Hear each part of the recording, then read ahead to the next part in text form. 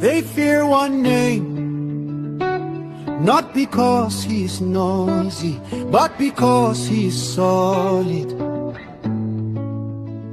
The only candidate they truly want out of this race is Atiku Abubakar, because they fear him. They think pressure will stop him from contesting. They are pushing a campaign that says he has been running and losing. He should not contest. 20, the man is early. But listen well, Nigeria.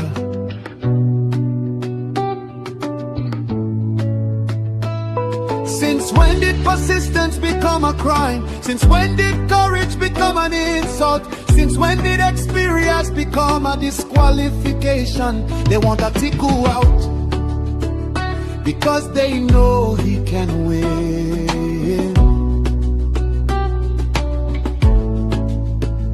Across the north, across the south, across the lines they cannot cross.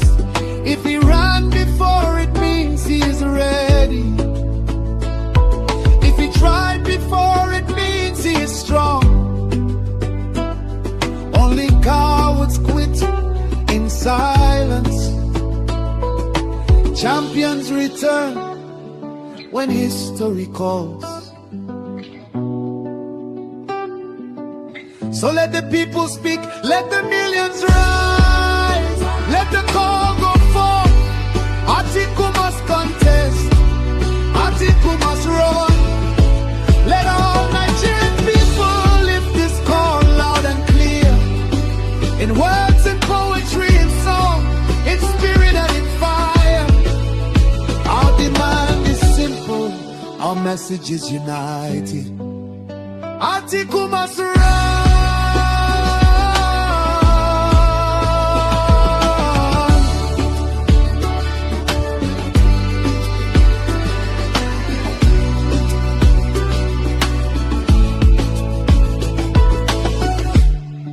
He's loved by millions across Southeast, Southwest, South, and the North. Nigeria needs him, Nigeria wants him, and history is waiting. Atiku must run, Atiku must run.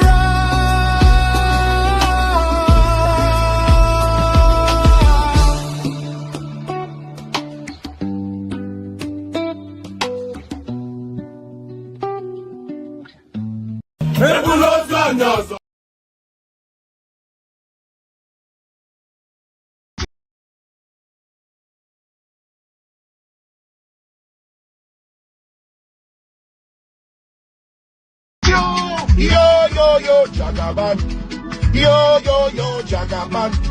Yo, Jagaban. Now here we want to Jagaban. Food they want them. Our mama, papa want them. Silver we want them.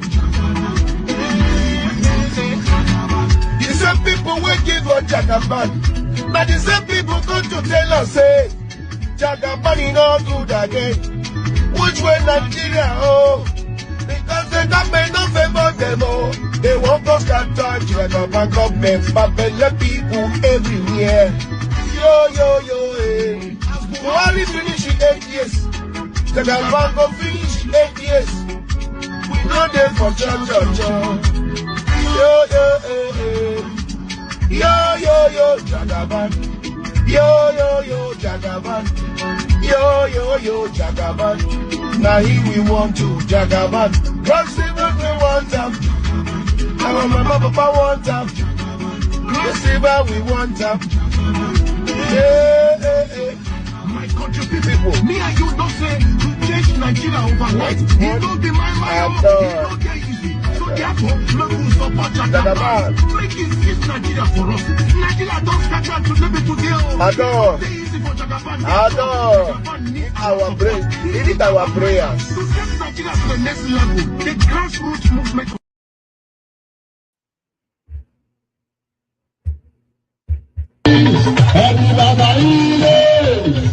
Bọ́lá, ọmọ òsì ní òkú.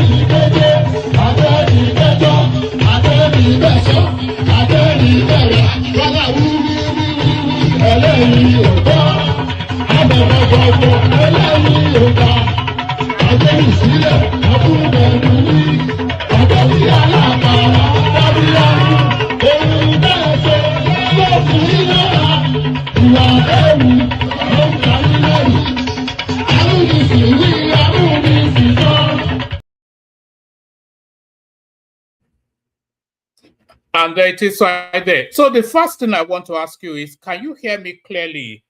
Because in the last session, somebody was saying that my voice was a bit faint. So can you hear me clearly? Just let me know that one first.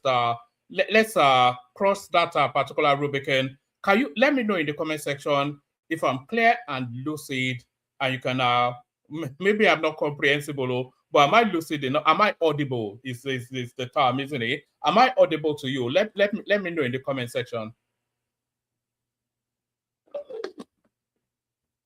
All right, you have to say something now. Otherwise, I'm just making noise here. Am I audible enough to be heard? Let me know. Just to type the word yes or no. Is that the struggle? Am I audible enough to be heard?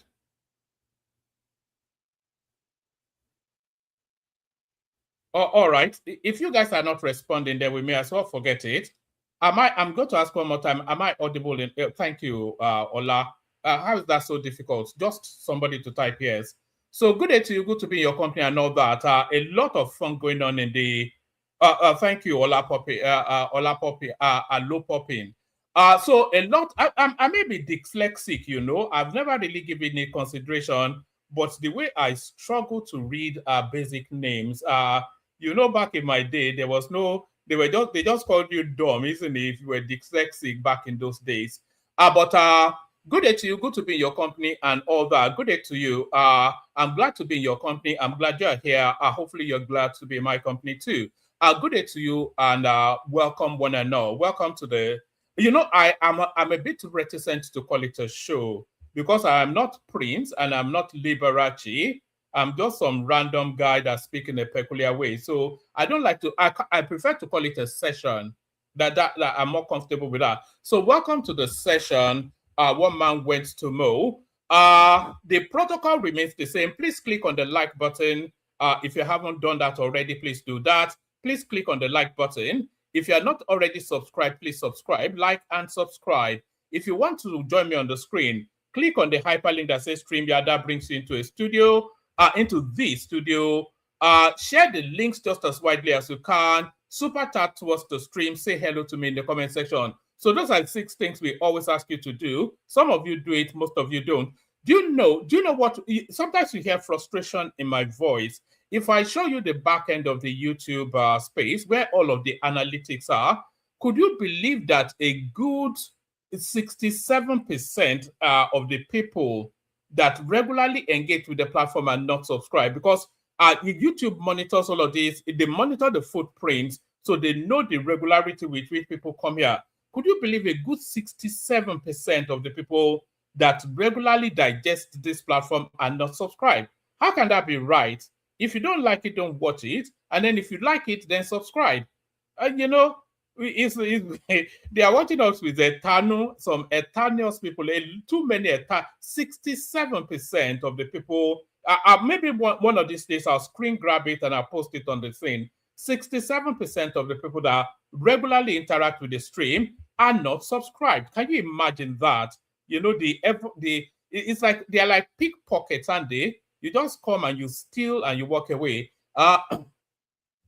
All right. I don't know if that encourages anybody to subscribe, or maybe also even encourage some to unsubscribe. But like is the first thing I'm requesting you to do. Subscribe if you are not already subscribed is the second thing I'm asking you to do. come join me in the studio via the hyperlink that says StreamYard. So that's optional. You can choose to do that. If you choose not to do that, then but I'd rather you did that, but not. But I'm insisting you like and subscribe. Click on the hyperlink that says StreamYard to come and join me. Say hello to me in the comment section. Copy the link. I wonder how many people actually share the links. Share the links just as widely as you can. Super chat towards the stream. So all of those things. So a whole raft of I was going to say a whole raft of so many things, but there's not an abundance actually happening in the Nigerian news space. But the one big storyline is the coming together then of the opposition forces to present a single candidate. So they had this meeting in Ibadan just as early, was it yesterday? No, or the day before. They had this grand meeting at Ibadan over the last 2 days, where a myriad of political opposition parties came under one umbrella to discuss the prospects of presenting just one single candidate towards the 2027 election. So what does that mean? Who does that favor? And how does that permutate? So we'll be discussing a lot of that. And then we'll be discussing, yes, I think that will be the central theme actually, because as I'm looking through the list now, there's a little bit of a Dangote storyline. I think we now know who the next governor of Lagos State would be, because whoever gets the APC ticket is going to be the next governor. And all of the forces, they are coalescing behind one single name. All of the movers and shakers of Lagos politics and even national politics, they are coalescing. They are all wrapping together and then standing chest out. By the way, let me put it that way. They are standing chest out behind one single candidate. So, and of course, whoever gets the APC ticket is the next governor of Lagos State. So the contest for Lagos State next governor, it ends at the APC primaries. I think there's no controversy in that. So I think we are all in agreement on that. Whether in abject surrender, in consternation, whether you hate or like it, whatever it is, whatever your sentiments are, there is no moving away from whoever gets the ticket of the APC ticket in Lagos State is the next governor of Lagos State. And I think we may well have the successor for Sanwo-Olu. In fact, I'm pretty certain that we already have the next governor of Lagos State. So who will it be? And why am I so brazen in my assertion? We'll be looking into that. What else is there? I think that's pretty much the two storylines. But the biggest thing really is the goings on in the opposition space. This grand meeting in Ibadan, where the headline parties at that meeting were the PDP and the ADC, and what they were discussing, as I said, is to present a single candidate to confront Tinubu. So how that played out, we'll be looking at that. So, and whatever else anybody else brings up, I may well have missed somebody. Look, let me address this. This is Amuri, Israel. So Ajanle Koko has not been on the platform for going to well over a year now. We last saw Ajanle Koko, to the point that somebody called me and insisted that he phoned me. He actually phoned me via Instagram. I'm not going to tell you who that person is. He phoned me and he insisted I had to convince him that Ajanle Koko is still very much alive. Ajanle Koko is well and is doing well, and I speak to Ajanle Koko regularly. You know, for a myriad of reasons, he cannot come. He listens often, but I think he just has a myriad of reasons. He's not falling out with us. He doesn't hate us. You know, we are not. It's not beefing us. We're not beefing him. We're still very much friends. The platform and Ajanle Koko, and especially myself and Ajanle Koko. But he's well. When did Lala speak? I think he sent me even a text. Was it 2-3 days ago? Maybe so. You know, when you see some clip and you send it to someone, he sent me something about American politics. I think 2 weeks ago he phoned me. So maybe 4 weeks ago I phoned him. So I'm in regular contact with Ajanle Koko, and he is doing well. But So that's that. That won't stop that question. This is just the impact that Ajanle Koko has had on this platform. 3 days later, people will still come and say, one man, where is Ajanle Koko? So Ajanle Koko is doing well. So that hopefully that reassures you, Amuri Israel. If you come on board, if you come into the studio, I'll give you his number. You can phone him. So yes.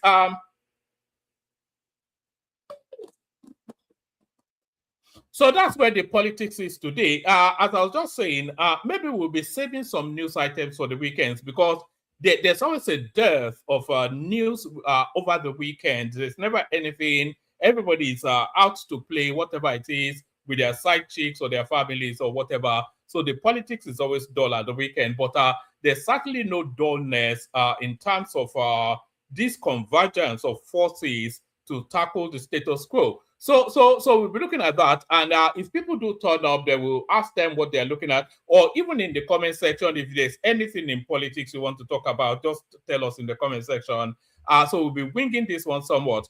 But before we get into the politics of it, let's do a little bit of what's going on Twitter in terms of data. So let's start it off, kick it off with this one. All right. Let me remove that. Let's start it off, kick it off with this one. There it is. So let's start it off, kick it off with this one. What's this one telling us? So it says, who produced more first-class graduates in Nigeria? So this is, again, that educational metric, the tabulation. So who produced more first-class graduates in Nigeria? School numbers of first class in 2024. Covenant University, they produced 339 first-class graduates. Afe Babalola University produced 226 first-class graduates. FUTA produced 516. Ibadan produced. You know, I don't give any credence to any of these top three because they are new generation universities, one, and then you don't know the quality of that first class, and you don't even know, you know, there are certain universities, even they may well be coaching students to get those first class just so that they can go up the metric of the tabulation. So I don't give any credence to any of these top three, especially the top two, maybe FUTA a little bit, but I will start my counting from here, from University of Ibadan. 428 people got first class in University of Ibadan. So the 428 people that got a first class in University of Ibadan, they outweigh in merit the numbers of people. And by the way, if you are saying 339 got first class in Coventry and 428 got first class in University of Ibadan, and they are putting Coventry above University of Ibadan, that is because of the percentage of the numbers of students that got it. So 21% of the students, how is that even possible? It calls to question the quality of education. 21% of the students at that institution got first class. But more rightly, because first class is something that should be rare and heavily earned. So only 6% of the people in University of Ibadan got first class. 3% got first class in Unilag, etc., etc. And then you have Ilorin right there with 2%. You have University of Nigeria and Nsukka right there with 2%, and Bayero University with 2%. So private universities are the ones in purple, and the two topmost ones are private universities. The rest are public institutions. You know, I still give more credence to public institutions over private ones in Nigeria because, of course, you just don't know. I've never really, because this new generation universities, they are outside of my loop. You know, I wasn't around. I certainly wasn't aware. They just happened upon the space suddenly. So I'm not quite sure what veracity, what quality is coming out of that space. So there's just that. So that's just a little bit of a vignette of one thing or the other. So we go on from that to an other one. we go on from that to another one. We're just waiting for it to load up. These are just all these random tidbits that so this one now, number of health facilities in Nigeria. This data dates back to 2024. So we have 2,206 health facilities in Lagos State. But curiously, we have 2,092 in Katsina, which surprises me somewhat. And Kaduna comes third with 1,900, Osun State with 1,900, and then Niger State with 1,900, Anambra, etc.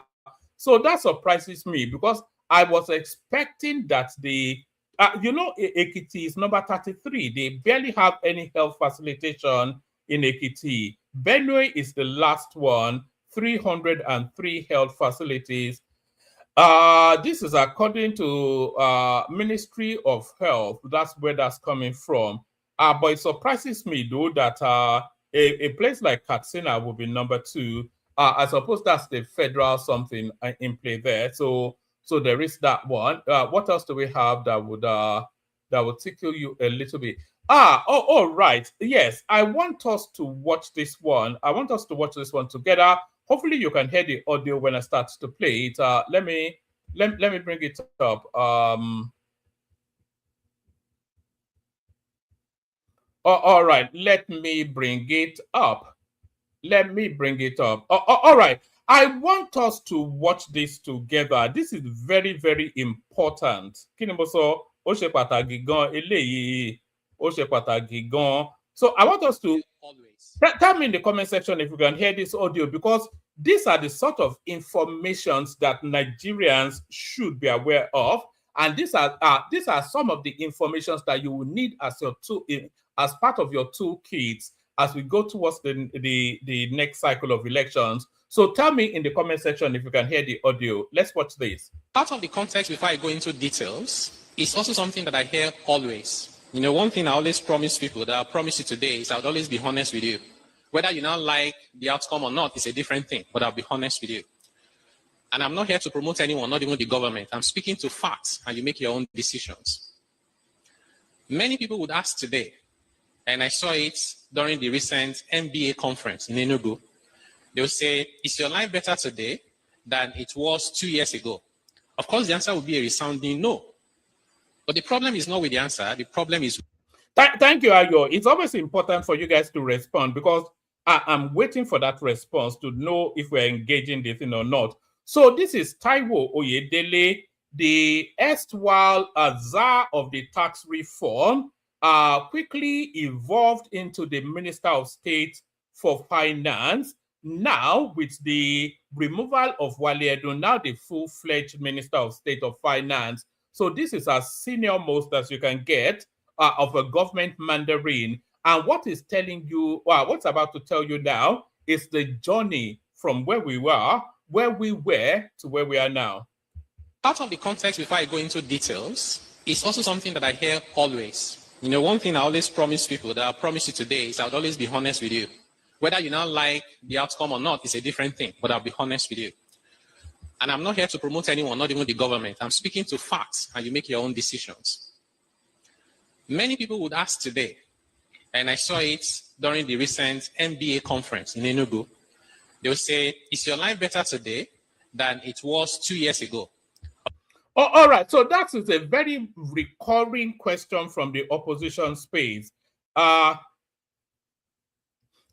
JJ Laye. All right, let me let you hear it. But it's very, very important. But that question that that statement he made there, that's a very recurring commentary from the opposition space. That is your life better now during the Tinubu administration than it was pre the Tinubu administration? So in order to answer that question with any level of cogency, any level of sincerity or honesty, then you have to take into account all of the mitigating factors. So the mitigation to that question is what Taiwo Oyedele is about to talk us through now. So pay keen attention. Government, I'm speaking to facts, and you make your own decisions. Many people would ask today, and I saw it during the recent MBA conference in Enugu, they'll say, is your life better today than it was 2 years ago? Of course, the answer would be a resounding no. But the problem is not with the answer, the problem is with the question. The question presupposes that if we did nothing and maintained the status quo as it was as of May 2023, that our life today will be exactly the same as it was 2 years ago. That a liter of petrol will be the same amount, a bag of rice will be the same amount, exchange rate of dollars will be the same amount. Guess what? That is the biggest fallacy. If government had not introduced the reforms that they introduced in the past 2 years, the picture will look like what you have on the screen. As at May 2023, I tried to use traffic colors. Nigeria was amber, waiting to turn red. You know, amber can turn to green, but this was amber turning red. It got so bad that Nigeria was trading a negative balance of payments. We're receiving less dollars than we're spending. Nigeria had printed about 30 trillion naira to spend, just printing money to spend. That's part of the inflation we are dealing with today because government ran out of revenue. We spent 97% of federal government revenue to service debts, which meant everything else we did from. So pause and reflect on that for a moment. So I've often said that here. So now you're hearing it from all of the financial data possibly known, all of the financial data possible to be known about Nigeria is known by this guy. 97% of your revenue is going towards debt servicing. Reflect on that for a moment. 97%. So 3% left for growth. And that 3%, of course, is in the Buhari hands. 97% of your revenue was going towards debt servicing. That was what Buhari left for the incoming. Spending. Nigeria had printed about 30 trillion naira to spend, just printing money to spend. That's part of the inflation we are dealing with today because government ran out of revenue. We spent 97% of federal government revenue to service debts, which meant everything else we did, from paying salaries to overhead to capital, we borrowed. We didn't borrow at lower digit interest rates. They were high 20s. The NNPC was supposed to be remitting money to the Federation account. NNPC said the government was owing them money. How? Because all of our entitlements, NNPC used it to subsidize PMS. It wasn't enough. They went to all the oil companies that were supposed to pay royalty, lifted the oil for royalty, sold it, used it to subsidize PMS. It wasn't enough. The taxes that they were supposed to pay, petroleum profit tax, they said to FRS, we won't be able to pay you. They added it to subsidy. It still wasn't enough. When they ran out of options, guess what they did? They said, how about future production of crude oil? NNPC began, and this is not Africa magic, I'm telling you real life. They began to use future production of crude oil as guarantee security to borrow dollars at double-digit interest rate to subsidize current consumption of PMS. They did it so much so that today that sorry, are you hearing what I'm hearing? Because I'm expecting people to be gathering stones and heading towards Daura to go and stone somebody. They were future selling oil production, future selling it. So I'm going to, it's like, you know, when back in the day when they wanted to sell real estate and they want you to buy it off plan, they've not put one single brick in the wall on the ground though, but they are selling you they're selling you a dream. So they are selling future oil productions at extortionate interest rate in order then to subsidize the oil consumption in Nigeria, which was even a bloated corruption space. That was what the Buhari administration was. Speak to you, we can barely boast of equivalent of 200,000 barrels per day that is unencumbered for Nigeria.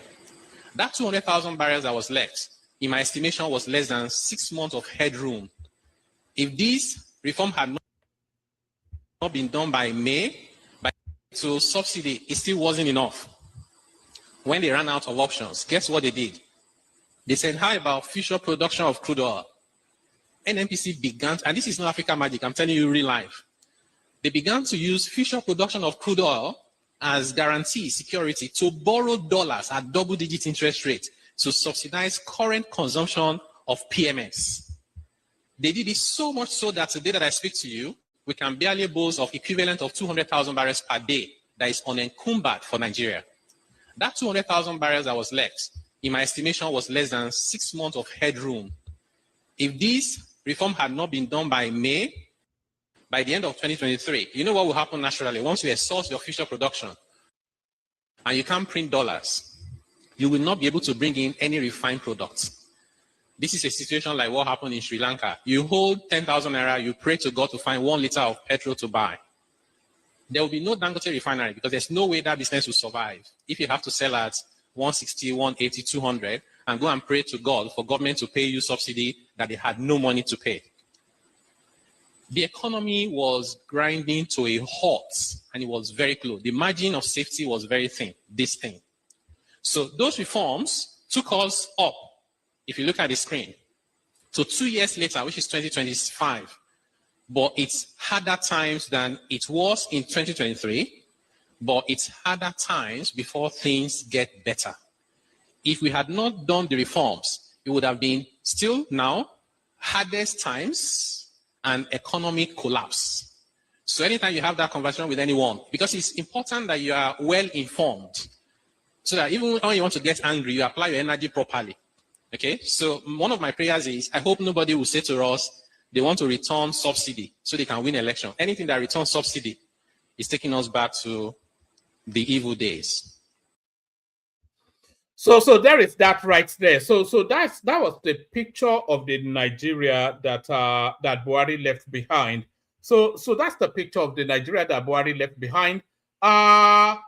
Where else do we want to go to? Do we want to go to this one? I'm not quite sure what this one is. Let me just have a quick look. See what this one is. Let's just say. I don't want to take you to the. Oh yes. Okay. Let me give you this one. This one. This is an El Rufai one, and this guy now. This guy now is telling us all of the reasons why El Rufai should rot in jail. So let's have a look at this one. Let's see what he has to offer. Of course, El Rufai deserved to have been arrested a long time ago. El Rufai is not innocent of what is happening to him. Just that Tinubu is over dramatizing it. El Rufai ought to not even be under EFCC or DSS arrest. El Rufai is supposed to join Charles Taylor where he is. El Rufai was in government when thousands of Christians were killed. I don't know why only Vanguard wrote that story, because I also watched it on TV. But if you browse internet now, it's only Vanguard that you will see come out, where El Rufai admitted that he went to pay off the Fulani terrorists who were coming in to kill Southern Kaduna people. El Rufai made that admission when he was a governor, his first term. He made the admission that he traveled abroad to settle Fulani killers, not to kill Southern Kaduna. I was born in Southern Kaduna, so I know very much about what is happening there, how they kill them. El Rufai left in 2023 and imposed his boy, Obasani, who is also dealing with him now, as governor. Obasani was not supposed to win an election. He wasn't even supposed to win a councillorship election. El Rufai made him senator and still read him into governorship election. El Rufai ought to have been arrested and taken to ICC for crime against humanity. If you see the amount of people Southern Kaduna people have been killed, if you know how many communities of Southern Kaduna that have been taken over by Fulanis, it's in the media. Media people are actually trying, even risking their lives to write such stories. You understand? So you have a man who has been a governor and has committed the kind of crimes that were committed in Rwanda. El Rufai, even if he didn't commit it directly, that he was the one that was in charge of security. He was the one that was governor. He ought to have liaised with the president. Buhari was the one who was in government when Fulani people started arming themselves. Then, if you remember, a certain governor of Ondo State, the lawyer who married an Igbo woman, who married her sister, the governor said he's giving 24 hours for anybody who is living in the forest. Ondo State has a lot of forest.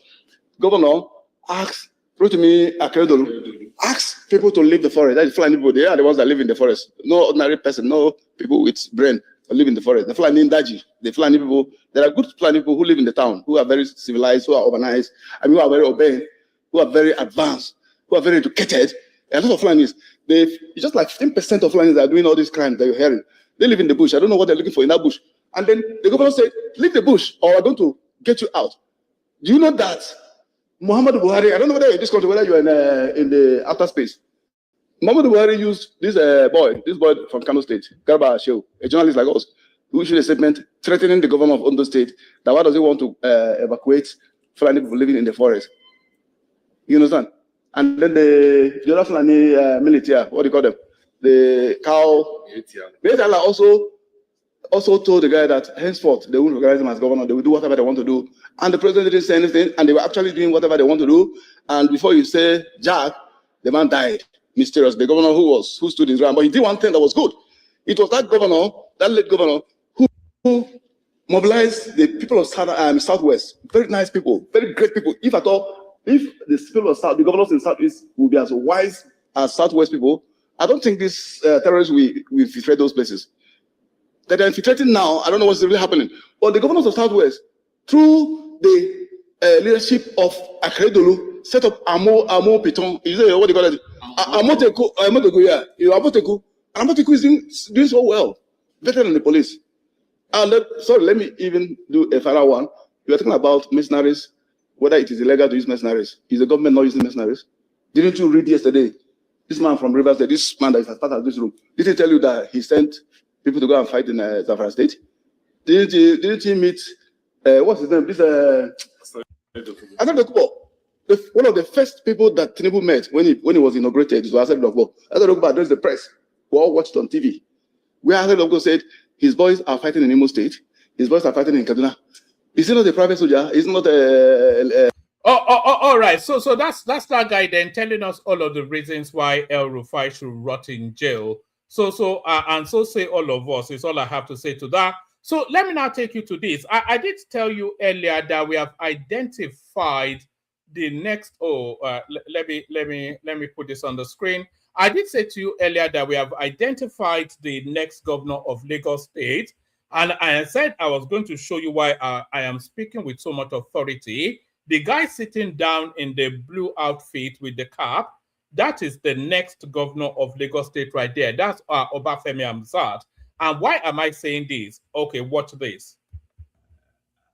I believe it's time for us to roll up our sleeves. We have two things. We have an election to win, and we have a state to govern and take it to another level. We have those two things ahead of us. One, to win an election. Two, to take this state and build it to another level. And like I said earlier, for the sake of sounding repetitive, I have no doubt that you have the capacity to do that. You can count, like I said earlier, you can count on my support. I will, whatever you need. Outside of this incredible, intimidating circle, there are some things I would also, all right, so that is Femi Gbadagbiamila right there, clearly endorsing Obafemi Hamzat. The guy sitting down right there is Obafemi Hamzat. Is the deputy governor of Lagos State now, soon to be the next governor of Lagos State.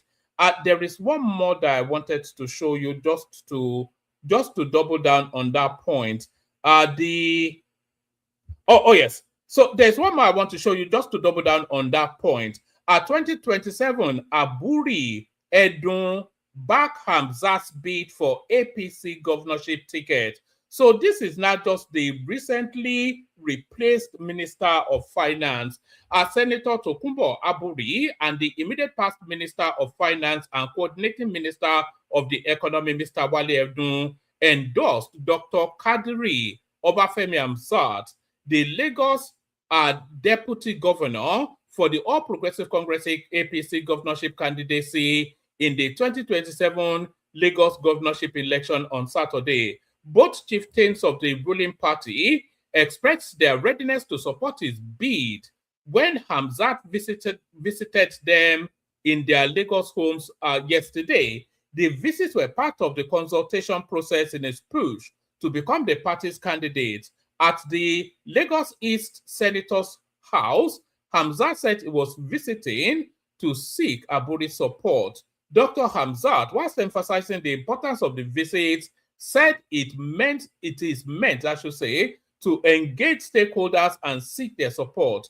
Consultations are part of a democratic process to strengthen the party, and it is our tradition to ensure that we carry every member along in the decision making. So Edun and yes, let's go to the Edun. It says to Edun, the consultations, you have our full support, assured the lawmakers. To Edun, the consultation shows grassroots democracy in action and underscores the importance of such engagement in a democratic system. Edu didn't mince words in support of AMSAT. You have our endorsement. You have the capacity, experience, and competence to lead. The former minister said whilst urging the aspirants to focus on poverty reduction and sustain economic growth. Senator Musiliu Obanikoro, who was amongst Hamsa's entourage, commended Edun for his long-standing contribution to the party, etc., etc. So that the governor of Lagos State is the next governor of Lagos State is Obafemi Hamzat. So I think that is set and done. That's what they call a fait accompli, an accomplished faith. So let me take you now to the next one, which is the headline piece, and let's start that also off with did I have a video to that effect? Let me see. I thought I did. All right. Let's start it off with this one here. This is the meeting now in Ibadan by the opposition spaces to endorse well, not to endorse. So the meeting by the opposition spaces to agree on presenting a single candidate. So let's have a listen to this. Or let's have a listen to this. Participating opposition parties in Nigeria, after an extensive deliberation on the collective threats that we face and the existential challenges facing our country under the stronghold of the oppressive and anti-democratic APC, and given the need for urgent collective action to rescue our nation and the destiny of over 200 million compatriots, hereby resolved as follows. 1. That we shall resist all machinations by the APC to force a one-party state on Nigeria and fight for the survival of multi-party democracy in Nigeria. 2. That despite the onslaughts and machinations of the ruling party, the APC, to ensure that President Bola Tinubu emerges as the sole presidential candidate in 2027, we shall field candidates and contest the 2027 presidential and other elections. 3. That we shall work towards fielding one presidential candidate for the 2027 election, which shall be agreed and supported by all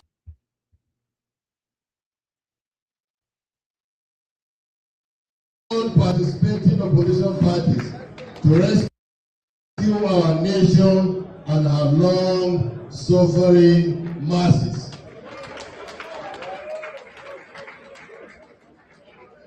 So, that INEC chairman, Professor Jai. All right. So it's important to identify the players, the people in play there. So the person with the microphone is, I think his name is Turaki or something like that. It's the chairman of the PDP. And the person in the red cap right there is the unmistakable torso of David Mark. So what they are saying essentially is some sort of a loose arrangement between the PDP and the APC in order to evolve their, not the APC, between the PDP and the ADC in order to evolve a single. I'm stuttering because I'm trying to show you an image, because this is where they're looking to land on. I've got this image here. this is the ticket that they are looking somewhat to evolve. And this will not be to the liking of Peter Obi. So this is the ticket. Let me just bring it in. So this is the ticket they are looking to evolve. That's it on your screen right there. So all that coming together lands on this ticket right there. Atiku Abubakar with Seyi Makinde. So that's what they are conjuring with. That's the latest thing that they're conjuring with. So pardon me. So that's the latest thing that they are conjuring with. So now let's take the fullness of it, not from the beginning. Let's take the fullness of it. Opposition parties move to field one presidential candidate in 2027. So that's the opposition space right there. That, of course, is Atiku Abubakar reading whatever it is I pretended to read. That's Seyi Makinde right there. That's the person to the left of Atiku. That's the chairman of the PDP right there. At least his faction of it. So we get to the factions in a moment. That's David Mark, that's Aregbesola, and then the rest are the usual accoutrement of the not so great and the not so good. So there they are right there. Opposition parties move to field one presidential candidate in 2027. Opposition political parties have announced plans to present a single presidential candidate for the 2027 general election. The resolution was adopted on Saturday at the National Summit of Opposition Political Party Leaders held in Ibadan, the capital of Oyo State. The parties include the African Democratic Congress ADC, led by David Mark, the People's Democratic Party PDP, chaired by Kabiru Turaki, and the New Nigeria People's Party NNPP. In the communique issued at the end of the summit, and by the way, Sowore has also come out to say that he was invited to this meeting, but he told them, but of course, you know the response from Sowore right there. The second, he said 2 words to them, and the second word was off. That was his response to them. Opposition political parties to field one presidential candidate in 2027. The opposition political parties have announced plans to present a single presidential candidate for the 2027 general election. The resolution was adopted on Saturday at the National Summit of Opposition Political Party Leaders held in Ibadan, the capital of Oyo State. The parties include the African Democratic Congress ADC, led by David Mark, the People's Democratic Party PDP, chaired by Kabiru Turaki, and the New Nigeria People's Party NNPP. In a communique issued at the end of the summit, the parties said they will resist all machinations of the All Progressive Congress APC to foist a one-party state on Nigeria. That despite the onslaughts and maneuverings of the ruling party, the APC, to impose President Bola Tinubu as the sole presidential candidate in 2027, we shall field candidates and contest the 2027 presidential and other elections. The communique reads that we shall work towards fielding one presidential candidate for the 2027 elections, which shall be agreed and supported by all participating opposition parties to rescue our nation and her long-suffering masses. The parties alleged that Joash Amopitan, chairman of the Independent National Electoral Commission, INEC, has shown bias and partisanship in favor of the APC and should be removed from office. Nigerians across the board have lost confidence in him and his capacity to guarantee the required neutrality, to deliver free, fair, transparent, and credible elections. His continuous stay in office is vexatious and capable of triggering widespread crises in our nation, the party said. And as an addendum to that, Makinde said if they don't let him and Atiku become president, they will do Operation Wet here in Ibadan. That's what he said, Makinde. The opposition called on the National Assembly to immediately review the Electoral Act 2026 to remove all sections that threaten the sanctity and integrity of elections. So So the main actors there, the PDP, the ADC, and the NMPP. So those are the main actors there. Atiku Kwakwanso Peter Obi attend opposition summit in Ibadan. So if they are speaking to coalescing behind one candidate, then you can be certain that that candidate is not Peter Obi. I think, and if they are merging together all parties to present one, then one party will present the flag bearer, and another party will present the in fact, as we continue to evolve in the politics, it is looking increasingly likely that what I'm speculating to, that Obi might not be on the ballot, that's looking increasingly likely the case. Atiku Kwakwanso Peter Obi attend opposition leaders summit in Ibadan.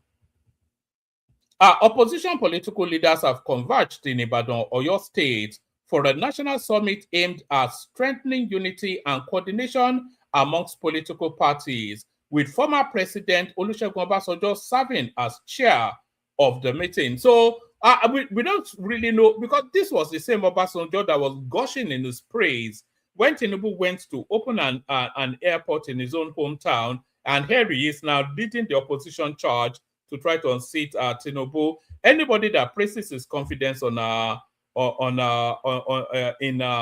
anybody that places his confidence in Obasanjo is in for a rude awakening. Reports monitored on Saturday indicate that key figures from the People's Democratic Party, African, etc., the summit holding at the banquet hall of Oyo State Government House is themed that we may work together for a united opposition to sustain our democracy.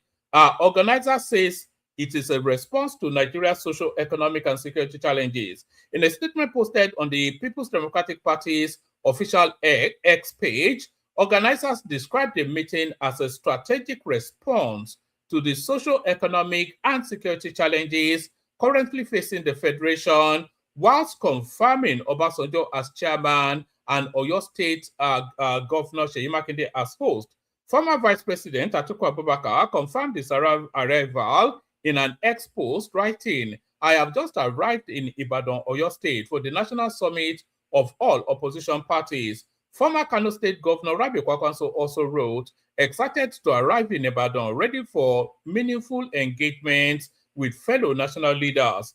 Amongst early arrivals, former Sokoto State Governor Aminu Waziri Tambuwal and the Labour Party's 2023 Lagos State governorship candidate Gbadebo Rose-Vivo. The meeting is expected to focus on strengthening opposition collaboration and mapping out a coordinated political direction ahead of future elections. According to reports, the former chairman of the National Human Rights Commission, Chidi Odinkalu, and former lawmaker Usman Bugaje are scheduled to speak on the challenges of sustaining democracy and good governance in Nigeria. I'm surprised that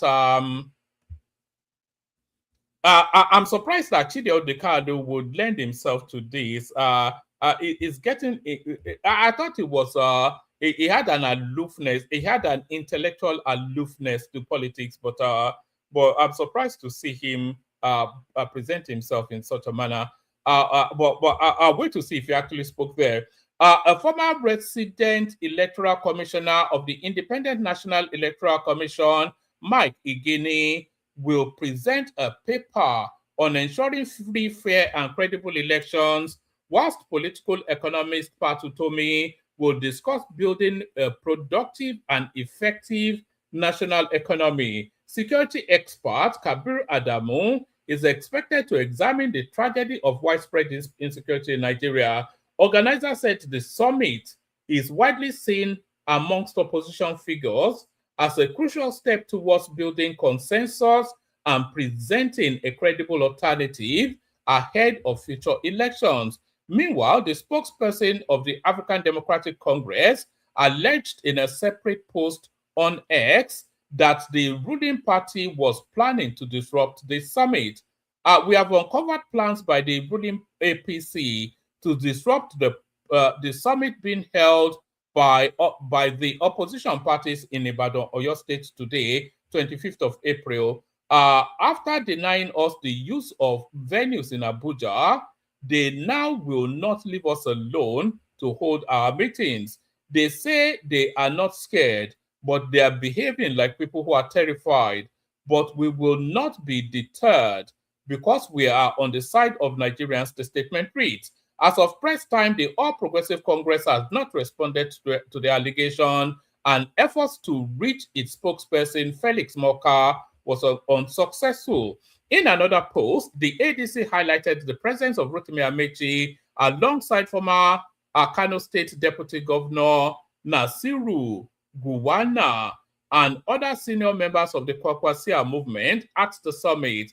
The summit sets the stage for a strategic tightening of ties between key political blocs, the statement reads. So there it is right there. There it is right there. There's a big elephant in the room, but we'll address that elephant in a moment. So this was Atiku's arrival at the summit, the meeting. Our video, Mammoth crowd welcomes Atiku to Ibadan as opposition leaders hold national summit. So that's let's just have a look at this. I think this is more of a video than anything else. So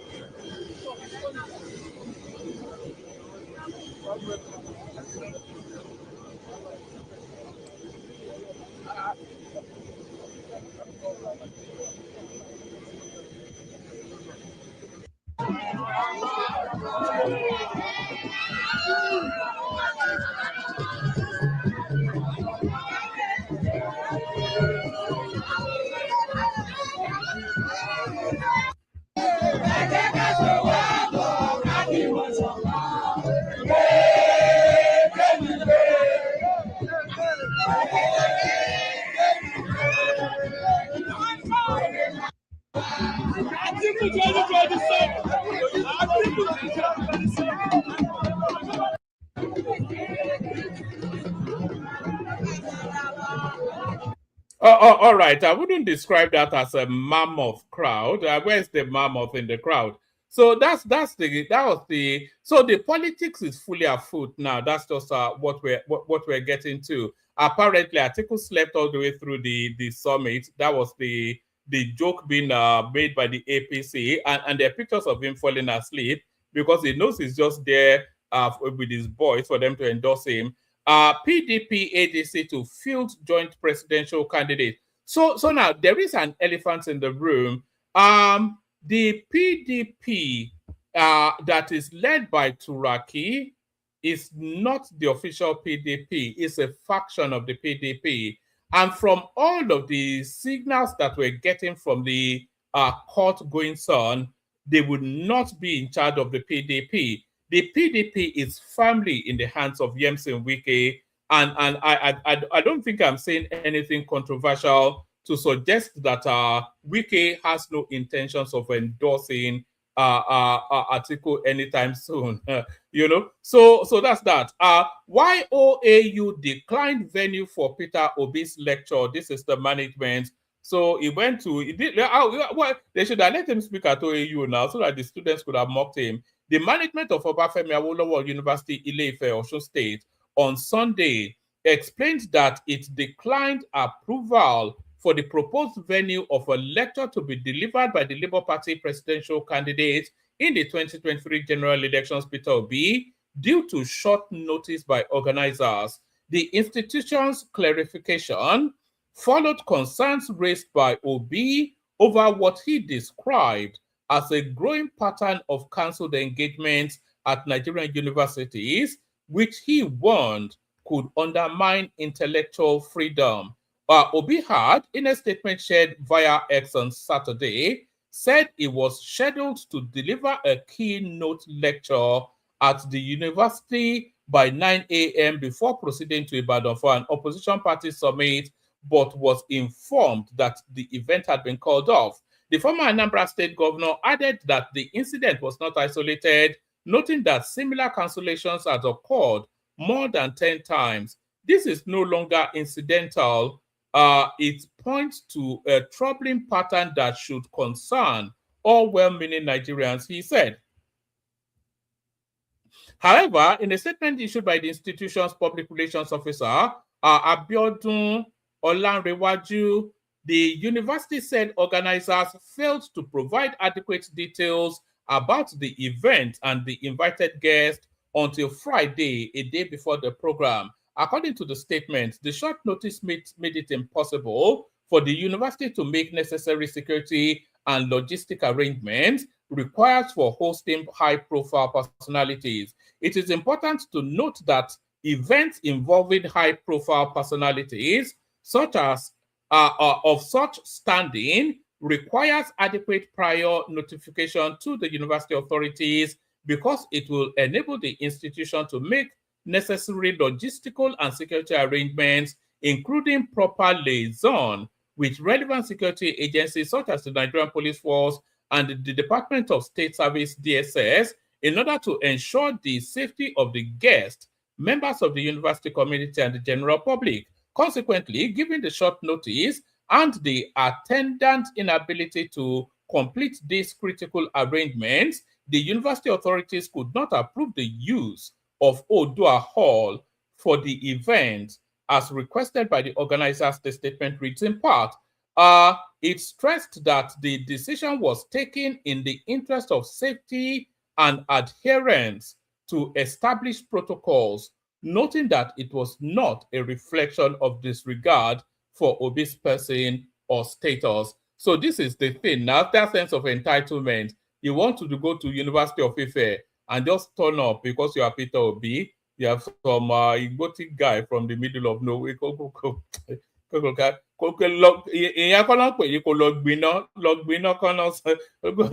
Look at hawk transformers, they say on the streets of Lagos.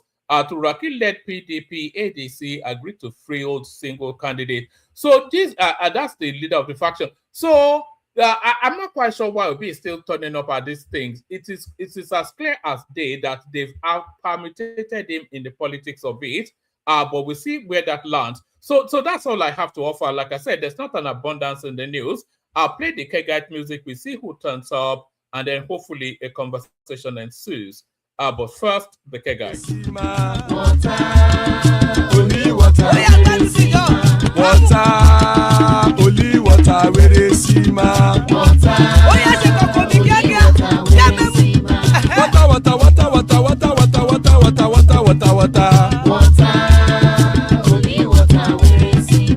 Hapa o naido.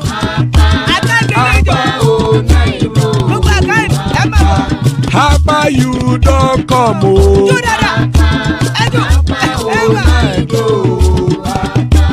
Hapa o naido.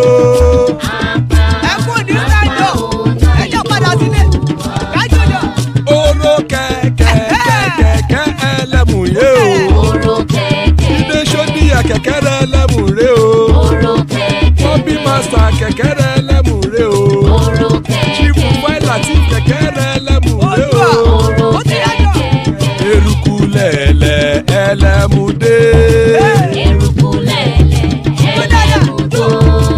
Eruku lẹ̀lẹ̀ ẹgbẹ́ ẹlẹ́mù dòde ojàre o. Eruku lẹ̀lẹ̀ Ghana ti dé ẹgbẹ́ bọ́dì o. Ọmọ ẹlẹ́yẹ ẹyẹ o ó dìlé o. Odúyẹ̀lá ẹyẹ o ó dìlé o. Petrosonama ẹyẹ o ó dìlé o. Petrosodunke ẹyẹ rẹ̀ ó dìlé o.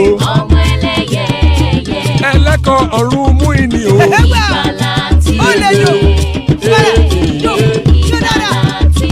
Àkùkọ ọ̀run mẹ́kọ̀.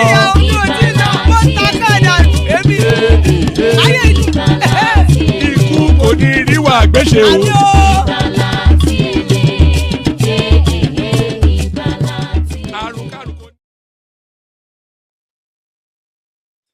And that is right there. Ikuko Neru Agbeshe, may death have nothing to do with us. So amen to that on behalf of myself and you, my friends. Joining us, Geet. Good to have you, Geet. Baba is in the house. Good to have you, Baba. Bishop is here as well. Good to see you, Bishop. So those are the assembled so far. Still plenty of spaces in the studio. Anybody that wants to hop on. Good to have you, gentlemen. Let's start it off, kick it off with Geet, who I think joins us for the very first time. On mute. Good to meet you. Kilonshele Baoni. GID, Geet. Can you hear me? You have to click on that microphone thing to unmute it, Geet, if you are there. My God, you see, this is what frustrates me now. Are you there?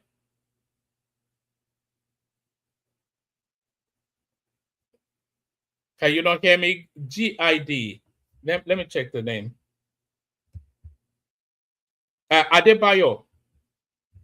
Oh, all right. I'm not quite sure what's going on there. Let's kick off with Baba then. Hopefully Baba is there, both in body and in spirit. Baba. Thank you, one man. Why not check with Bishop first? If it's because he can go. Baba, go ahead. I'm with you.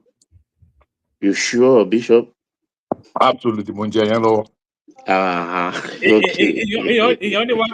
What happened to the diet? Man, that he must be a strong man. Yes. Yeah, thank you, one man. Maybe once a month. I can't. I just feel sluggish after it, just lethargic. That's heavy. Yeah. Thank you, one man, and I salute you. Salute also my co-panelists. Gib, come back as soon as you can, and my people in the comment area to see most of our favorite. By the way, one man, we've not seen AB for some time. Ola is there. Ayo, the joy of the platform, is there. Dewale, Chichi is around, and former Michael, as usual, is there.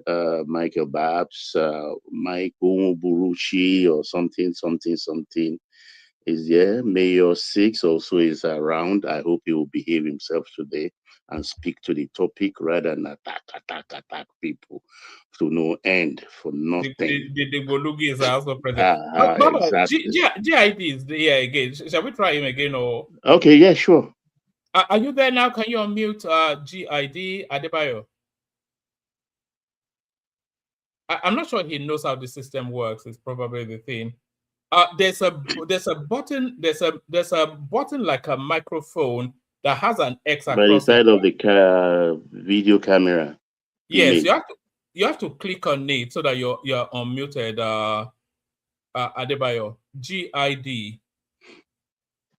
Oh, all right. Sorry, Baba. Carry on. Yes. Yeah, Romukia, Rogi Digba. And our esteemed viewers, how are you today? I wish you a great week ahead. I hope now that you are here, you've clicked the like button.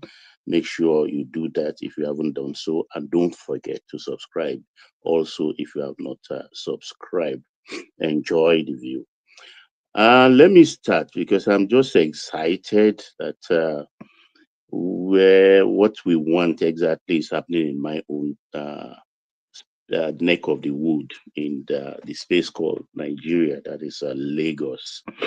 And what Amzat is doing, which you refer to as consultation, no, that's a thank you tour.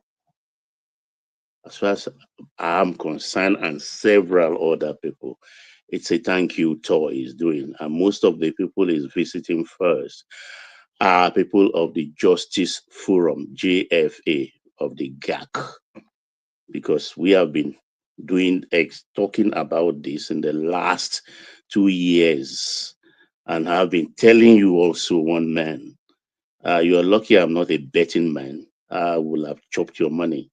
I told you that it's going to be Amzat. Why Amzat? He's actually the engine room of Sanwo-Olu's government, and he has been very patient. But the most important thing, actually, if I must be open, it's him being an Awori. Because we are, apart from putting the Aworis actually in the seat of power, there is a purpose to him being also a reality of the Awori space. Because the Aworis own at least 60% of more of the Lagos land mass. The Awori own over 60% of Lagos land mass. And in fact, it's not today. The Aworis have been giving out their land right from the time of my own grandparents. They've been giving out their land. They've been very generous with it, particularly in Lagos and other parts in the southwest. For example, I mean, most of the lands they gave out in my own grandparents' days are for the Idejos. The Idejos are the Lagos High Chief, the white cap High Chief. I mean, if you look at Ijora, for instance, they gave Ijora land up to the point of Igomu. But Baba, sorry, I thought the Idejos and those people you are mentioning are original Lagos landowners too. Among the, how many of them are the what do you call this? 11. The Idejos are 11 of those families. Oniko, I thought they were Onishiwo, Badilaye. No, I know, I know what you're saying. I thought they were original landowners too. Yeah, on the island space, not on the mainland. Do you understand? What we what we call their land today actually are Awori land originally. Igomu, for instance, Akpakpa, which we call Apapa now, Akpakpa is part of the Awori land. They hand it over to, because they are generous people. They gave it to them. And my own family, for instance, if you go to where we call Okubabasule, where you have the Mile 2 barracks, and where you have where they sell cars now in Mile 2 Baga, and that Baga compound, it was my grandmother's paternal grandmother's cashew farm. It was our cashew farm, and they gave also the Olodi Apapa axis on the side of the Tinkan. They gave that land to the Oluwas. The Oluwa family owns that land. I know the Oluwa. Yeah, and Kirikiri was given to GMJ, the Johnsons. That's the Johnsons there. And then Cardoso owns Badia, the Cardoso family of the CBN. But Badia has moved from the island to the mainland now. Back of Eric Moore towards... No, and that's the Cardoso. That's the Cardoso owned that place with the Lawrence family, where they built the Gaskia College. You understand? But the beauty of it is that, being maybe Yorubas, most of the time when those lands were acquired by the government or big industries, they will go back and share the money with the original Aworis who are owner of the land. For instance, my own grandparents, when the army barracks in Mile 2, and then Julius Baja was to build out their headquarters, where they sell cars also now. I mean, it was, they were in the seat, they had a seat at the table when the negotiation was going on. Same thing also, the Johnsons for Kirikiri Jetty. So I know my history very well. And those are the things he has to come now to talk to his people and make sure they streamline everything so that nothing goes out again, because these lands have been sold now to people who do not understand. And that is why, if you look, people are not listening. The Obalende Kefi axis, most of them had their caveat emptor. Their land have expired this 99 years. And those that they were given, they are given new CEO, CFO, they are making it 50 years, even though we wanted 35 years for every CFO. But generously, they capped it. He led that drive. And of course, he's going to take off with the state police. So he has his mandate in place, what he has to do, because whether we like it or not, everybody has to answer their father's name. So let me quickly leave that and go to the Ibadan Parapbo alliance. And I wonder, there's somebody missing in that photo, this photograph one man has on the screen. Baba OBJ. I don't know why he's not on the screen for most of what happened on that day. Sorry, Baba. What do you think about Sonjo's politics? It was gushing in his eulogy of Tinubu when Tinubu went to open that airport in his hometown, and then suddenly he's now the chairperson of an opposition to unseat him. So what? And we know he hates Atiku. So what exactly is this man's game? Well, you know, Baba is on paper 90 years, but I think Baba is more than that. If I listened to him 2 days ago, yesterday, on Sonny Irabo Live, I think one of these YouTube TV station. He looks sharp, but most of the thing he's saying, I try to question them, but who am I to question Baba? I mean, Baba is, he has a world renown, but respectfully, I think Baba is a little bit confused. Confusing this, yes, sir. You are correct, sir. You are correct, sir. Yeah. I listened to it today, and I questioned quite a few, and there were quite a number of distorted historical facts in what Baba was saying. He was saying. So I'm a little bit confused now going to that Ibadan space to want. We all know you want the OK ticket, but me, small me at my small age against you, our father. I know analytically that ticket will divide this alliance automatically. It will divide this alliance because Atiku will run. Already, Makinde is angling to run with Atiku.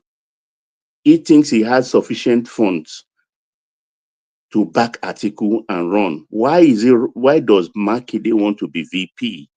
Because he knows come 1st of June 2027, if he doesn't have immunity, straight to EFCC he goes.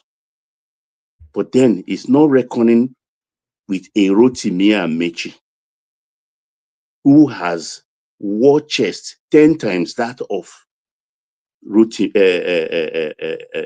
But Baba, before you go deep into that analysis, if they are having a cross-party alliance, you cannot then have both the president and the main ticket and the vice from one part of that alliance. So if the ADC gets the main ticket, then the vice has to go to another party in that alliance, either the PDP faction or the NMPP. So you are the one dividing them, one man. All of them, look at all of them. The only person that had not won the PDP badge or label is Aregbesola. Look, even what those you have on the screen. Is it Atiku, Makinde, Amechi? Who is that other person you have there? Kwankwaso? David Mark. David, all of them, they are PDP. Kwankwaso. They are all PDP. So which alliance there? Only Aregbesola is the odd person out. Even including our Baba OBJ. It's PDP. He has thrown away his card or he tore it, but we don't know whether he has covertly acquired another PDP card. We do not know. You understand? So from the word get go, in that is a non-starter. All we are waiting for is INEC on 30th of May.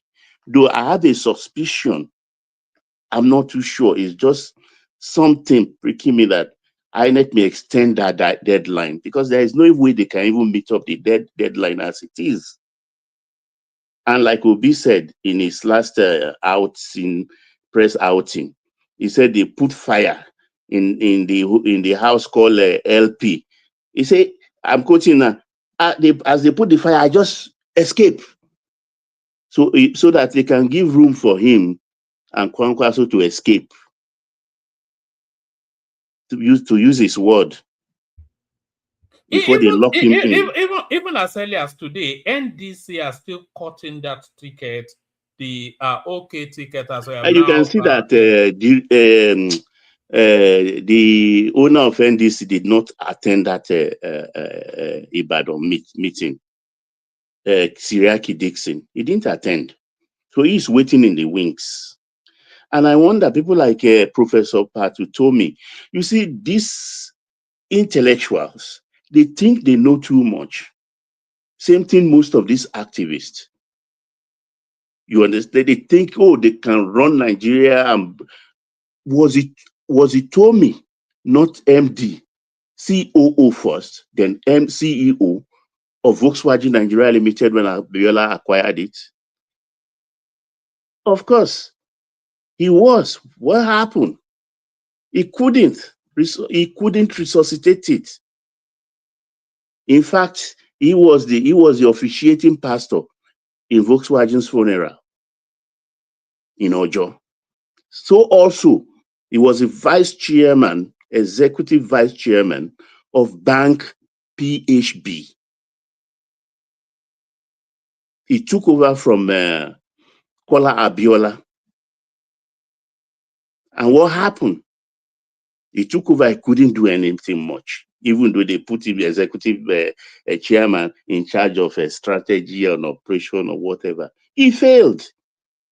But if he mounts the rostrum now, he will be talking, quoting, and doing all the rest. But in practicality, he has failed. Politics is different. Running a country is different. Economic theories may not even apply to the environment you want to operate. Democracy is not our thing. It's acquired. So when I see all this admixture, I call them admixture of people, I don't understand them. But I just see that it's a hate parade. Hate parade they are. Baba, can I ask you a question? Oh, yes, please. Go ahead, please. You said democracy is not our thing. So yeah. Democracy is not our thing. So what should we practice? What we are practicing, actually, let me quote Baba OBJ because that's what I wanted to chip in.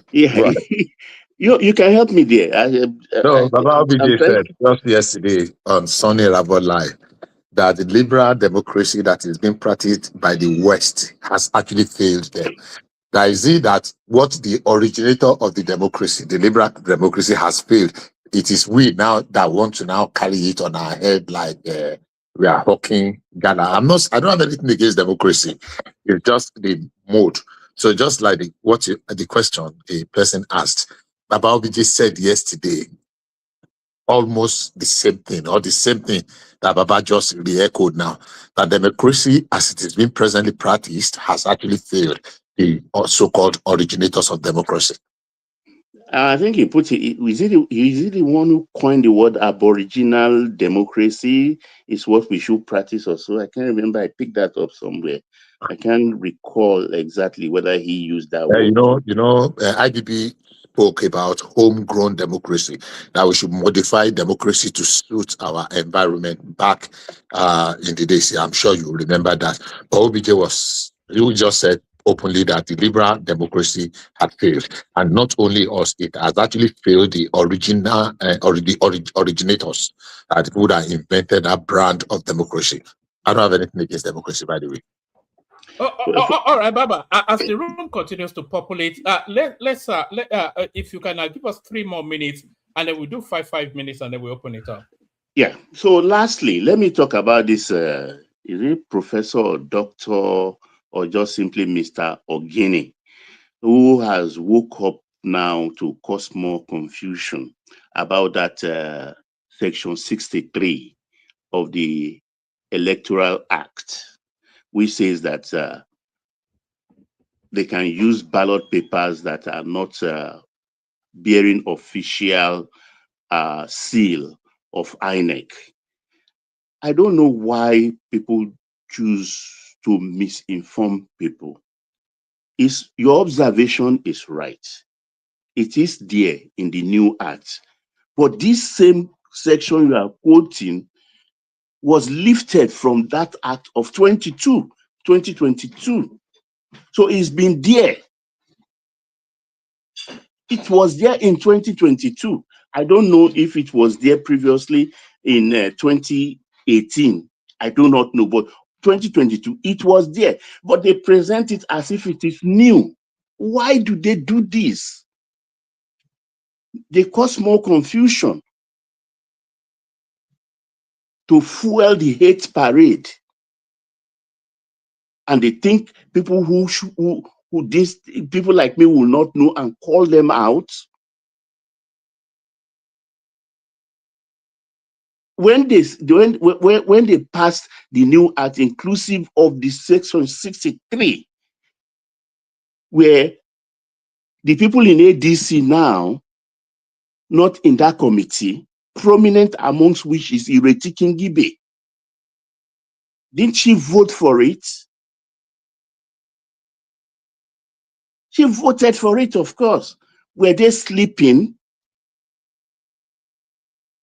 They are confused people anyway. I yield, woman.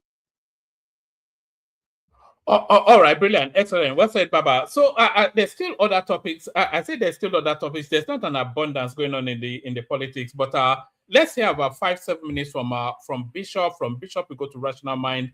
AY Zita joins us. Simba the Sailor as well. So floor is yours, Bishop.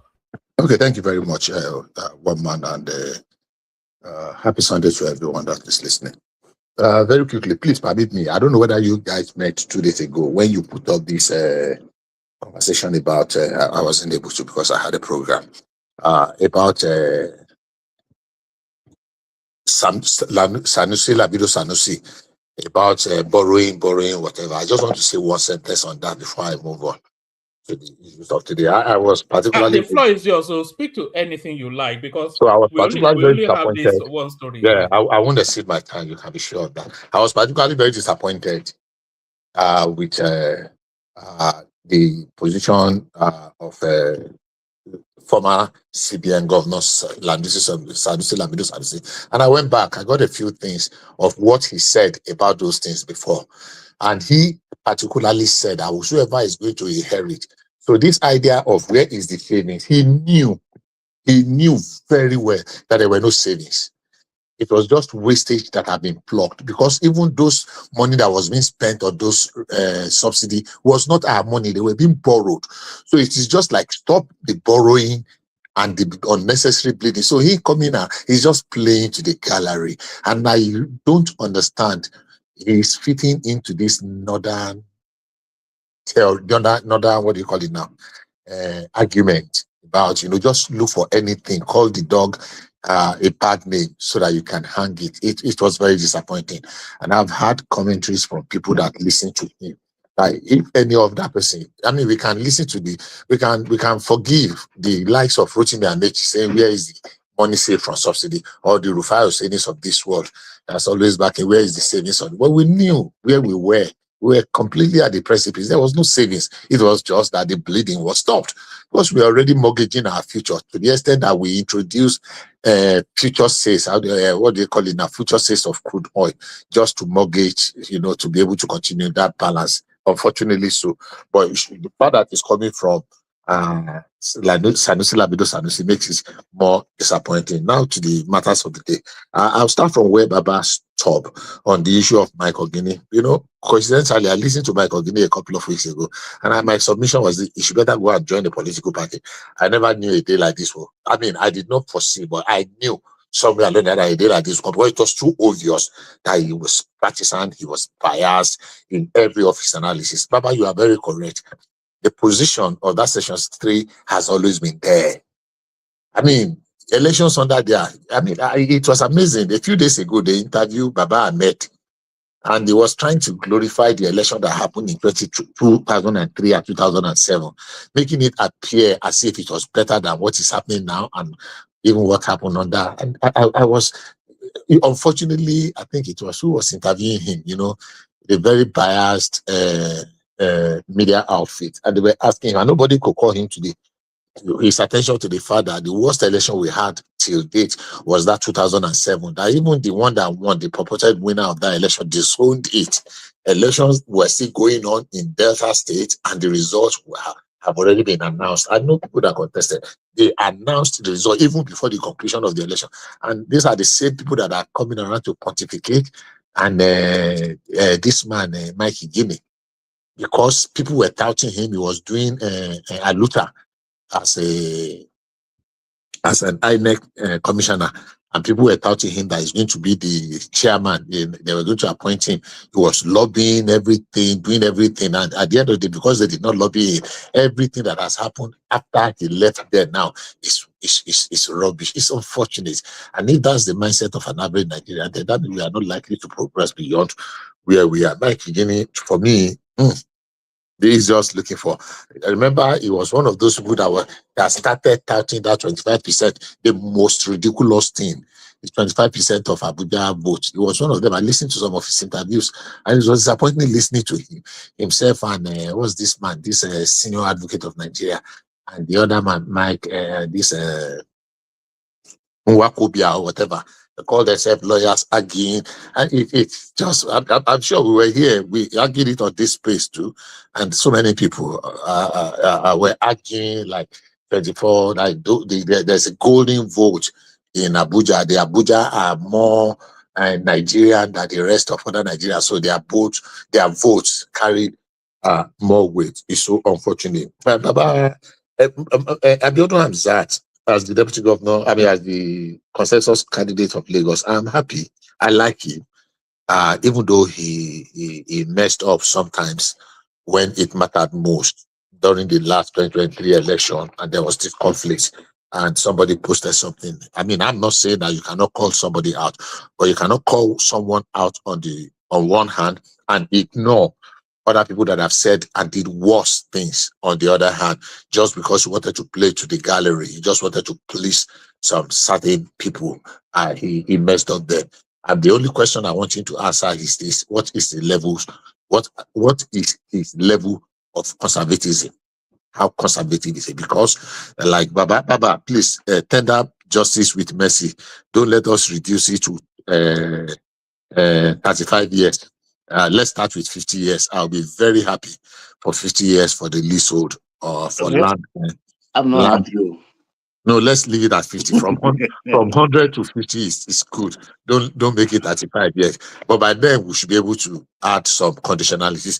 The only assignment I have for Hamzat is this: they have run so far all the administration that succeeded after Tinubu have try to maintain that blueprint, 25 years blueprint. I believe that 25 years will have expired now. They should be able to have a conference, an open conference, where they will review Tinubu's 25 years, what had been achieved, what is left to be achieved, what can be added to it, so that it can set another 25 years agenda.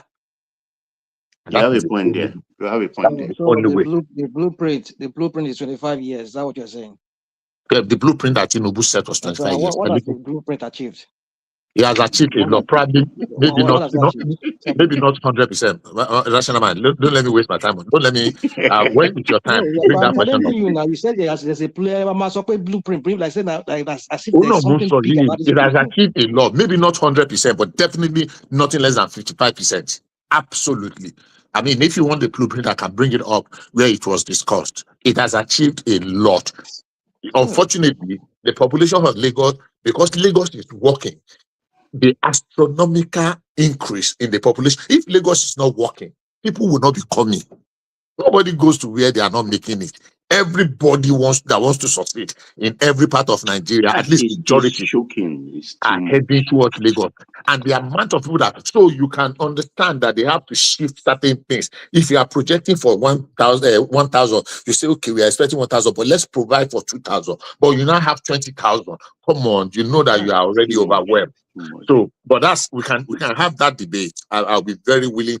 And so my suggestion is that, well, I like Abiodun Hamzat. He's very cool-headed, very calculated. He's a technocrat. He, like I said, Obafemi Hamzat, sorry. Obafemi Hamzat. I mentioned Abiodun, my classmate is Abiodun Hamzat. Sorry about that. Obafemi Hamzat, thank you for that gentleman. So I want him to review. 3 more minutes, Bishop. 3 more minutes. I want him to review one man. I'm not even started. I want you to review that master plan. What have been achieved? What is left to be achieved that is in the room? Then what is the one that they will not add to it? Put another 25 years so that we not have 50 years. It should be able to take Lagos to the next step point. According to Baba OBJ, let me just roll Baba OBJ and Ibadan Convention, the Amala Convention, and the Amala Summit in Ibadan together. One man has stabilized me. You see, Baba OBJ, I listened to him today, that Sunny about life, and I was a little bit not surprised though. I've listened to Baba before, and he's beginning to lend credence to the father. Baba, unlike many fathers, does not want any of his people that are grandchildren, people that are coming about not biological now to surpass him. I think he just wants to maintain that, that level, like nobody can attain his level. Otherwise, I mean, we know Baba now. Baba, we know what happened to democracy. Baba openly said that the election was a do or die affair. I mean, Baba did everything to coerce people to come into PDP, and PDP had 31 states. Yeah, he said it that he's going to give Tinubu that word because he said that there's nothing like one party state. But on the second, I mean, before you could say, he capitulated and was kind of saying that everything that everybody has done after him, nobody could handle Nigeria after him. Even Bishop, maybe this one he said actually flew over your head. Rational mind, Mabinujo, you this is a point we all need. We are learning before Baba goes. Go ahead. You understand? Rational Mabinu. He talked about Niger. Yeah, that's where I'm going, sir. No, don't go. That's where I'm going. Baba forgot. OBJ forgot. That's where I'm going next. Sorry, sir. I'm sorry. He talked about Niger as if we did not know when there was a coup. There were 2 coups under OBJ that he threatened military takeover of their country. Sao Tome and Principe. And which other country did that? Was it Mali or which other country? No, not even that. What he said, I read between the lines. He attacked actually Tinubu. That's what I'm saying. That they wait. But he said you don't know that Niger helped Nigeria during the Civil War. How? He said most of those soldiers that they used, remember we had only 10,500 soldiers. They are all those ones we refer to as Godo during the war. Those are the people they brought even to Lagos to start searching for our Southeast brothers, breaking our doors down because they don't speak English. They are fiercely looking. So those is proud to tell us that Niger soldiers were the people the Northerners bring. And he said Yaradua Musa used to joke in those days that a woman will be cooking in Niger and will send the daughter to go and buy salt in Nigeria for the cooking they are doing. So practically it's telling us that Niger is part of Nigeria. If Niger is part of Nigeria, then Chad is Nigeria, Mali is Nigeria. So the FAC allocation they are receiving, they are sharing there. That is why Marada could go train, of which Amechi borrowed money. They could take that train line to Niger. Meanwhile, the Eastern Corridor Railway is suffering from linear gauge. And you are justifying that? I will. And the people are saying they are hungry, so they are sharing our resources in a borderless place. So they don't even have 19 states anymore. They have 24 states, including Chad, Mali, Niger. I will succumb, Baba, I will surrender. That I did not interpret it that way, I must confess.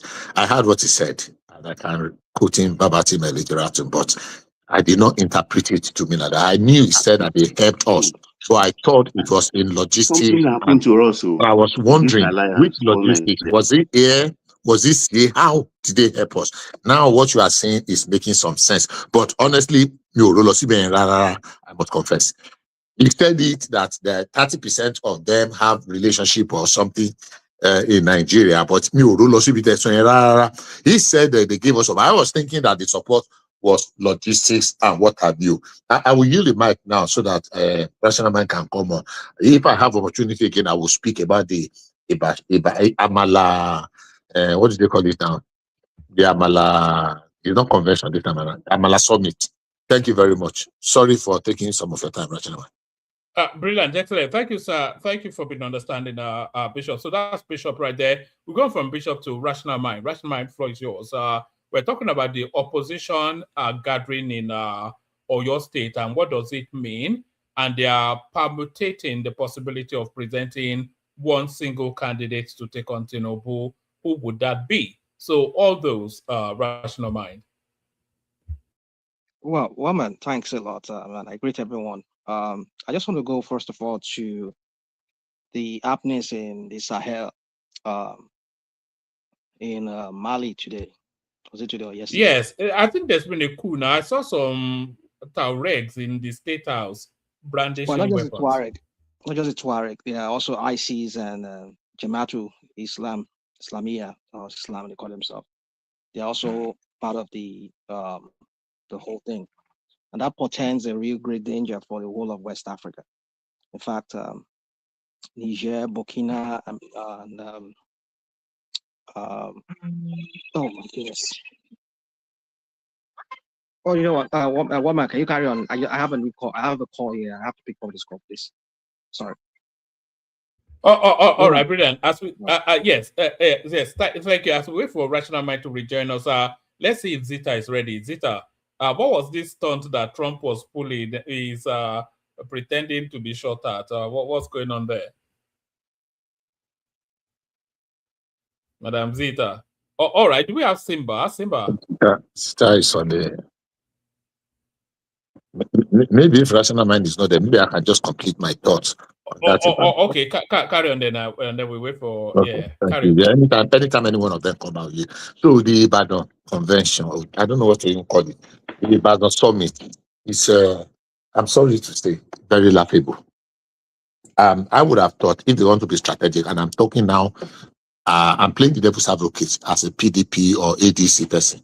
I thought wisdom would have been that they will wait until after the court pronouncement, because both ADC and PDP are on the wrong side of the law as it is presently now.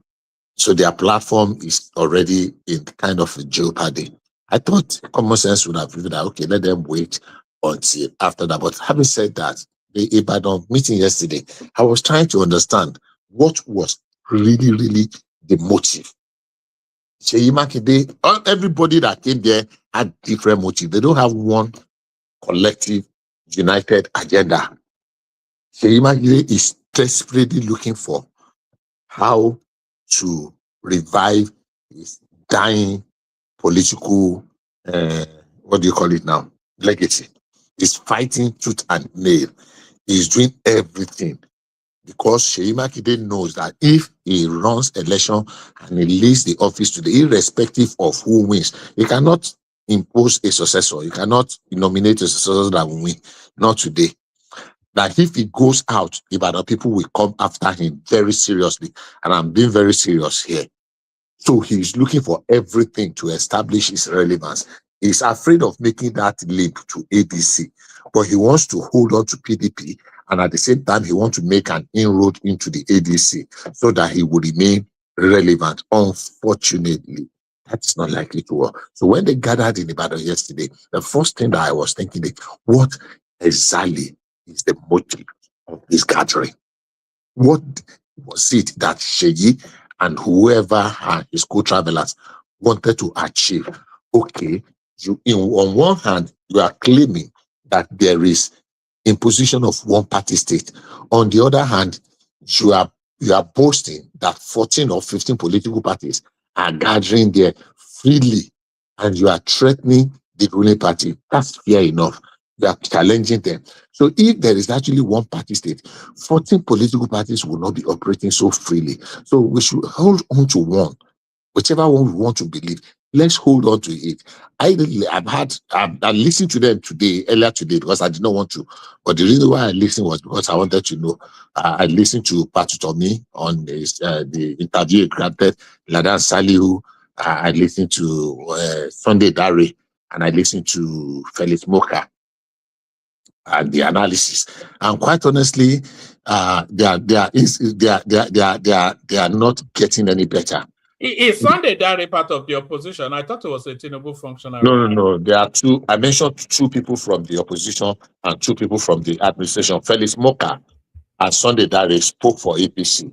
Ladan Salihu and Pat Utomi spoke for the other. Those are the 4 interviews I listened to. And I was very particular. I wanted to hear them bring something new on the table.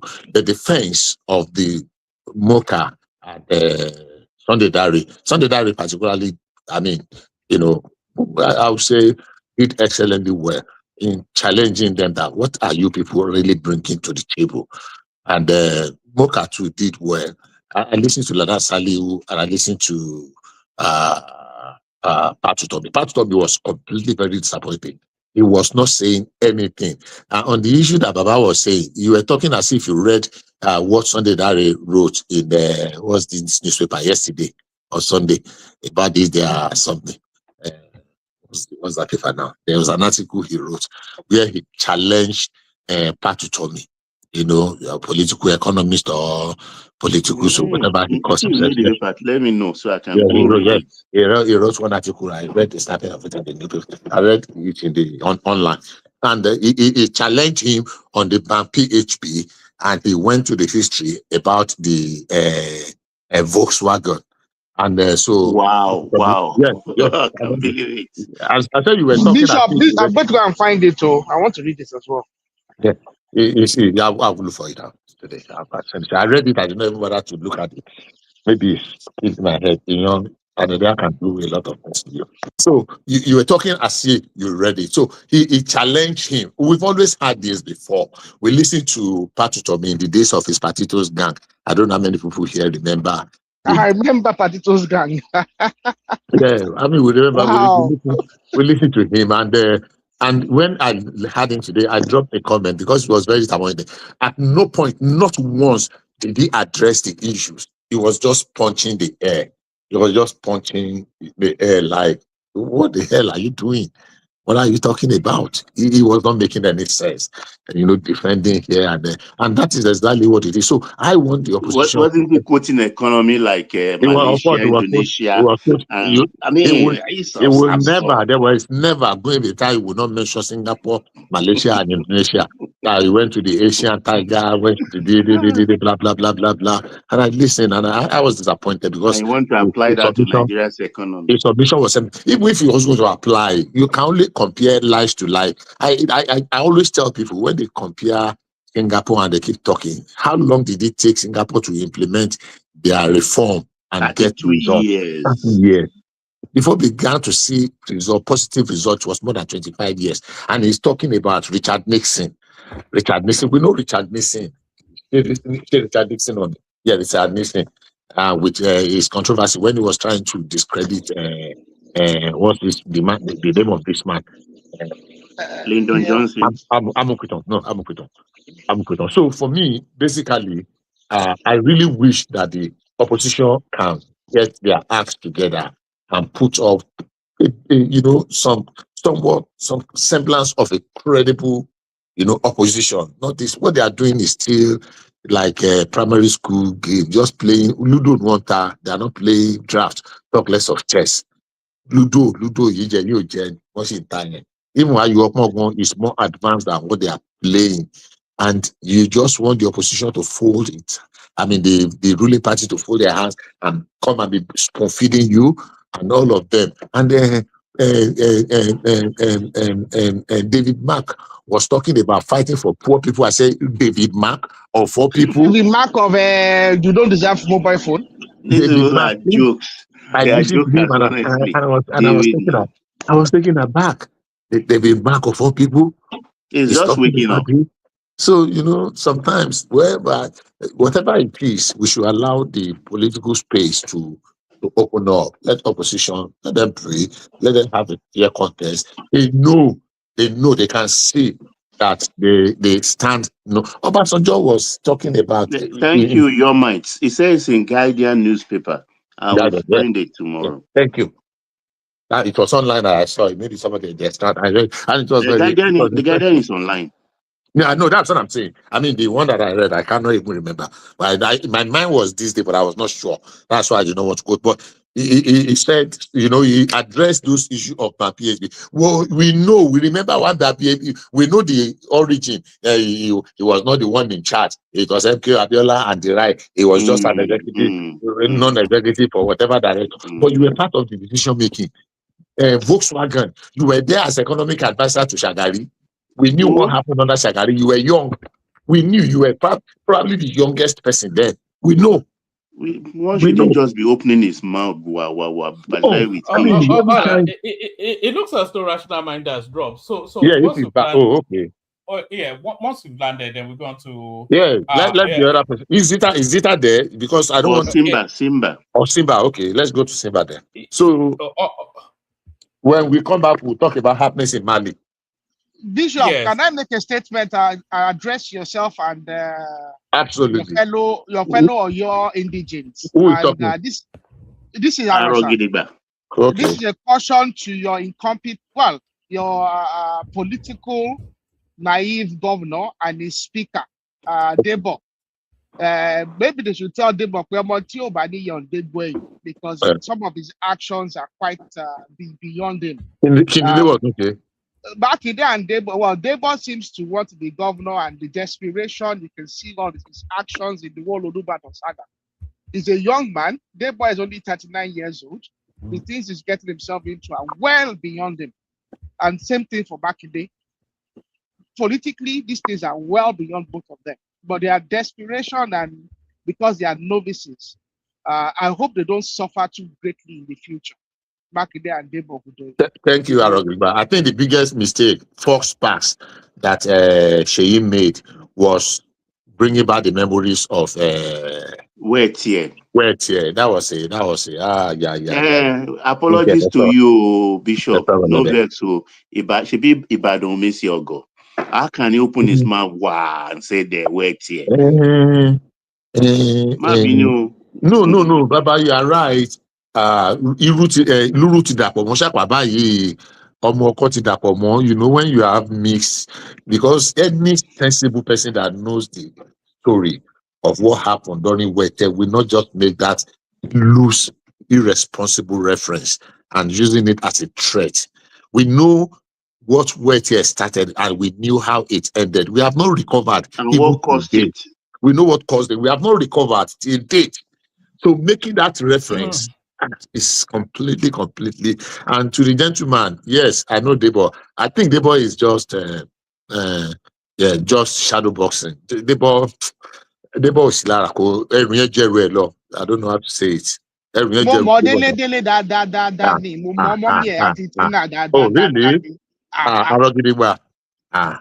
That over my colony. Really?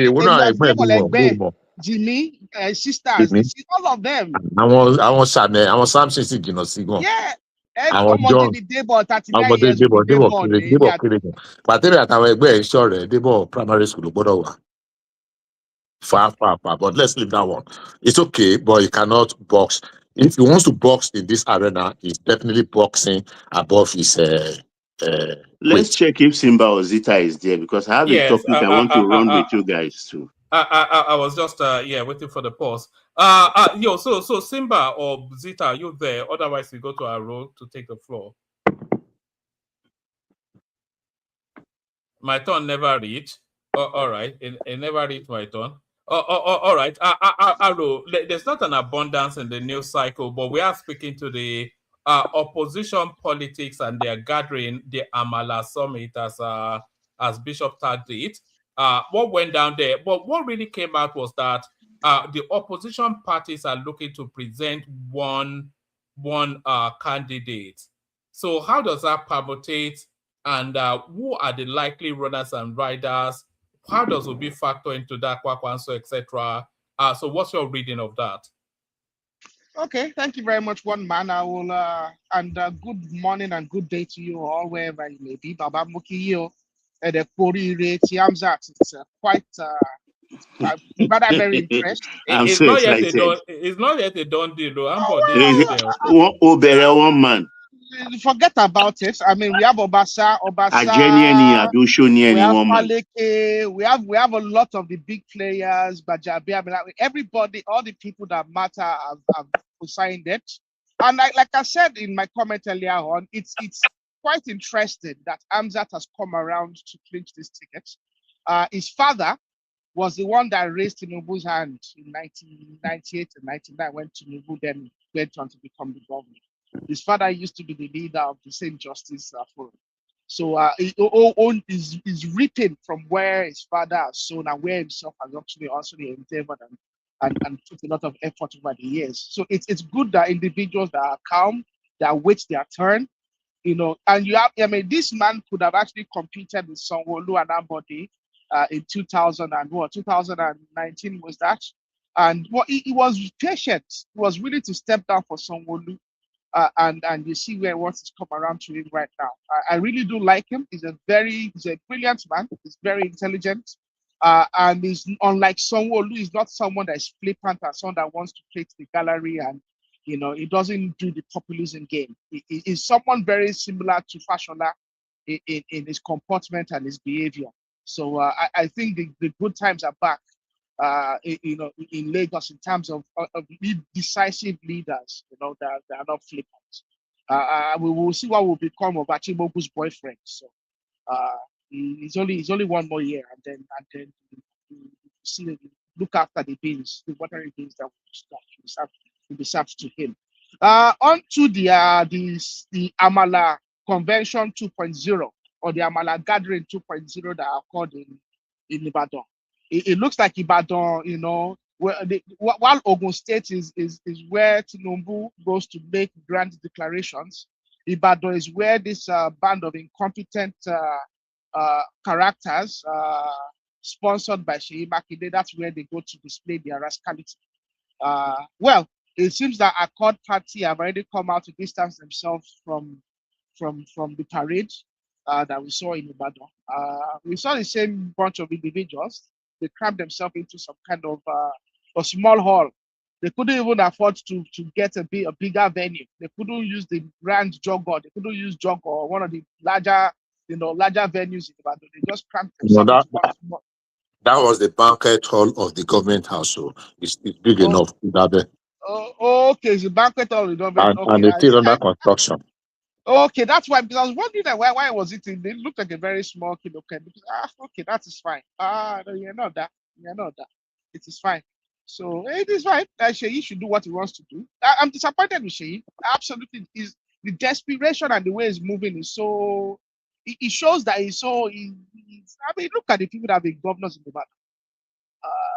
Even though Ibadan politics has been somewhat funny over the years, the individuals have also carried themselves in a manner, even when they are worried and fighting and it's all turbulent. There's always some kind of they are rascally, but they're dignified rascals. No, he's taking on the Olubadan. He think Olubadan is auxiliary. I mean, Sheyi too won't be president. No, vice president to escape jail. With who? Atiku. Where did you people get that one from? Where you did? Where you did? Where you did for planet Nigeria? why do you think he's been romancing them and going to? I mean, it is obvious now. He has the money. I mean, I think Shibike Amike will spend him 10-1 outspending. Yeah, but Amechi, I don't think Amechi is willing to deputize. I think Amechi wants to go for the No, Amechi is angling for VP. He knows nobody will vote for him as president. Okay, all of them will box themselves crazy then. And where does that leave P2B? Who is going to another place? Yeah. That's what's been said. Zita. Sorry, Baba. It looks as though they are permutating Obi out of the politics. The permutation continues to. If he doesn't move from that party, he's done. Let me shock you. You know what the Atiku people have made him in their head? DG of the campaign committee or whatever for Atiku and his VP. They made him DG. That's his designation. And he may end up being DG. Obi is the DG. Mm-hmm. Let me say this. I don't know why. I hope. Do I have this thing to speak? I mean, we are just talking, right? No, Zita, go ahead. We've been calling you all day, Zita. Carry on. What I'm saying is that I don't know why we Nigerians see P2B differently and the politicians see him differently. Honestly, sincerely speaking, it's something that I've been trying to explain. Anyhow I explain it, more especially in this platform, they refuse to understand. And they keep throwing 6 million votes at me. I don't know why politicians see him differently and we Nigerians see him differently. We Nigerians, we see Obi as somebody who has political pedigree. He has crowd, he has group, he has supporters that love him. He's new, he's intelligent, he's smart, he can take Nigeria to the promised land.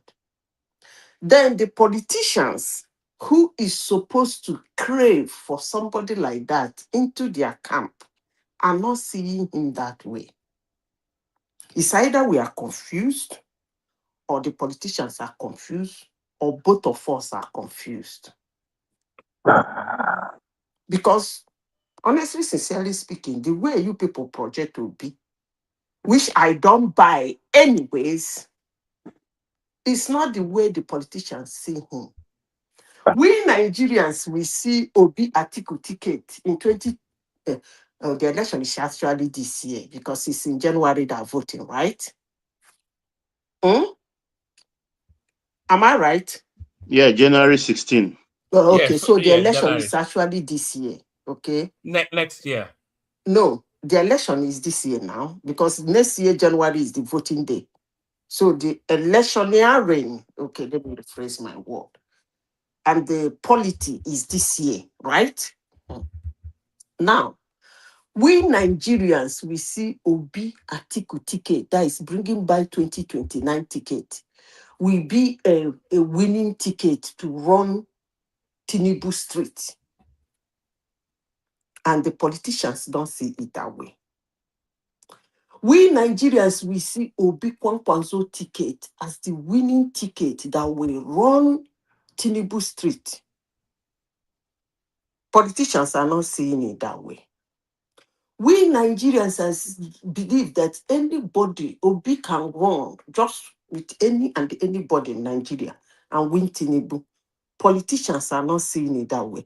So it's either we don't know politics or the politicians don't know politics, or we are dumb, the politicians are dumb, or everything joined together. I think you may be misreading it, Zita, because they're two separate spaces. The followers of Obi believe that it's the solution that Nigeria needs, but the politicians, they are after their own self-interest to occupy executive positions. So they don't care. That what you're saying only obtains if the politician only also wants the best for the country. So they don't care. Atiku doesn't care what's better or they want power. Okay, You hold know, on. so whether Obi is the best option or not, they don't care. Atiku doesn't want Obi to be president. Forget because he about wants to Atiku. So or David Mark or No, forget about yeah. them. So I'll give you example. Yeah. I'll give you example. I like giving examples because examples are real and references are real. I don't like telling history. Are you telling me in 2014, 2015, those politicians don't want power and are not selfish? You They think they contended spend their, now. let me finish. You think they spend their money and campaign and fought because they don't want power? You see, one thing you people should understand is that leadership is actually a skill that need to be acquired. It's a skill. Although people say they're born leaders, no. I think it's a skill because circumstances and situations come in different ways and form. If you develop a skill of countering them as they come, then you become a good leader. Because what you will encounter today and solve today, when it wants to come again, it might not come at the same way in which it came before. In 2014, I will keep saying that some group of politicians that have so much interest, very selfish human beings, no politician in Nigeria is selfless. They are extremely selfish people. That's why they loot us blue, black, and purple. They loot money to their 7th generation and they don't care because they are very selfish. They were so selfish that they are ready to destroy their generation, make their generation dormant from them showing their potentials in life by trying to acquire wealth to keep them forever. Now, but those same politicians in 2014 came and gathered. They went and picked a man who was sitting in his house, actually have refused that he's not gonna contest again. They convinced him, actually pleaded with him, actually told him, look, come on, man, don't worry, we'll do the campaign.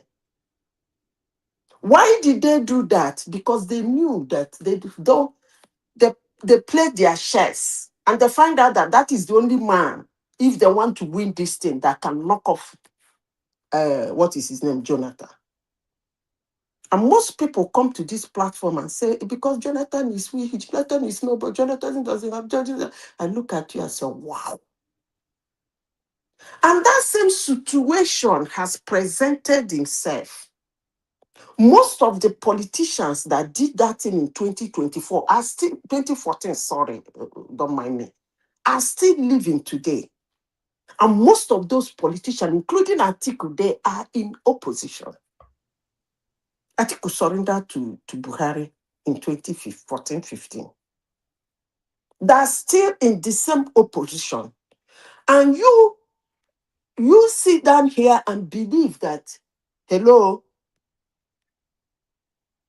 Go ahead, we are listening, go ahead. And we sit down here and believe that Obi is the person that can knock out Tinubu. And I am telling you that thing we believe in, the politicians don't believe in it. If they do, they will actually beg Obi to run. But if you don't want to believe me, that's still okay. I don't care. But I'm telling you that what you are seeing in Obi, I don't think the politicians see it in him. Or rather, let me rephrase your statement. Let me quote you. What his supporters are seeing in him, I don't think Nigerian politicians see it in him. Because every politician, no matter what, their aim is to win. No matter what you are doing in a party, if you are a party, you don't come together and your common goal is to win, then you shouldn't be existing in the first place as a political party. So I don't understand all these excuses here and there. And this man has been going about meeting people. And all of a sudden, you people wake up this morning and say it's Makinde that is going to be vice president. Come on now. If Atiku is going to contest, why not Obi as his vice president? So what is all this argument about Obi all about? Obi has chosen Kwankwaso already. You are not still getting me, Baba. Okay. It's still because he is not accepted. That was why he chose Kwakwando, because he wants to be in the ticket. Come on now. So, but you are now saying why is Atiku not partnering with him? Atiku cannot be VP, can he?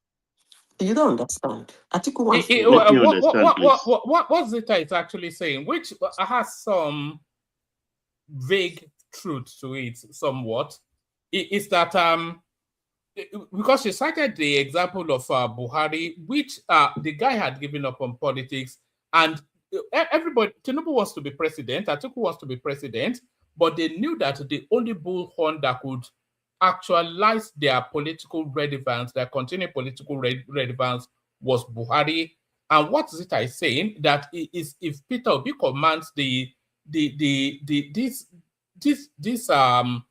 space that his followership tell us that he commands, then what we saw with Buhari, we should also be saying with Peter Obi, that politics should be cutting him aggressively, because if we go by what his followers say, that is the only one that can force Tinubu out, then they will go with that.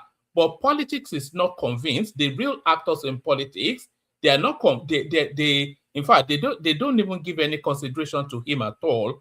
And we can see the way he's been bounced up and down by Atiku, etc., to suggest that they don't especially rate him in any way, to the point that not only are they willing not to coalesce behind him, they don't even want him on the ticket at all. Is that essentially what you're saying, Zita? Yes. He is, well, my position about him is still the same position the politicians are taking. No, Zita, let me put my own perspective to what one man just said. Look, Obi, whatever chip is wearing on his shoulder now is an imposed chip. He was invited. Sorry, Baba. We have a bit of an audience. Can everybody please check their device to see if you are subscribed? If you are not already subscribed, please do. We are chasing 100 new subscribers, but possibly today. So if you are not already subscribed, please do. Sorry, carry on, Baba. Okay, thank you. Our viewers, please do so. And then you'll be enjoying more of this platform. It's very important. Just subscribe. Don't just happen to the program every day. So what I was trying to say, to the utter regret of the Atiku group, they invited Obi to farm part of his so-called 6 million voters as to partner Atiku as vice president, because Atiku cannot be VP anymore. But to their chagrin, he came in accepting that, and the obedience took over and pushed Obi to the forefront. So at first they were dazed. They don't know what was going on. How did they handle this? Even at the Ibadan summit, they complained. They complained that Obi is always technically coming last into meetings or outing like that, so that he can get all the applause. As I said before, Baba, I don't know how to say this for you people to understand it. As I said before, if you are, when Buhari was the head of, if you people didn't believe it anyway, but I believe, was the head of 12 million vote, and he was the head of CPC. He has a group.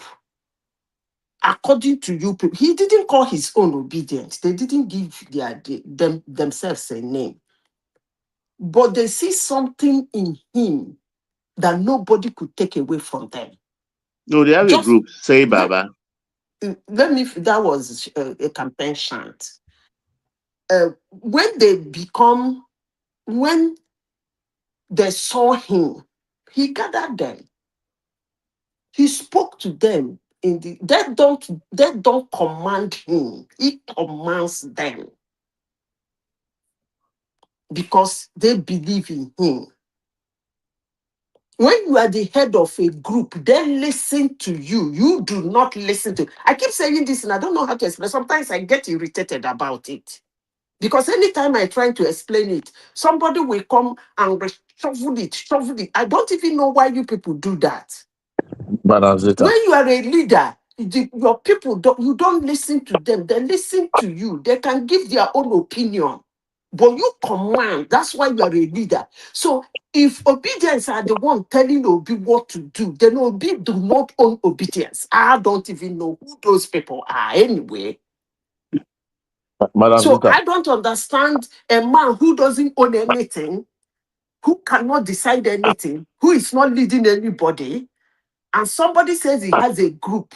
And now you're saying one kind of ridiculous group commands him and tell him what to do. When I go tire. Madam Zita. It's not a must that you must. It's not a must that you must admit what I want my position. Number one, Peter Obi does not have an automatic 6 million votes sitting down somewhere. That's number one. Number two, the fact that you said that Peter Obi is not being controlled by his mob followership is wrong. Completely. You are not sure of your facts. Peter Obi dance to their tunes. And if it were to be for Peter Obi alone, he would have accepted and openly announced his acceptance.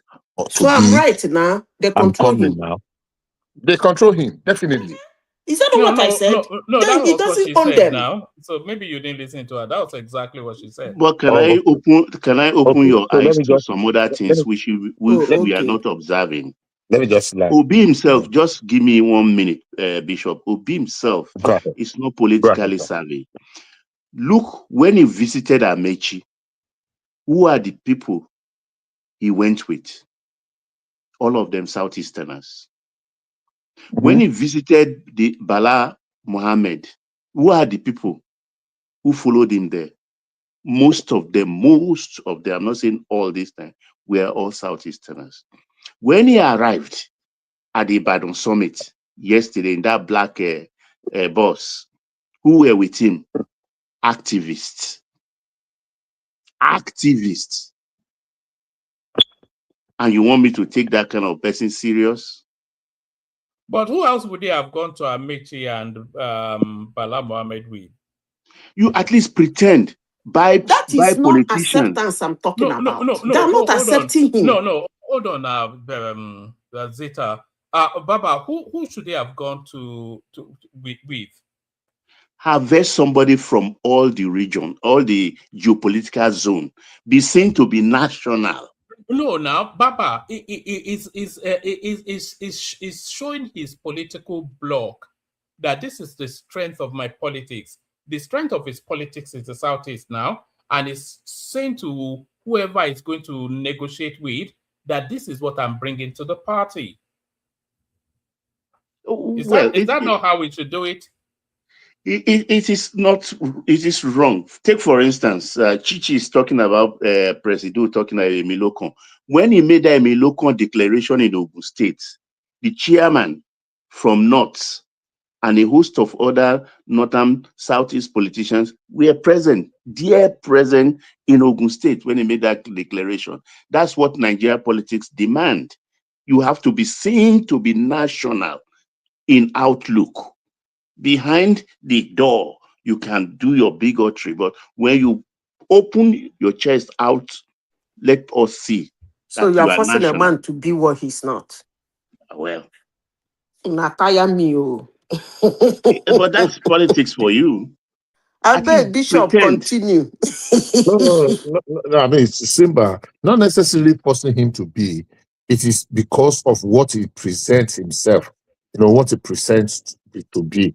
So it's important for him to have that national outlook. We are just saying the obvious that, okay, let's play it out as politics. Is Obi actually, we are analyzing his chances. Does he have a chance based on the way he's paying his politics? I would say no, he doesn't. He doesn't have a chance. Peter Obi was promoted or elevated beyond his capabilities, and it is showing very largely. I mean, he had this charm. A lot of people, including the likes of Patu Tommy, whom ordinarily before I used to respect a lot, and the media space, the youth space, and whatever, fell for his whatever. But what I'm saying is this: the politics of 2027 is way more than that. And if we are going to be very, very pragmatic and objective, Peter Obi's chances has reduced from what it was in 2023 by almost 50%. Okay, let me come You see, back we are again. not looking. We Baba, have 3 senatorial elections coming on. 3 senatorial elections. Then Oshun Guba is coming on. Ekiti Guba is coming on. All within the next 5 months. So let's see the power any of them will wield then. They failed already in Abuja. So, and they failed elsewhere too. It's since 2023. It failed in Anambra, woefully. they have been failing. There's nowhere they've won. But let me say this. Back to the point. Bishop, I have to disagree with you. Obi never had a Go chance. ahead. Obi never had a chance. When I say it, people will laugh and abuse me. But I'm used to people abusing me. After every the truth will come out. Obi never had a chance. But there is a situational vacancy that anybody, not only Obi, could have fit in. So everybody battled for it. Tinubu went in. There was no chance for Obi at all. The only thing for Tinubu was, as the days were passing by, You cannot say that now. When he came there was third no in the chance for election, him. he No, came third in the election now. no. There was a situation in Nigeria. That situation in Nigeria was open for anybody to jump in. And he felt he can jump in. Not that he had that chance, that he is, let me rephrase it, not that not that it was meant for him or it could go for him. But the thing is that thing was opened. Everybody saw it as opened. Everybody wanted to get in. But as the days of the election was approaching, somebody like me could see that the only body that has chance of getting in there was Tinubu. As the days were approaching, during that 2023 election, I could see that the only person that had the chance of getting there was Tinubu. The rest were jokers to me, and I was saying it, everybody was laughing at me. It was a situation. And when they collected all those votes, some had 700 million, some have 1 billion. 2 weeks after that situation, they corrected it. And up to today, it has not reversed. So what was to corrected? the best of my knowledge, what it has was not corrected? reversed. What was corrected? What was corrected? The situation. What situation? There was a situation in Nigeria that time. Nigerians were angry. Let me finish now. Go on.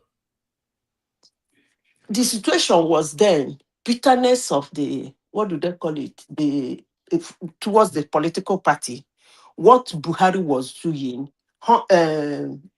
severe maltreatment of Nigeria due to one thing or the other. Buhari came to be good. Then hatred for the what do I call it? That is the leaders now, the people already in power. There was so much hatred. At that point, they were not able to explain themselves.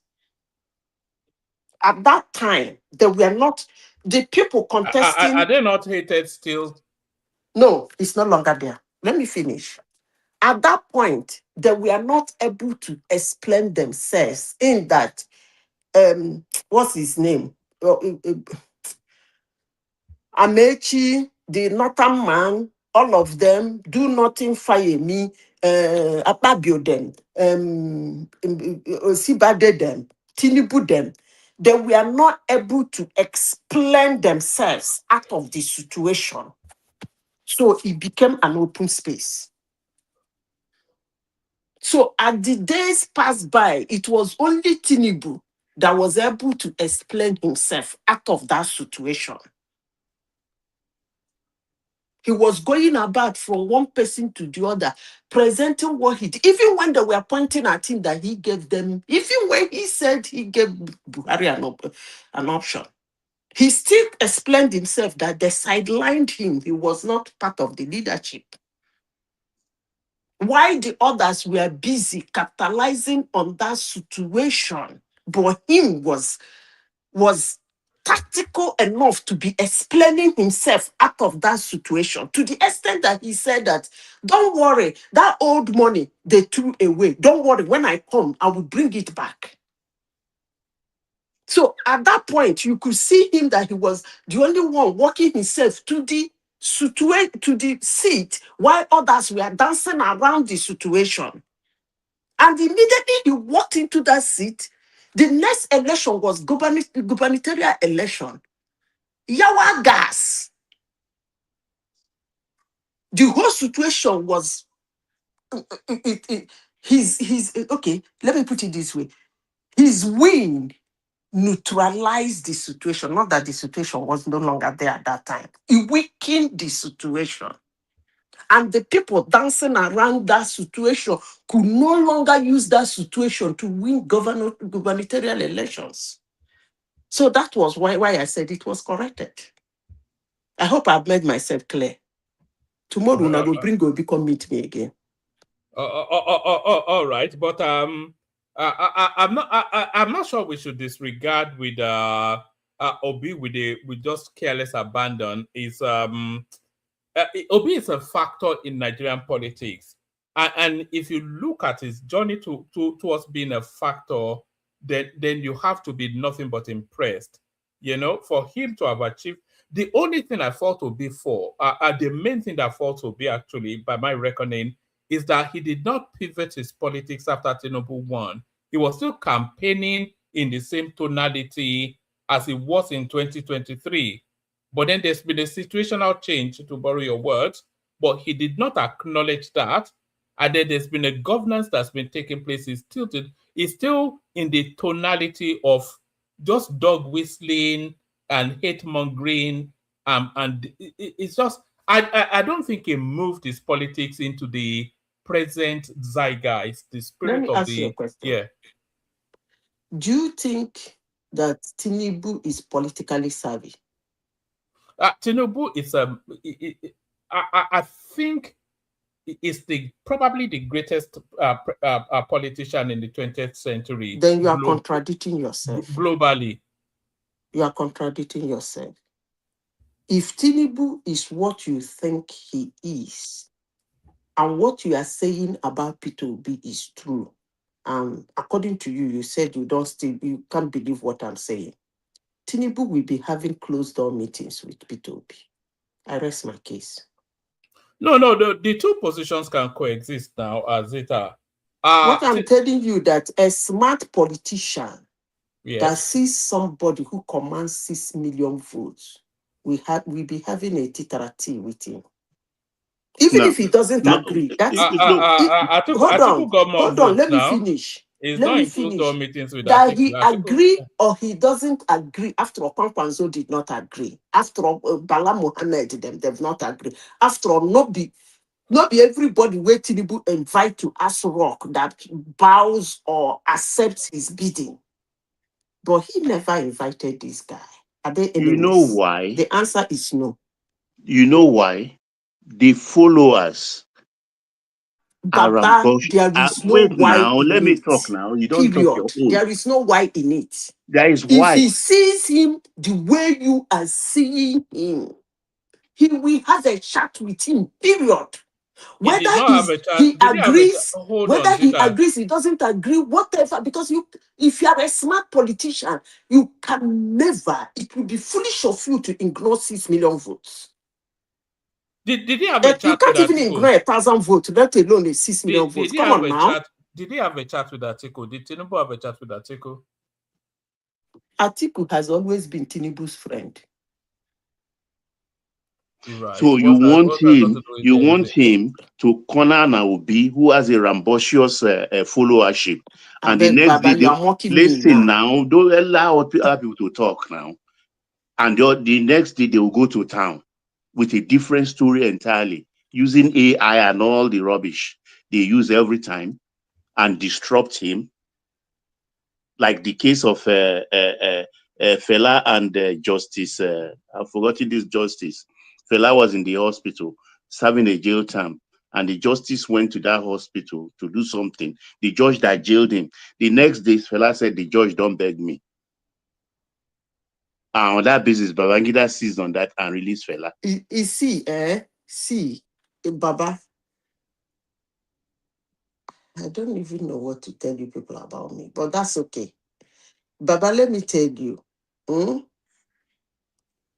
Immediately after that election, Tinubu knows Atiku. Atiku is his friend. He knows that one ambition Atiku have on planet Earth is to be president of Nigeria.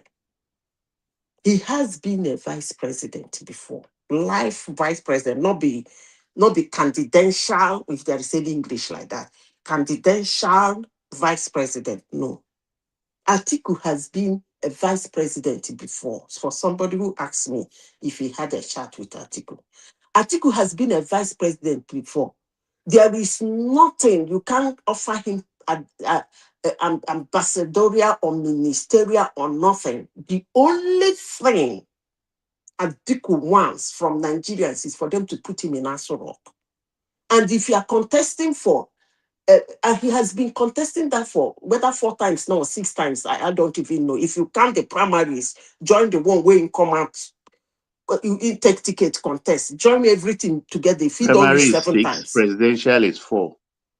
So that kind of a person, there is nothing to offer him. So you shouldn't be having a discussion with him. He remain as a friend. He miss you in the field, he miss you in the field. You people are not enemies. But you cannot, he cannot drop his ambition. From day one, he has come to you severally. He has come to Tinubu severally. When Tinubu was sitting on his own ambition and trying to help others, Tinubu has helped him before. So Tinubu knows what he wants. And he knows that there is no going back on it on several occasions. It's either he contests for president or he sits at home. It's either he contests for primaries and doesn't get it and look for somebody to support, period. That's all Atiku is. So you shouldn't be having a chat with him. But for Peter Obi, number 1, is young. Number 2, he doesn't have that what will I call it? That coverage. So having a chat with that kind of person, if you believe that he has 6 million votes, is a thing every smart politician will do, because he doesn't have that coverage. Bringing him to your camp, even if he doesn't believe in what you offer him, that's still fine. But ignoring him is a little finger. Come on now. How is it difficult for you people to understand? Come on, the It's you that's not having an a little understanding. finger. He doesn't see him. Obi doesn't stand alone. He has his followers, massive and rabid ones. Listen now, I don't interject where you are talking. We are making conversation. He has a follower, so I should follow somebody that will come out of a meeting and tell the followers another thing entirely. Don't you know what the confusion they've been causing? Don't you see the ache on Atiku's face? Till tomorrow, I'm sure he's having sleepless nights and biting his tongue for inviting him into ADC. It's actually ridiculous.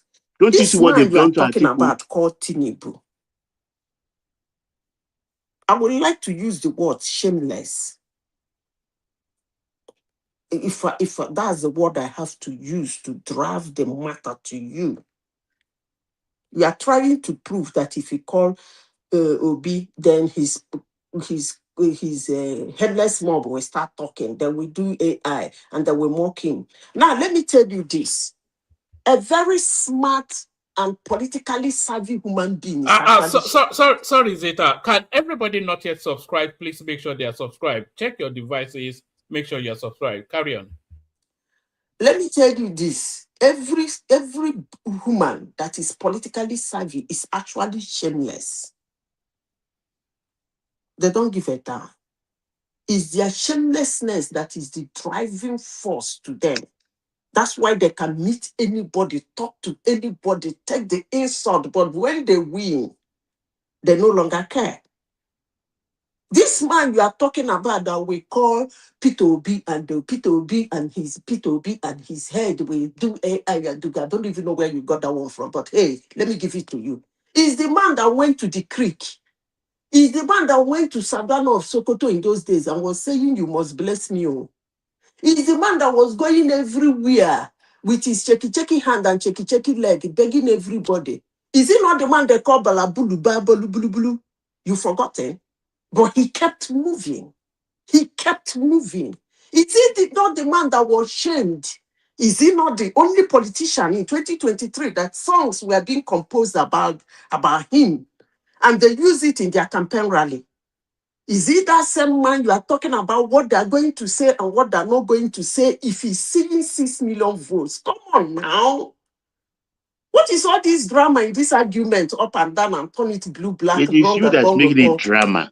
Come on. I'm telling you the reason why you should not. There are people you don't talk to, particularly when it comes to political arena, because they will pollute you. Baba, you and Zita are saying the same thing. No? Do you know that? I don't think so. Zita is saying that you are overestimating Obi's importance. The man is not important. It is truly but Zita, land that point, because I don't agree. I understand what Zita is saying, but I don't agree with that. She wants to just disregard Peter Obi, and you cannot. Yeah, I think that's the only thing. She's disregarding him a bit too quickly. He is important.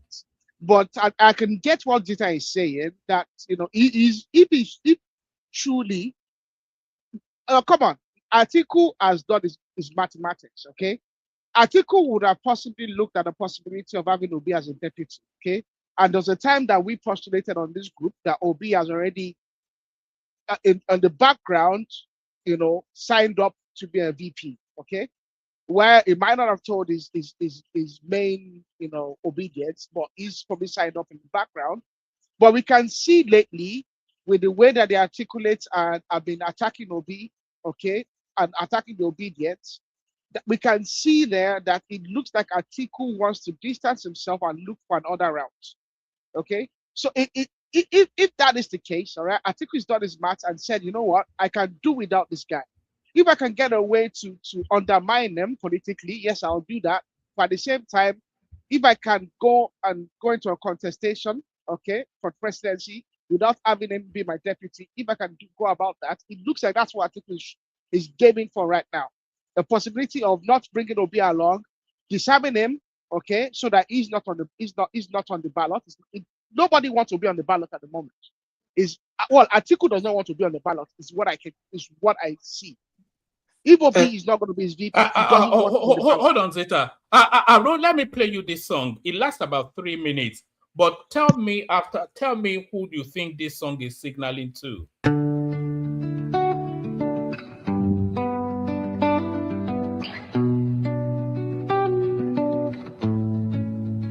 They fear one name, not because he's noisy, but because he's solid.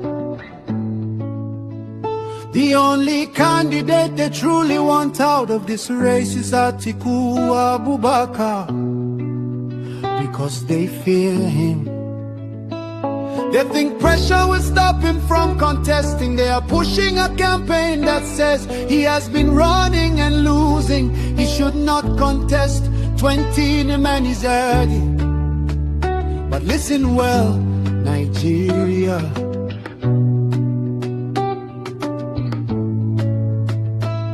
Since when did persistence become a crime? Since when did courage become an insult? Since when did experience become a disqualification? They want Atiku out. because they know he can win.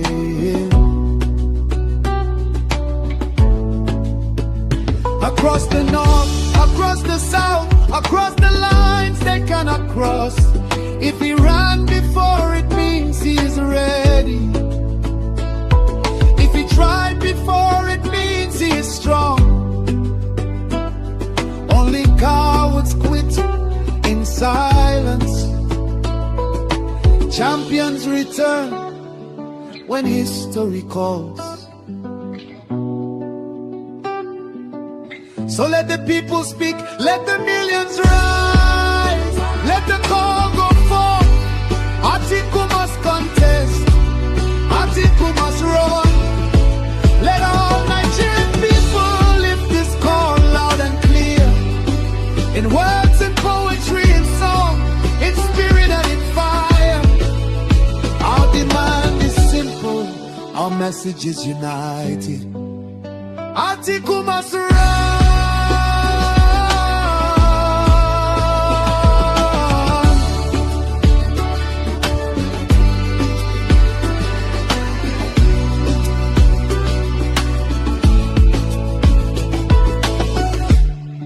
He's loved by millions across Southeast, Southwest, South, and the North.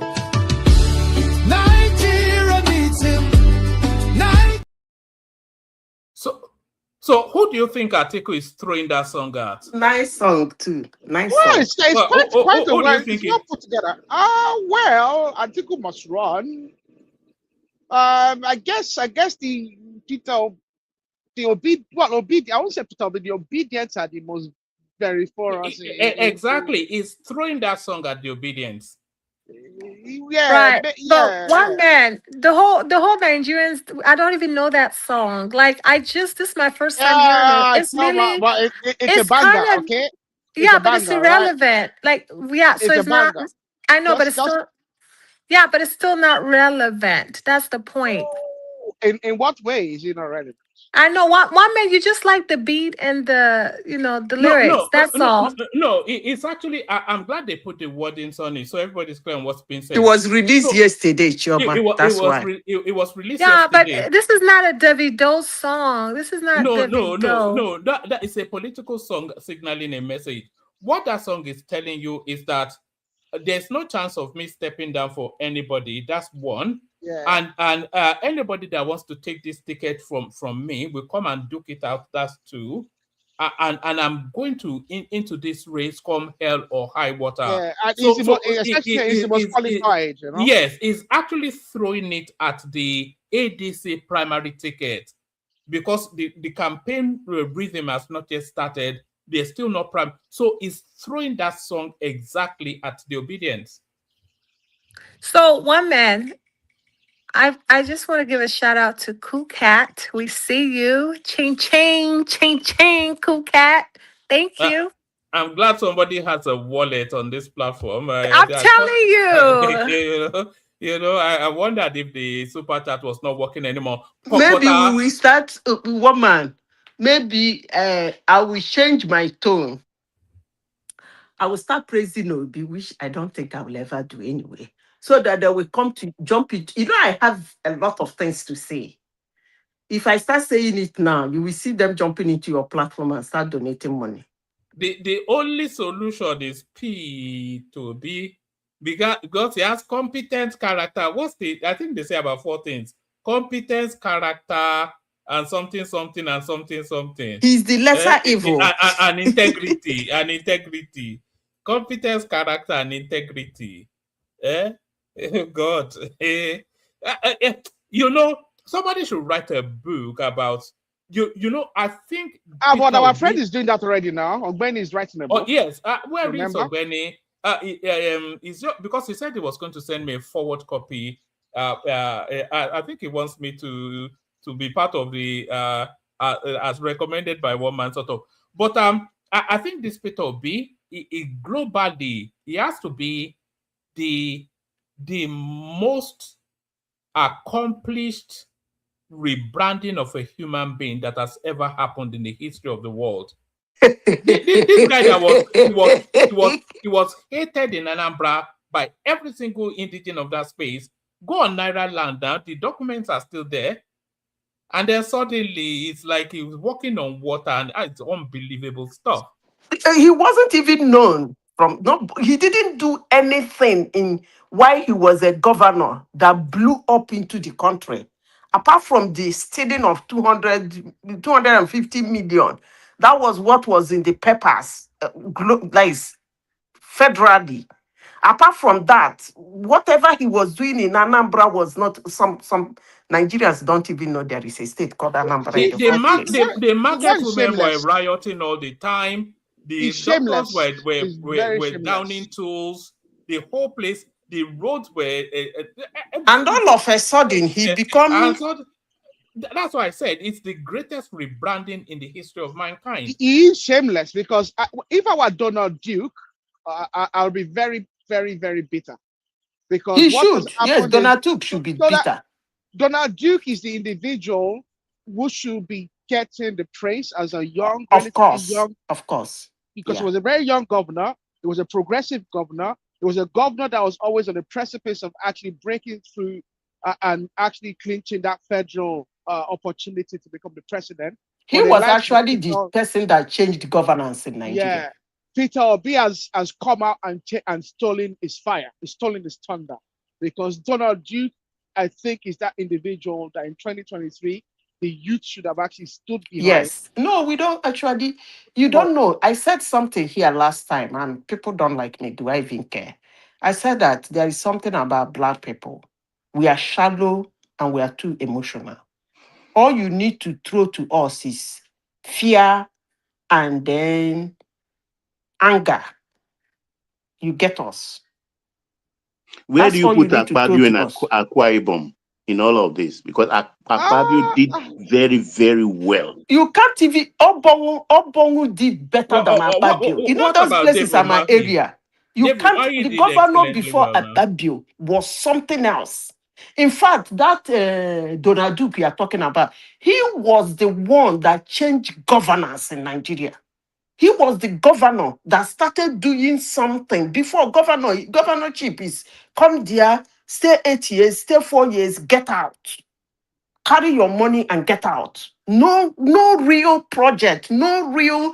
The state will be looking almost like when you met it. But Madam Sita, what was his achievement, if you don't mind? If you have not visited Calabar, we shouldn't be talking. I have visited Calabar, and I'm asking you that, if you didn't visit Calabar before Donald Duke became governor, and you didn't visit Calabar after Donald Duke became governor, then we should. I did 1 year. I did 1 year in Unical, so I understand what you're talking. I understand what you're talking about. If you did 1 year in Unical, you shouldn't have been asking the questions. Thank you. And I'm asking you. No, I'm asking you now. You said that he revolutionized the governance in Nigeria, and I'm asking you how he did it. You want to talk about Tinapa, right? You talk about Tinapa, right? Tinapa was Lee Imoke. No. Tinapa was Donald Duke. The Duke started the Tinapa, the whole Tinapa thing. But it was Lee Imoke that launched Tinapa. Imoke is the one that launched and made a mess of it. It was who did the cable around the Obudu Ranch, the cable car? The cable cars. I think that was. It was Donald Duke. It was Duke that did the cable cars as well. Yes. Donald Duke did the. Hold on, please. One minute. Let me just say this real quick. Go on, but you are already answering your own question. But go on. No. Because I'm just mentioning these things now, right? Can I come in? Somebody is speaking and he will say, "Can I come in?" Come on, Patrick, man.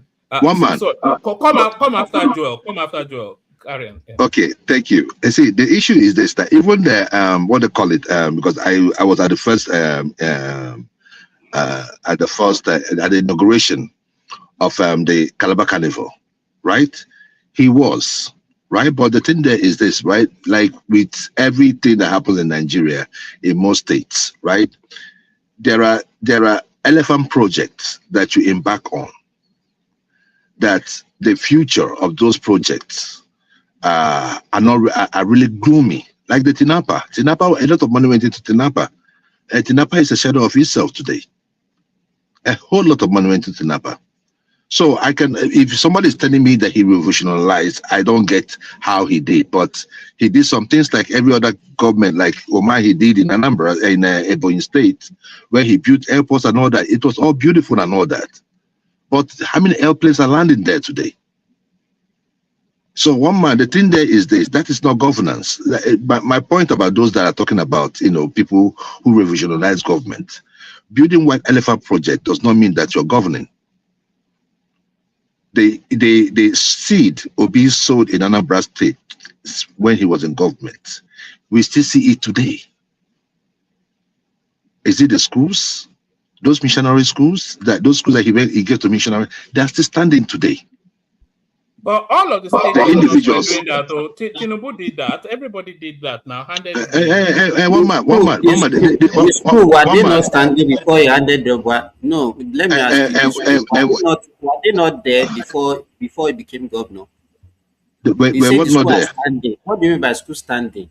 What is vague now? School are still standing because the schools were in share. Hold on, please. Before Obi came into power, the primary and secondary school in Anambra State was on strike for 2 years. 2 years.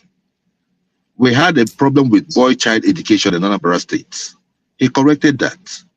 So my thing is just this, right? And that he did. If you want to talk about strike, what about the strike of the doctors, the university? You guys always refer to that. Yes, and it was rightly so. And till today, we've not had those kind of strikes again. What we are telling you is that you cannot see because they were on strike before he came in. What about the strike during his own? So that one is nullified. Listen now, if you didn't allow me to answer your question, you cannot ask me. You can't ask me. Everything was on internet. Wait, you can't ask me. The Nambarians were even cursing him during his own regime. You people should not come here and be just the issue there is that you can always call someone in government. Wait. You wrote that in fact, people were even cursing that he constructed substandard route. They were even comparing him to other state governors that time. He was the worst governor during his own tenure. It's a lie. Anambra State had the best road network in Nigeria under his watch. The thing there is this, right? For many of us, right, development, Obi was in government about 16 years ago, right? At that time, right, some of the places that roads were built, right, had no development. You cannot go and put in a $1 billion road on a place where you have only 1 or 2 cars or 3 cars running it. So what he actually did, his goal was to build roads that can make people in the hinterland bring their produce down to town and communicate. So the roads were standard. And wait now. All those I don't know where you're getting your stuff from the internet. You see, my thing is this, right? It's not even people outside Anambra. The people from Anambra, they were the one causing him. That the one saying is the worst. And we all of course. If you're bringing certain change, right? Certain people, if everybody in the state is for you, that means it's a setup. So some people will be against you. But the thing there is that the end justifies the means. As people, some people were crying, some people were laughing.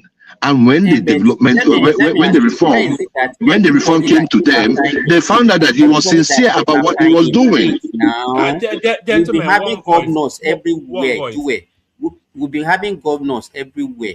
Why is it that everybody that came after him were actually condemning everything that he did? No, because they're haters. Hold on. So why is it that the only one everybody hated? You asked me a question now. The 2 governors we've had was Obiano, right? Who the EFCC is chasing around all over the place. Forget about these EFCC things. Can I say? No, hold on. You still have the floor. I'm going to hand over to Choma. Patrick wants to insert something after Joel, but the floor goes to Simba and then Patrick, and then just move it around. Just go easy on them, but keep them steady as well. Yeah. One man. I wanted to bring African story before you leave, because when those people were doing those their junta, all of you were celebrating them in this one. Oh, you mean the Mali Actually, coup? that's why I came. The Mali coup? Yes. Not Yes. Is that a coup? It's not a coup yet now. Well, I saw them in the State House. So I saw them in the State House, in the President's Lodge or something. The Janjaweed. That's why I actually came. Not all these your Nigerians, because Nigerian opposition are not ready to kick out Tinubu. When they're ready, we can talk about it. Yes, you can introduce it. I'm sure Baba has a lot of thoughts on that. The bishop is here too, and it's very vast in politics. So let me head off. Thank you everyone. See you tomorrow. And thank you, Cool Cat, who has discovered the super chat button. So that's Cool Cat right there. So thank you for that. Thank you everyone.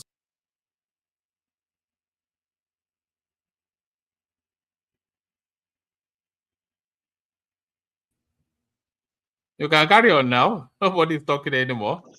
Okay, so yeah, so Jewel, you can continue. Jewel of Nashville. Simba, please do not interrupt. Continue. So the issue there is that, thank you very much, Choma. The issue there is this, right? I think there's nothing more revolutionary about governance than the kind of savings Obi did when he was in government. The cutting of spending when he was in government. These are the real issues. All these things people come here to say, Obi, nothing is tangible. Nothing, you cannot really say this is it. And to those who feel some type of way about Obi, you are not the one competing with him. Soludo is the governor of Anambra State. Obiano was the former governor of Anambra. He took over from him. If there was anything that they saw, they would have brought it out. Because these are like his arch enemies. They just hate him for no reason. Soludo, I understand, because he chose Obiano over Soludo. And today we see the reason why. Let Soludo build the Japan Taiwan he said he was going to build for Anambra State. Leave Peter Obi alone. A professor of shit. Let him leave Peter Obi alone. What did he do to him? Obiano told the governor, the former governor of which state was that again? Taraba. That the money with which he built the airport was the money Obi saved.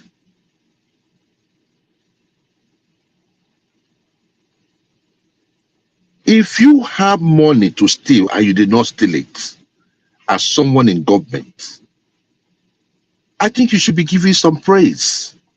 So what was he doing when he was found with that amount of money in the brilliant van heading to Lagos? I mean, the thing there is that, like I told you, if it was something that was incriminating, those in government, his enemies, his arch enemies today, like the Tinubus and all that, Tinubu is in government. It is not for all this one we are talking about, because sometimes the street judgment is different from what the court says or what actually happened. It was simply if it was a crime, hold on, can I just?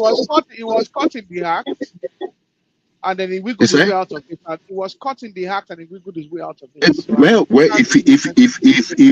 If that is what happened, if he was able to wiggle his way out, then probably two things were involved. It's either it wasn't a crime, or the police or the security agencies that did not do their job enough. But the issue, those are not the issue. We are looking at people like for instance. Don't whitewash it and claim that is some saint of some kind. It is not a whitewash. I'm telling you that you are not more than you are not more of a rivalry than those people that are in government. Those people in government, they have. I cannot. You see, as far as I'm concerned, it's a beer apologist.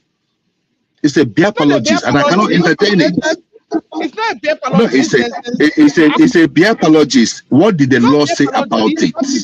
If the law did not, hold on. The government in power then was a different government. They were in the same party. So if they were, and Obasanjo wanted Anambra so bad. So if that was an indictment on him, hold on, please. Became a governor of Anambra. So Hold on, please. Obasanjo always wanted Andy Oba, who was his house. He was his house boy, to be the governor of Anambra State. No. Oh, you don't know Anambra politics. So I will teach you Anambra politics. Hold on, please. You don't know Jack. If you don't know this story, if you don't know what I just told you now, then you mean that you don't even know anything about Anambra State politics. We all know what the Uba brothers. It started with Emeka Ofo. Hold on, please. It started with Emeka Ofo and Mbadenuju. Hold on, please. It started with Emeka Ofo and Mbadenuju. Then Chris Oba, who happens to be Andy Oba's brother, got some contract from the Obasanjo's government. He became so powerful in Anambra State that he tells the governor who and who not to put in. He chose in everything about Ngige. He chose that Ngige said no. That was how Ngige was kidnapped. When Peter Obi came in, remember, after Ngige was kidnapped, they burned down the government house. They burned down Anambra State Broadcasting Station. They burned down some other infrastructures here in Anambra State before Obi came in. So some people here say, oh, Anambra did not have a government house. Well, he rebuilt it. He rebuilt what was left of it, what was left of the damage they did, the Uba people did. And that was the problem he was having, because the price they gave him to build a government house versus the price, he was able to negotiate. He was having about 50% disparity.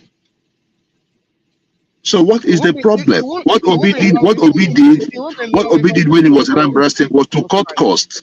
And I believe that when you look at the bigger picture in Nigeria today, our biggest problem is expenditure. Our biggest problem in Nigeria is not the fund that we bring in or the fund that we make, but it's the management. Guy, can I just talk? Please, let me just talk. Let me just flow. Haba, you just here, just whining like a little baby. Can you just shut up? Let me talk. Be decent and don't be foolish. Okay? No, but it's too much. Like can't you listen to yourself? But if somebody is interrupting you that way, come on now. Okay, let's be respectful. Yeah, keep it on the narrow, okay? No, I'm trying to keep it clean, but I've tried every way to keep it clean. Just allow me to just flow. Probably in 1 minute or two, I'll be done. So this is the thing. My thing, and for those of us who follow Obi, we are looking at the tangibles. Not all this, oh, Obi did this, Obi came late to a party, Obi did this. That is not what we're looking at. If he enjoys it, he earned it. Let him have it. But I am always interested in the quality, in the integrity of that person that is going to be in power. Our biggest problem today is not funds. Our biggest problem today is management of the funds that is accrued to us. And that is what we have to start looking at. And I believe that if I look at all of these candidates, who am I going to say that is going to do things differently? It's only Peter Obi in the present day APC. You talk about Atiku. If Atiku is the presidential flag bearer, the APC will be popping champagne. And the reason is simple. It's a whole lot of things that you can use against Atiku in a campaign. He has a lot of baggage. Then Rotimi Amaechi just finished working with Buhari. We knew what happened with the building of a rail line to Maraba, Niger State, and Niger for us. Sorry. We knew what happened in his administration when he built the monorail for I think about 30 to 40 billion. We knew how he hid a plane somewhere in Germany. Which Wike went there to recover the River State airplane. We saw all of this. These guys have baggages. But Obi has been out there, and not one from the government in power or from the state governors or his predecessors who are arch enemies. Soludo the other day stupidly was talking about Peter Obi, that people should we are not wasting our vote. Who is he to tell us who to vote? Do we look like his son Ogonna or son Nabi Ogonna? We don't look like no. We don't look. I mean, no. Soludo. When you look at him, he looks dirty. He looks dirty as a human being. He stinks. If you do not like somebody, okay. The other day, Tinubu had a meeting with governors of his own party. I saw his deputy governor there. What are you doing? What are you doing? Obi is not looking for you. He's not looking for your trouble. What's your problem? Okay, if you want to support Tinubu, support him with your full chest. Leave Obi alone. But Soludo is too little to decide for us. Just like Soludo, like every other governor in the Southeast, is too little to decide for us, to tell us what we're going to do. Let ADC do the right thing, or let the coalition do the right thing and give Obi the ticket. And we'll take it from there. Thank you very much. Why can't Obi contest for the ticket at the primaries? What? We are saying right now that we want to go for the primaries. Yeah. We want to contest.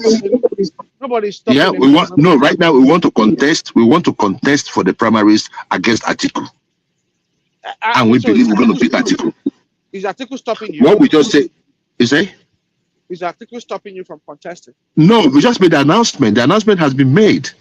None of them agree, because from the Electoral Act, every aspirant must agree to what they call it, to a consensus candidate, right? Why not direct primaries? You people, ADC claim that they've done their party register.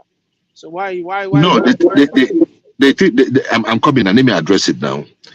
When according to the act, right, every aspirant must sign off for a consensus candidate to happen. So now, Rotimi say he's not going. He's not. He must contest. Atiku is saying he must contest. Obi is saying he must contest. Now there's this other dude, one Hausa dude, that he say he wants to contest. Right? There's no problem. Now we are saying, let's go to the primaries. And that is where we are right now. Let's go to the primaries. I'm sure you don't want to leave for NDC or Labour Party. No. We are going to stay in. We are going to stay in ADC, and we want that primaries. Now we are calling for the primaries. Before you were saying that Obi is afraid of primaries, right? Now we say we want that primaries. And that is where we are. We are not going for any consensus, because if Obi is not going to be the consensus candidate, being that power must reside in the South. Power must reside in the South, so we can't give it to Atiku. And Atiku in the last election said, hold on please. Atiku in the last election said that if PDP zoned the presidency to Southeast, that he will step down, right? Now you have a southern, is the southern turn, right? And now you have a star boy from the Southeast too, who deputized you in 2019. So why are you not going to step down for him? You don't want to do it. Okay, let's go to the field. Let us go test our popularity. That is where we are today. So we're not stopping anybody from contesting. Let's go to the field. That's what we're saying. And let the Supreme Court give the judgment that is favorable. Because if the Supreme Court, because from what we are reading from Vanguard today, and the they said that the Supreme Court wanted to give the judgment and they decided to hold it back and all that, and they're having a feel that the Supreme Court is going to give a judgment that is not favorable to the David Mark-led faction of the party. So if that happens, it means that they have, that the dynamics have to change. They have to look for a different party. Can I ask you a question, Joel? Can I ask you a question? Go ahead, brother. I deduce that you are quite knowledgeable of how the world works, yes? Am I correct, yes? Joel? I do, my brother. Sorry. I muted myself. I do. So, when you make the statement that the Supreme Court should give a judgment that is favorable, that's not the job of the judges of the Supreme Court. Their job is to interpret the law.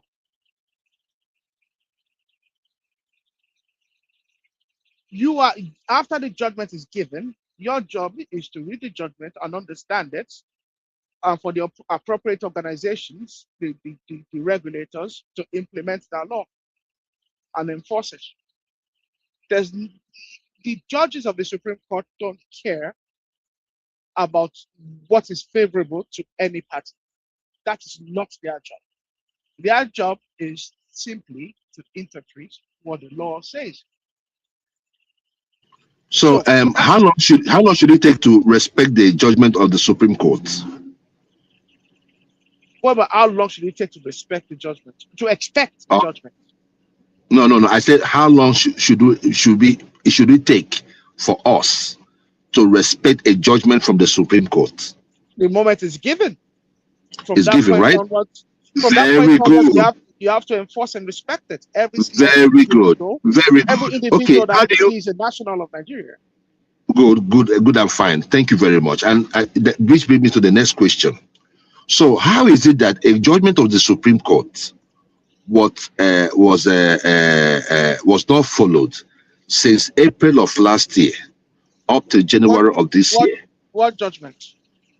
The judgment recognizing Nenadi Usman as the chairman of Labour Party. Well, there was never a judgment like that. No, there was. Hold on, please. Hold on.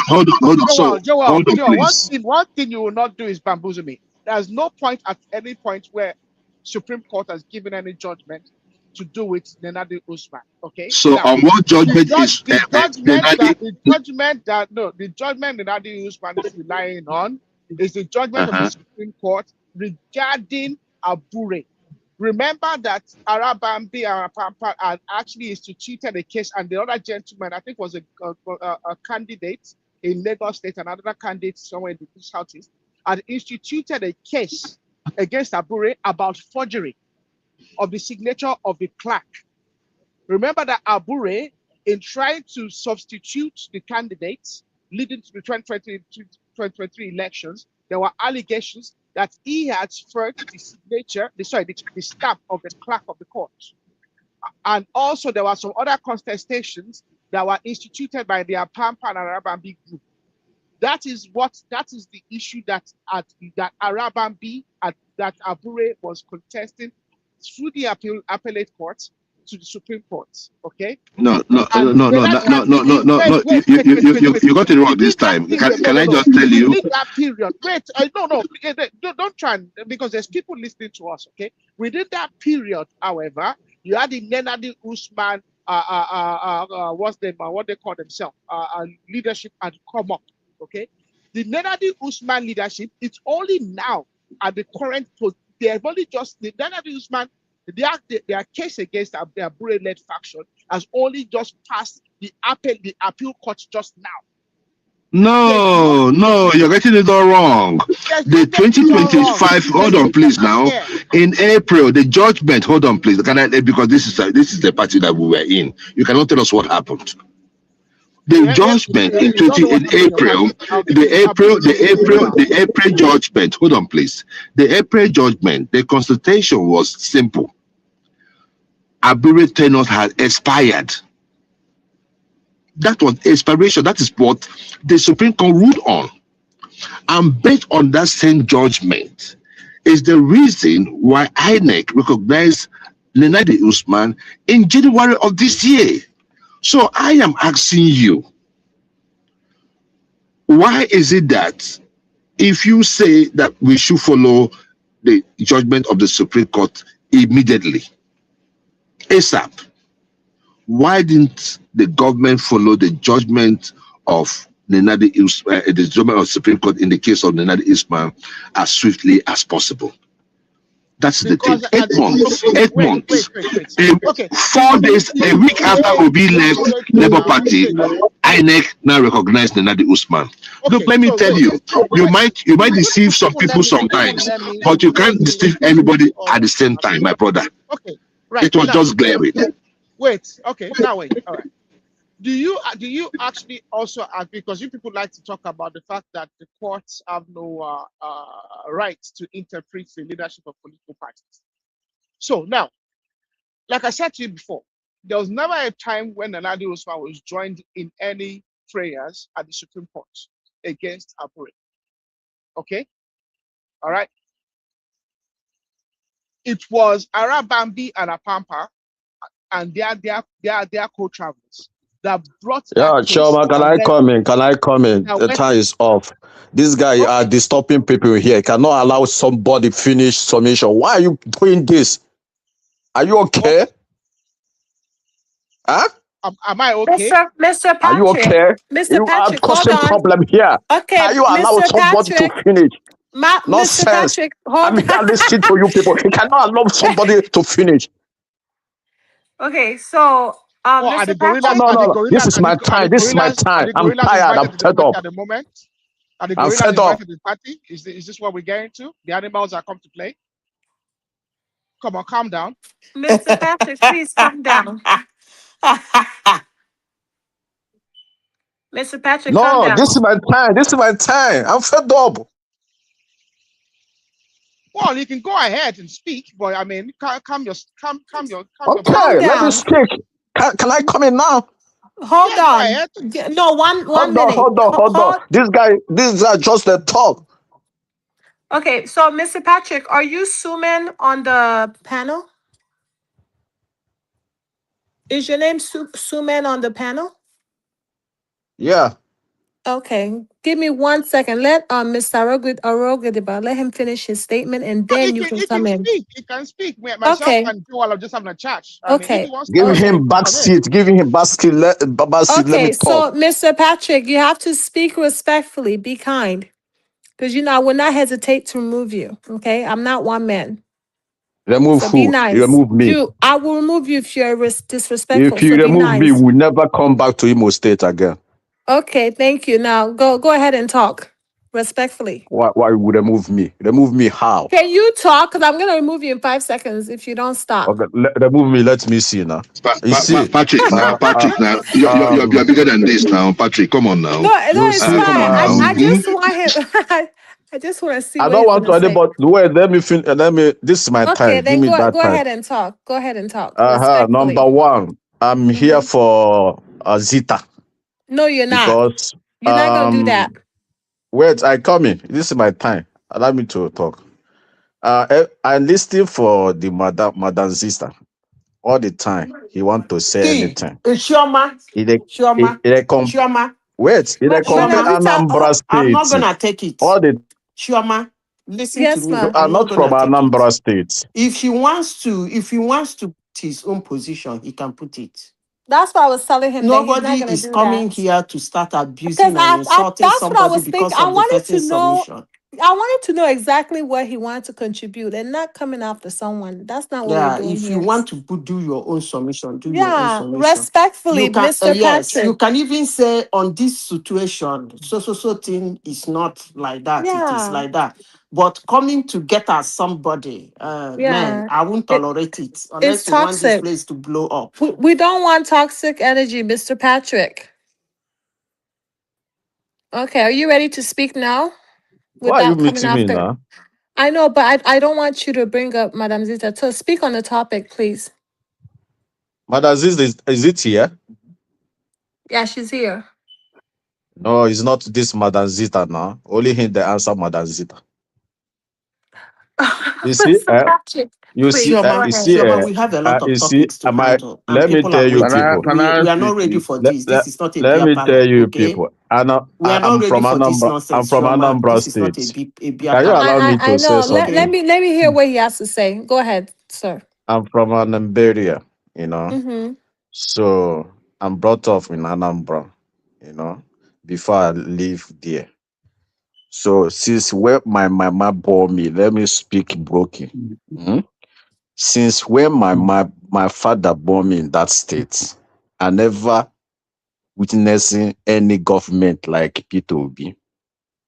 I still continue saying this because you people, most of you people not from Anambra State cannot understand. This man is God sent in Anambra State. Imagine since when I was born, my community never have road, never have light. This man, only him is only governor of Anambra State, build road for us, build electricity for us. My community, we enter my community. That time P2B was governor of Anambra State. You will love my community. All the school in my area, this man built all the both secondary school, primary school. Rather, some area now, church, they claiming some primary school now in my area because there's no that school now, no people going there because school builds primary school and fence that's government own, you know. So I never see the kind of governor who do that. I never see it. Mbadunuju was first governor of Anambra State. He didn't do anything. And they remember all those people who want to talk, compare Anambra State with Lagos, compare Anambra State with Akwa Ibom. He cannot. Go and check since 1990. Each state he have in that country, Anambra State is not more than top 5. Anambra State doesn't have anything. Also say, where is the capital of Anambra State before? And where is capital Anambra State today? The Enugu State is a capital of Anambra State. Is it looking for, is it like Dubai today? It's not in. Anambra State is more than Enugu State today. Enugu, that Enugu you see today is former capital of Anambra State. You never compare that one. It's Anambra yesterday. Anything you want to say, he say this man didn't do anything.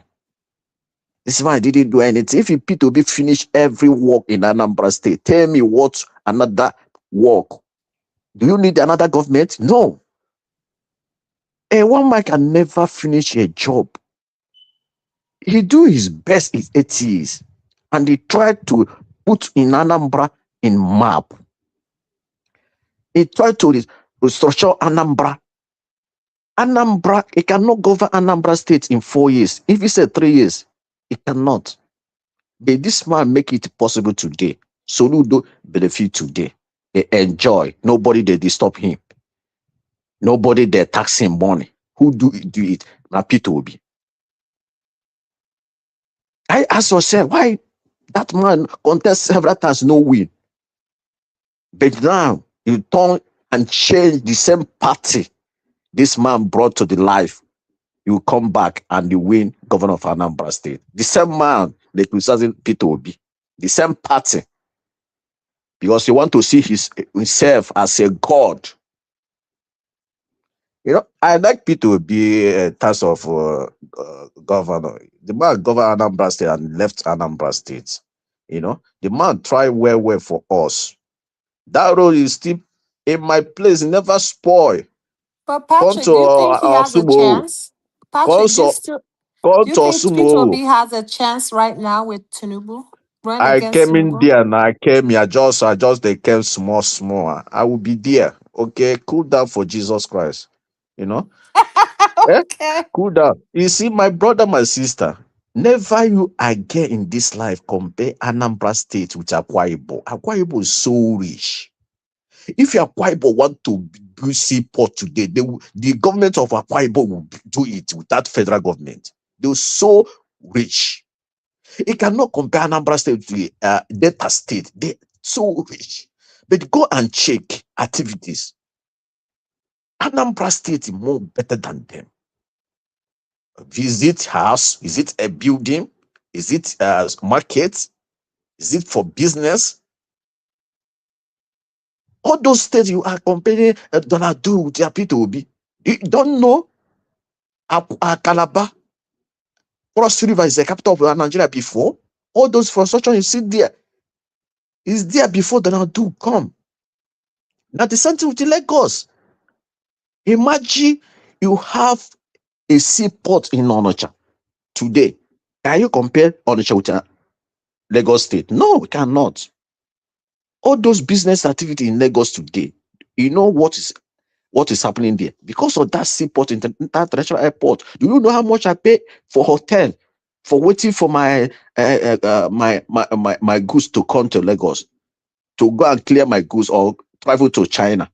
You know how much I pay every 2 days or 3 days I will live there. I contribute in revenue in Lagos. I contribute everything you see today, the everything you see today in Lagos. I contribute because I know how much I pay there. Tell me one of you here contribute in Anambra State, revenue in Anambra State.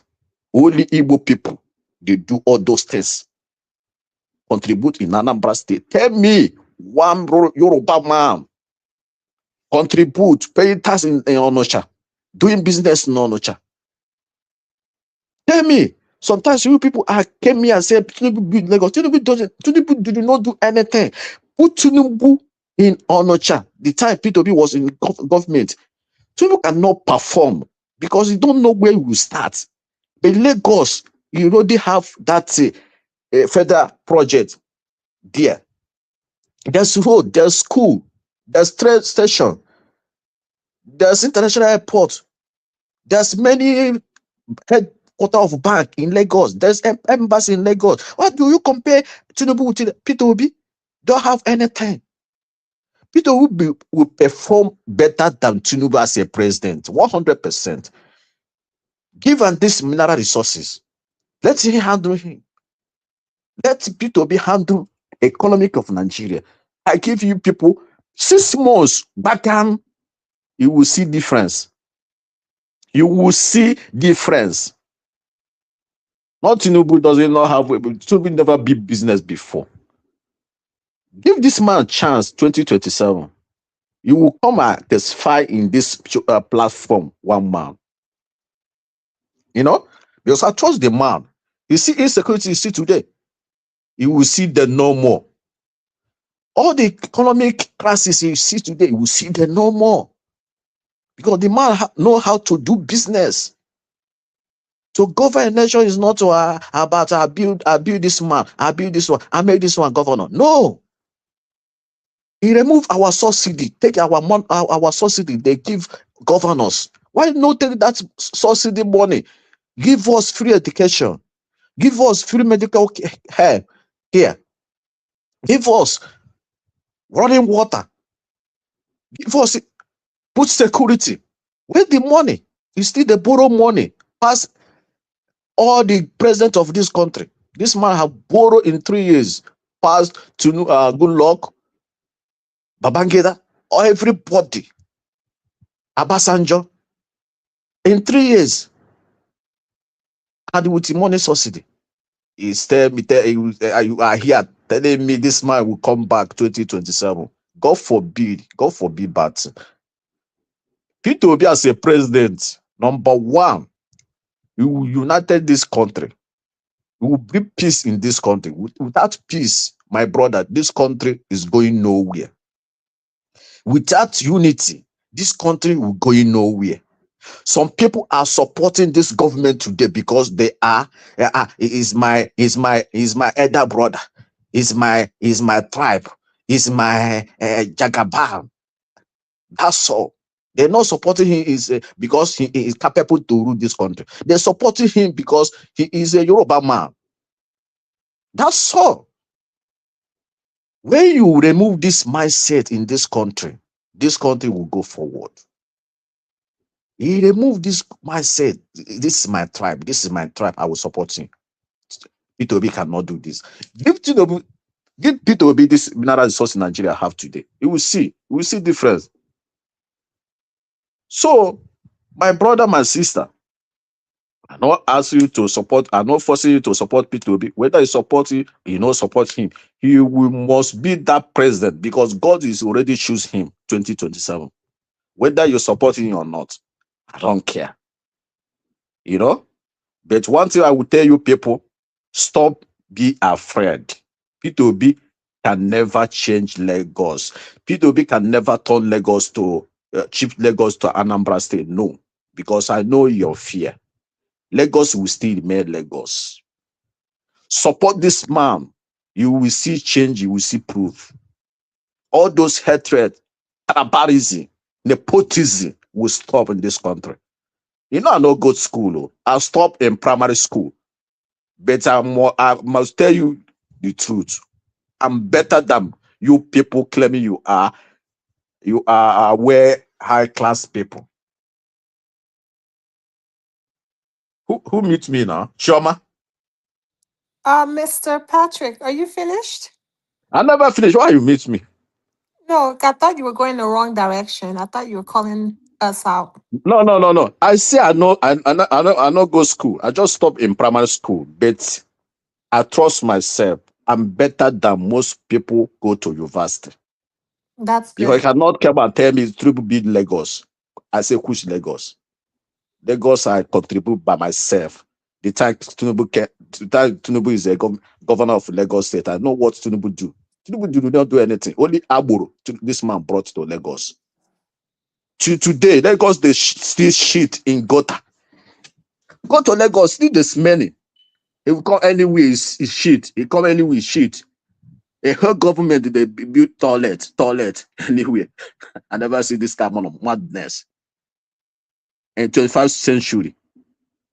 Huh? So this country, P2B will bring unity, peace, in this country. No more tribalism, no more division. Okay?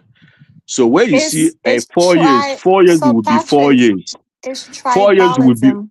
P2B 4 years, it will be 4 years. You will see all those things. Free education, free medical care, free water, electricity will be there. All those money of subsidies, P2B will put it in electricity, put it in hospital, because Nigeria have the money. You don't need to give all those to our governor, all those money. You So, know how much Patrick, we will break the law. because Patrick, can I ask you a question? without Patrick, can I ask you? leave it, please. Let somebody else talk. Hold on. So Patrick, they want to interject you. Okay. Patrick, do you know the law that defines how the federal government is meant to share the federal allocation? My brother, the law didn't tell you to remove subsidy and use the money and share governors. The PIA My brother, actually. before Tinubu, Wait now, Patrick. Let me come in as well states in that country, federal government they give the location. Why you take our money, our subsidy money? They give them. Aware of the Patrick? Are you aware of the Petrol Industry Act? The PIA. I'm aware. Okay. Do you know that the PIA explicitly states that subsidy? Wait, who is talking himself? If you want to ask me, if you want to engage me, please, can you introduce yourself? It cannot, because can you introduce yourself? Let me first you. Hold on. It's Arrogant was speaking, but I'm asking you, are you aware that the PIA, the Petrol Industry Act, actually essentially forbids the subsidy system? It's actually a law signed into law. It's a bill that was signed into law by the Buhari administration. So subsidy is actually illegal technically in Nigeria. technically, according to the PIA, subsidy is not. My brother, do Excuse me, do you really know? Do you really know what is meaning of subsidy? No, I don't. I'm just saying the word subsidy because it sounds fantastic. Okay. That place you are living, I think you are living in America or UK. Do they have subsidy? Yeah, they have subsidy in different guises, yes. Then why they move your own? They give governors, senators. But subsidy is not arbitrary. There's not my brother. Subsidy is not a bad thing. Subsidy belongs to poor people, poor masses. Let me tell you, when you have a corrupt country like Nigeria, you will see a president remove subsidy supposed to go to poor people, and they use that the same money. They empower his friend. Well, let me come. You people are the problem of this country. They power his friend. They give them the money. He said, my brother, this man called Tinubu is a failure. Can you go to Electoral Act 2026, Section 64? You will see fraud this your government bring to Electoral Act. Fraud is there? Read it to us now. My brother, you are professor. Go and check your Electoral Act 2026, Section 64. You will see Section 234. You will see what this current president are doing. Because he knows he will never win an election without rigging. What does the section say? What Makigini was saying on Rice TV, they didn't understand it. He wanted to put it, he just said something else. Who is talking? I tell you, people, go and check what that electoral act. Tell us what he said now. What did the session say? Okay. I'll be our next chairman, Abby. Oh my God. Read by yourself. You go to school. Mr. Patrick, are you finished with your submission? Allow me to finish. I never finish. I never finish. These people don't allow me to finish. Allow me to round up, please. Only 1 minute, ma'am. No, 1 minute. 1 minute, please. How can you give me 1 minute? I'm a spirit. You see, my people. You see, my people. Give this man chance. Nigeria is already give Tinubu 4 years. You say we should not support him now. Why you say we should? Wait, let me round up, now. Let him round up, please. Let him finish his submission so we can go to the next person. You see why this country will never go forward. If in Nigeria they practice long time, since 1960, give people for 4 years. Give this man now 4 years. If you not try, he can change another person. If this one not try after 4 years, he can change. Not 8 years, this 8 years. They perform well, he can go that 8 years. Now, Nigeria is already tried Tinubu and see this man doesn't have anything to offer. Let us give P2B that 4 years remaining. Let us check. If you perform, then it can go to 8 years. Then if you not perform, then it can vote him out. Another person can come on. They can make choice. Then it can see the person who have capacity in 4 years. You know, for this man, it's a failure. You know, electricity, 0, economy, 0, security, 0, medical care, 0, everything 0. Student loan. He said they give student loan. Student loan, my brother, is not achievement. Every country have a student loan. It can go and borrow money fund your education, you know, after you pay back. It's not a good thing. It's not a bad thing, but it's not achievement, okay? Don't tell me it's achievement. To be rude is not achievement. It's your right. If your team don't be rude, another government will be rude. It's not the building coastal road. My brother, that is your right. It's not achievement. If Tinubu don't do it, another person, P2B will do it. You know, for me, Nigeria does not have how to make money. Lagos Ibadan or East Road supposed to be expand, make it 10 lane to the road. It can make money. in that road, not coastal road. When you make it 10 lane, my brother, Wait, it can. Patrick. Oh, You're I gonna don't make let it finish now. I'm tired. Let the guy just talk what he wants to say and let him go. You are Western world. You will see toll gate now. If you say 50 naira, that's it. Almost 1 million car pass that road in a day. You know how much you will make it. You can use that money, start another agriculture. Nigeria does not know how to make money. It's not only oil. Nigeria have mineral resources, but It's they more than 1 focus minute oil. to Choma. They focus oil. They Yeah, go I and use know. they build coastal road. Finishing. What is that coastal road for what? Use that money, make the existing road you have a 10-lane road, told the road, make it express, told it. It will make money. It will make money. It will use that build that coastal road without borrowing. It can make money. Build that coastal road. Here I live in now. Here I live. Yeah, you will see these people doesn't have anything, only agriculture. They use them. Come and see train station, underground, skyward. But if in your country, if they jump up, if they jump and down, if they jump, hey, this might be train station 1 kilometer. Okay, They craft so for you. Mr. Patrick, it's time for others to speak. Like we have Mr. Remy here, and then we have Wait, I never finish. you My finished sister. though.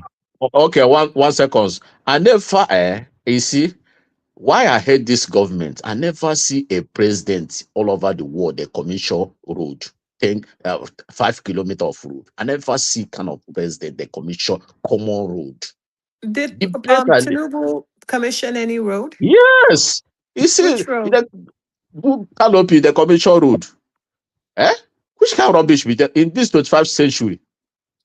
A whole president they leave Asoro get commission road another person state.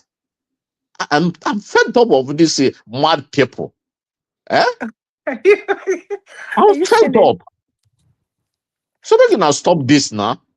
I know go to school, but I never see. It's not possible. A whole president. I The commission, the commission toilet. It's okay. So, Mr. Patrick, you're finished. When you say people they demarcate. Okay, guys, who's next? They demarcate Nigeria. No, you're finished, Mr. Patrick. Who's next, please? Go ahead. Is it Mr. Who? Okay, go ahead, sir. Yeah, go ahead. Good morning, everyone. I don't get it back. My guy, I salute you. Morning, good morning, bro. Morning. Hello.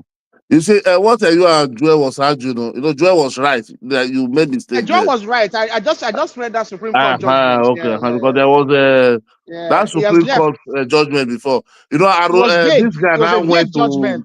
It was a vague judgment. There was a judgment that it should be internal affairs, so it's what I settle it.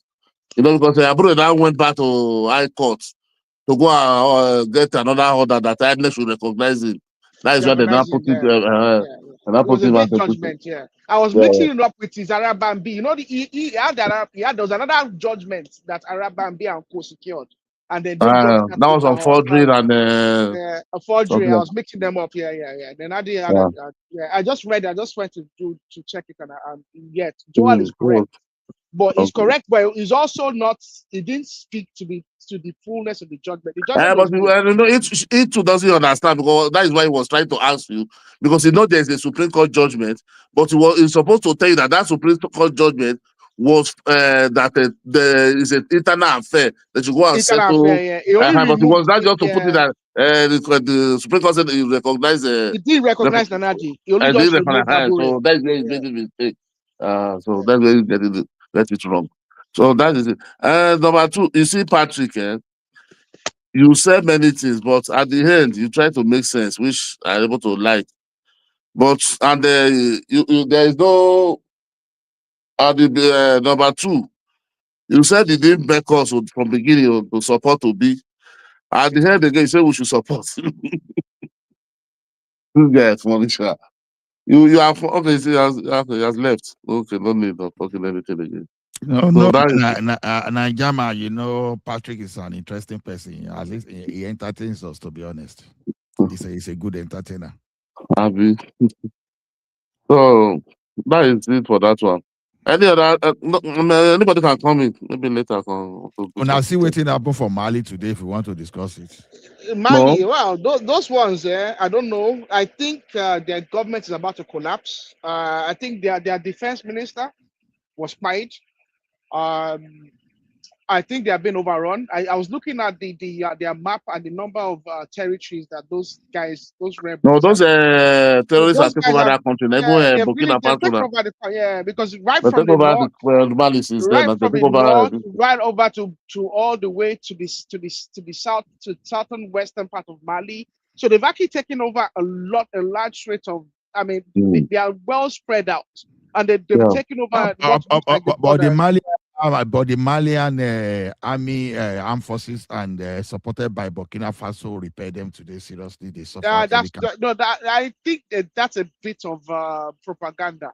From what I can see, those guys have really taken over a lot of territory. They've taken over like about 3 or 4 major cities.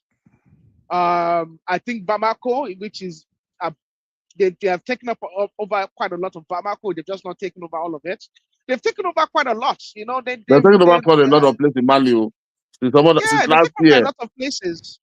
They've stopped the inflow. They've actually so those the militants now dictate. Well, I don't know terrorists. But I thought they said they were heavily dealt with today, including there were some Russian mercenary. I'm sure the Russians are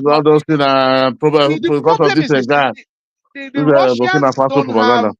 The Russians don't have the capacity to deploy maybe air support. The only thing that can route those guys at the moment is superior air support, and the Russians are very busy with their own stuff, so they're not going to do that. It looks to me like there's just a lot of now. Obviously, their AES states or whatever they call themselves, they're probably going to. But those ones, the problem is the AES states as well have their own problems. So Burkina Faso at the moment as well actually have an increase in militancy in terrorist activities in their country as well that they are struggling to contain.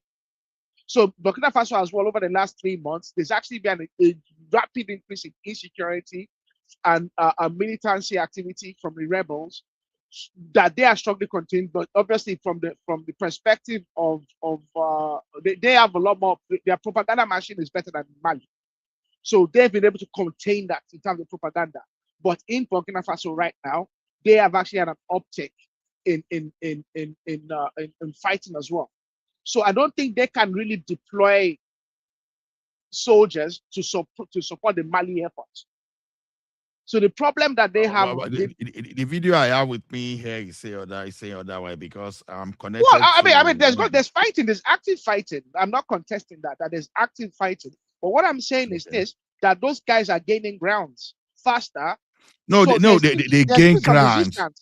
No, two different things. They gain ground. They actually cover a lot of ground. But today, I think they miscalculated. They thought Mali was there for them to take over, and they were going to the government house to overthrow the government totally. Within the shortest period of time, the Burkina Faso were able to deploy troops to support, and so the impact today was seriously devastating. They successfully repaired them and recovered all those territory that they captured before. They were able to recover them back today. Let me go check because I was only just following on Al Jazeera around 9-10 p.m. So let me go update myself. I've not updated myself since about 9 p.m. I was listening to the former. Please do. I'm interested too because I don't want to be. There's about 2 security analysts. There's about 2 security analysts there and the former French ambassador that was speaking on Al Jazeera that I was listening to around 9 p.m. today. So, well, yesterday. Now today is not 4 a.m. where I am now, but 9 p.m. Can you hear me? Yeah. I think Ola is right. Ola is right. And the Malian army have fought back and they buy a lot of these terrorists. And the normal citizen of that country, they are the one dragging them out in the street. the people civilians. really also fought against them as well. That's good. That's good. If Nigerian people can also do the same thing over years and years, maybe this thing would have been stopped. But they did. No, see, when we look They at did not to not hold on. Nigerian situation has not been as terrible as that of Mali. That's the difference. Because Mali, they thought they've conquered Mali, and the next thing was just to overthrow the government and just enthrone the Taliban. Sharia Republic. Exactly. So they just wanted to take over, and that was where they were surprised because they thought everything was ready, and they had that audacity to approach the state house just to go and finish everything. They believed they were okay, but because people got intelligence and they were ready to resist, even Burkina Faso supported them. Oh my! That's why I said this is only the last few hours, Mr. Ola. This is like in the last several hours. This we are talking about. This is your update. Yeah. I'm just talking about what I learned today, not yesterday. You know, okay. I was not following. It was just that news that just brought me up. So there's this guy from this data guy. What's the name of this Mazel? You know, that guy is here now. Madam, what did I do you now? Maybe you want to talk about this Mali. Let us hear from you, sir. Madam, since I don't run away, I come and talk about this Mali. What do you know about Mali? No, continue talking now. When you finish, I'll talk. I'm listening. Me, I'm here just to learn before I go sleep. That's why I quickly come. Make people update me because I read, I heard that the Malian armed forces and Burkina Faso armed forces, they joined together, and the civilians too. Then there are some Russian mercenary too. It was like a total, the total decimation of those criminals. They never. When did that happen? Now the thing that they read now from the thing that they hear from Mazel and many people. Even I have one. No, I'm just asking. When did that happen? Now, I would say earlier today because we are still on Sunday, so maybe yesterday in Mali. You know. Which people decimate which people? The Malian army supported by Burkina Faso and the Russian mercenary. God of mercy. I don't know where you got that news from, but I pray it's true. I pray it's true as well. Tell us what you know, because I want to know too.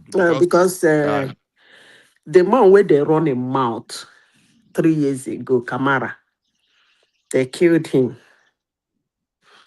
And as they follow the story, reach before I enter this platform, the Malian army are in hiding. So unless they come out from their hiding and then decided to join forces, because those people, the only place that is remaining is Bamako or whatever. That's the only place that is remaining. The Russian army left. They surrendered the Pakoshe, is it called Kapo or whatever, the main military base. Why am I concerned? Somebody will say, why am I discussing what is happening in Mali? From Mali. Nigeria. From Mali, it's very close to Nigeria. Yeah, 300 kilometers to Nigeria. Extremely close to Nigeria. So if those Russians left their arms and ammunition and ran away, that means those guys have laid their hands on it. In fact, the next place they will come to is Nigeria. They'll just go to Niger. Niger, yes. Because what they were showing in the news here is actually heartbreaking. It's actually heartbreaking. They killed the Kamara that was telling the whole world. They invaded his compound. They invaded his compound and find they're saying that. In fact, what they were even showing in the news here is where the thing at the background is where the Malian military, where they're hiding and peeping through the window. That is what is at the background. I'm telling you, because the guy who is the architect of everything, like who has the brain to give France little finger, give everybody little finger. I don't even know what that ever means, but I don't know why they did what they did, because they're out of ECOWAS. They don't have sophisticated weapon. The only person they're relying on is Russia. And Russia is fighting a very detrimental war, because as I speak to you now, this guy lost his election. The Hungarian... Zita, Let me finish before I lose my thought. The Hungarian president, Orbán, that used to block money for Ukraine, lost the election immediately. The European Union released 108 billion to Ukraine. Yeah. So Russia is fighting a dicey war. He's ready to grab any arms and ammunition he can lay his hands on, not bringing it to one reckless, headless, emotional, shallow-minded humans in Sahel. So I don't know, because the military, as I speak to you, I don't think they have enough to fight those people. But if you say they've run them over, hallelujah, praise God. I'm happy if they've run them over truly, as Salah said, I'll be very happy. But Madam Zita, I want you to address this. You see, I'm here for update too, because now as I hear update, I come here too. Don't quote me. I'm only quoting what I read. So what I want to say is this: I see this as a failure of Nigeria as a country. I think Nigeria is a major country in the region, and I think we, number one, should have a military capacity to defend our own borders and make sure that we don't have insecurity within our own borders, but to also police the region around us, because evidently we are surrounded by poorer countries, and we should be able to dictate to an extent the security situation around those countries. But see, the problem of Nigeria, agitation in every part of the region is too much, and government is not addressing it. That is the main problem of Nigeria. Not all these any external forces. The main problem is that the agitation in all part of region of Nigeria is too much, and government is not even giving a dime to it. That's the problem. But if you want, sorry, Aruka. Why did you say Nigeria is the problem? Aruka, can you hear me? Yes. No, I'm talking about the government. I think the issue is this: if you said there's too much agitation in Nigeria, if we really want to say it, that means you want them to break the country. Not break the country. Federal government has to address it. This. What makes me a little bit uncomfortable is because those people fighting in Mali, they are also these ISWAP people. See, the thing there is separatists. Yeah, there are the separatists. No, it's a Tuaregs or Madam Zita. It's a lot. Wait now. I'm going to come to that in a second, but let's reminisce. Yeah, ISWA. What I just read now, ISWA is the major terrorist group or whatever you can call them that is overrunning. They are the one that entered one of the state governor office, a big city in that place, and they are also playing in Nigeria. Although Nigerian army was able to decimate them, but they are playing now. And so I think, to be frank with you, if we want peace in this country, I think our brothers in Northeast and Northwest must come on board with equity. They must tell their people, they must stop this. If they are not going to stop, I think if we are playing with fire, they are going to stop. You are not going to wait. Remy, you didn't actually say anything. They say agitation is too much in all parts of the region. You have to address it. What is the agitation? The agitation is that they want to come back to power. No, that is not that. No, that is not it. We are talking about we are not talking about the elite. We are talking about Remy, please don't bring us to Nigeria. We're not talking about Nigeria now. Let me finish saying what I'm saying. What concerns me with Mali? Madam Zita, let me quickly say this so that you can then address it, because I really want you to address it. So I see this as a failure in Nigeria, but I think as a failure not in Nigeria alone, but across some important countries in Africa. And you can see that there's been a rise in a lot of this rampant insecurity across this band of Africa since the fall of Gaddafi and the fall of Hosni Mubarak. There's no possible way that Hosni Mubarak will still be in charge in Egypt. You have a Gaddafi that is still running things in Libya, that you'll have the Tuaregs running rampant the way they've been running rampant in parts of Africa. And also this Deby as well. I think, was it Deby, the former Chadian president that was killed?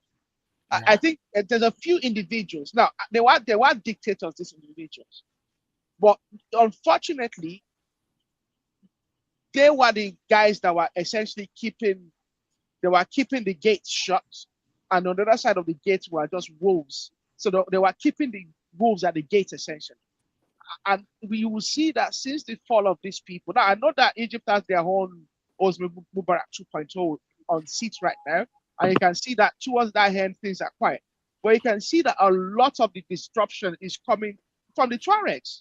Remember that the Tuaregs are the same elements that Gaddafi was keeping in check. Okay. So I think there's an element of that we are seeing, really. Okay, let me say something, because this is what I've been following. And if anybody says that what is happening in Mali does not concern him as a Nigerian, it's actually laughable. Because what is happening in Nigeria did not spring.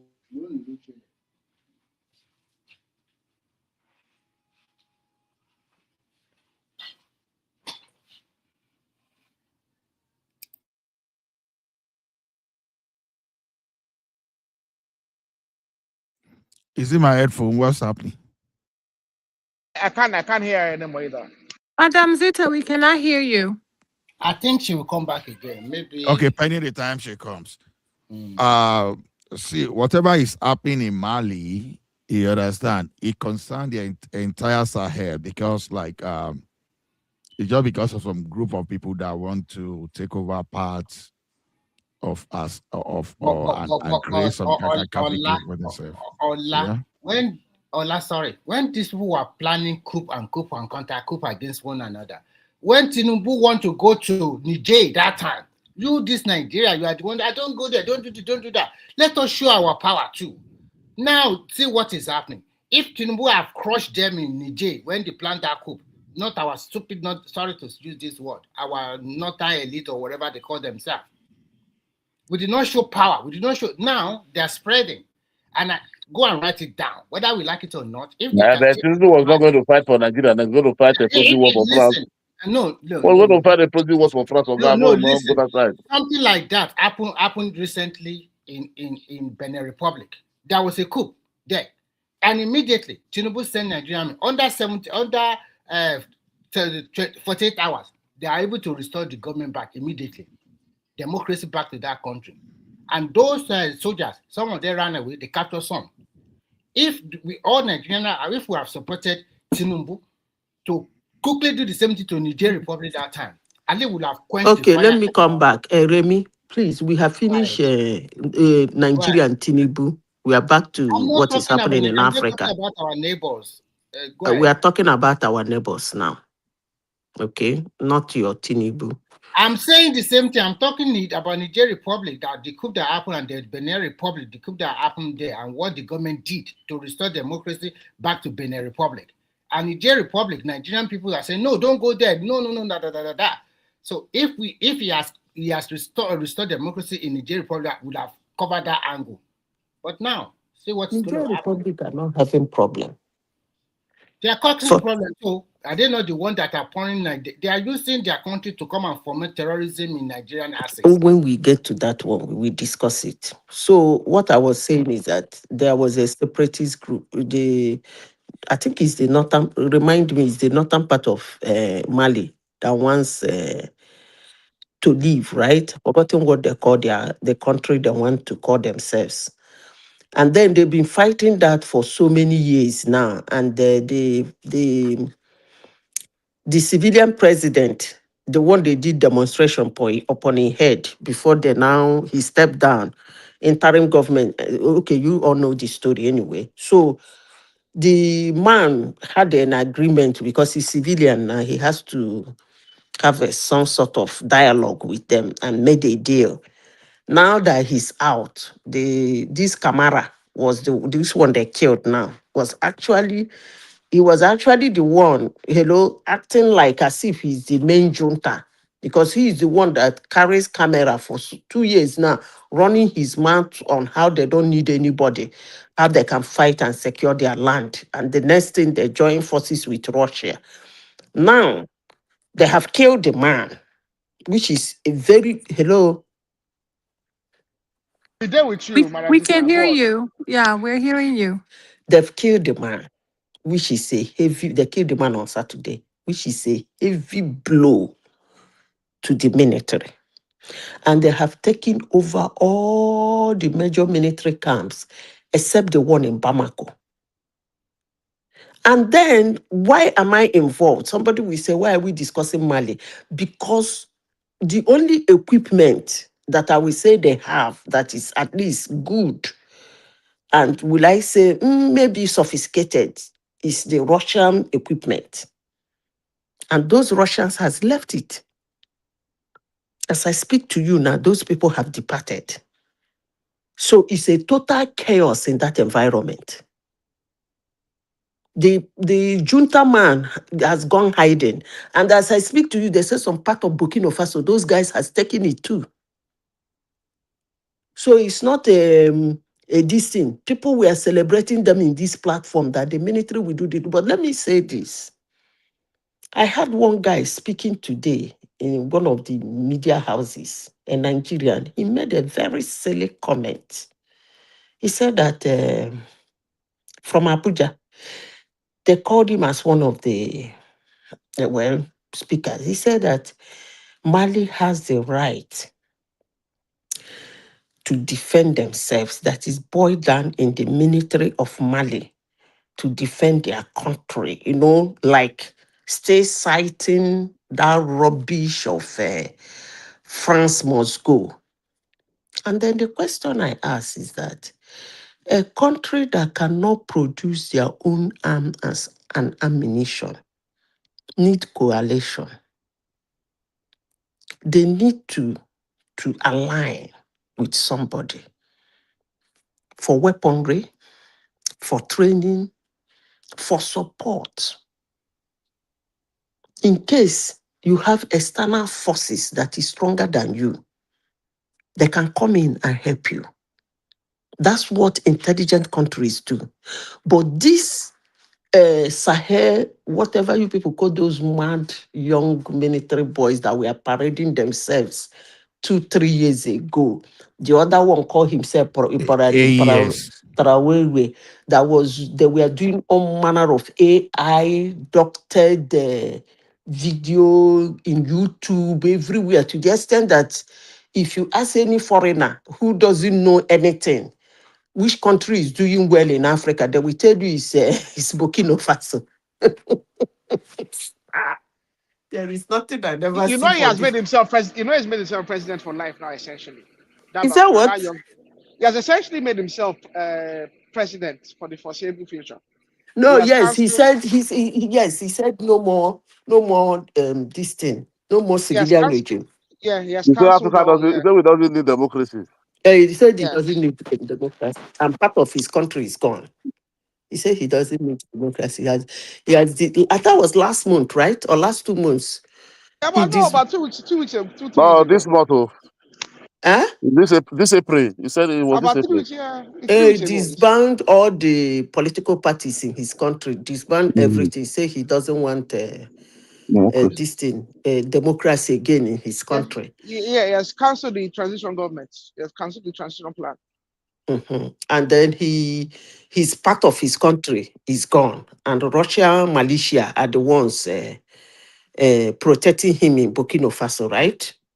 With Burkina Faso money, right? Okay, no problem.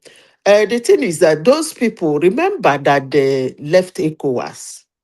You know that? Yeah, part Yeah, of no. them. Yeah, So, who are they running to now? Which country can ship arms to them? I'm talking about their military now. Is it Russia? Because that's the only country they said is the best for them now. They said Russia is not. I don't even know what you people mean by colonial master. I don't. You see, honestly, I will say it anyway. Why is it that the only language we understand that can move us to accept something is when they throw fear and they throw anger to us? That is the only way we can accept anything. When they stroke fear, put fear in us. Hey, this person is coming to do this to you. Africans will react. Or they say, remember this person did this thing to you, did it. Why? You got angry and you react. Why are they? And that is the only strategy they have for us. So it's not changing. And they're still using it, even in 2026, they're still using it on us and it's still working. That's how shallow-minded we are. How can a country stay and say that the only country he will align with is a country that is fighting war? Okay, not just a country that is fighting war. Russia is a country that likes fighting war. Not that they even produce a lot of ammunition like Israel. They're not even producing like Israel, but they like fighting war. That Putin of a man wants to show the world that he's a strong man when he's not. And then you say that's the man you want to align with for help to protect your country. How does that work? And I say it in this platform, everybody abused me 2 years ago. That if they need the junta, blah, blah, blah. Even Nigerians were calling for our own to be changed to junta. I don't understand, because this wrestling, I'm just scared because the so-called Russia, if they said they left with their equipment, I wouldn't have been bothered. They said they ran away, leaving their arms and ammunition. When militia overrun them, they don't run. Okay, back to and you see, that is the same thing you said about Gaddafi and Saddam Hussein. When those things happened in those places, they would have taken control of the stockpiles, but they didn't. And that is what those people are still using, running around Africa up to today.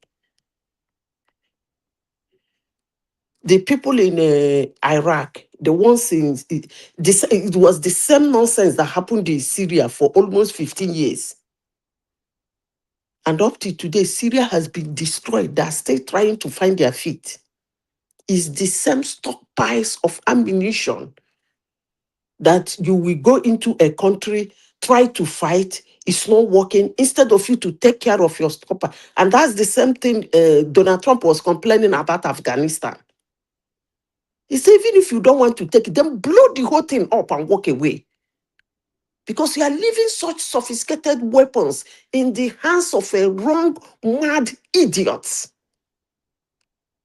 who are going to use it for using sake, not knowing the consequences. And Russia has done the same thing in Africa now. And everybody say, it consign us, no be Mali. How does that consign us? Okay, no problem. Thank God I did that.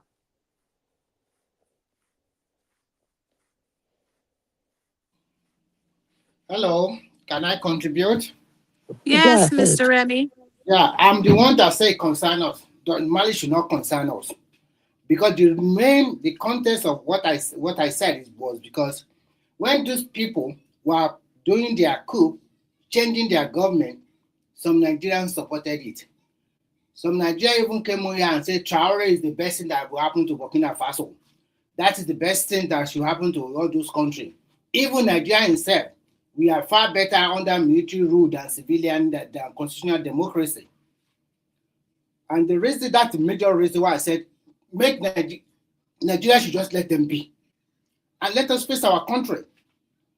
Because whether we like it or not, we have our own problem in our hand.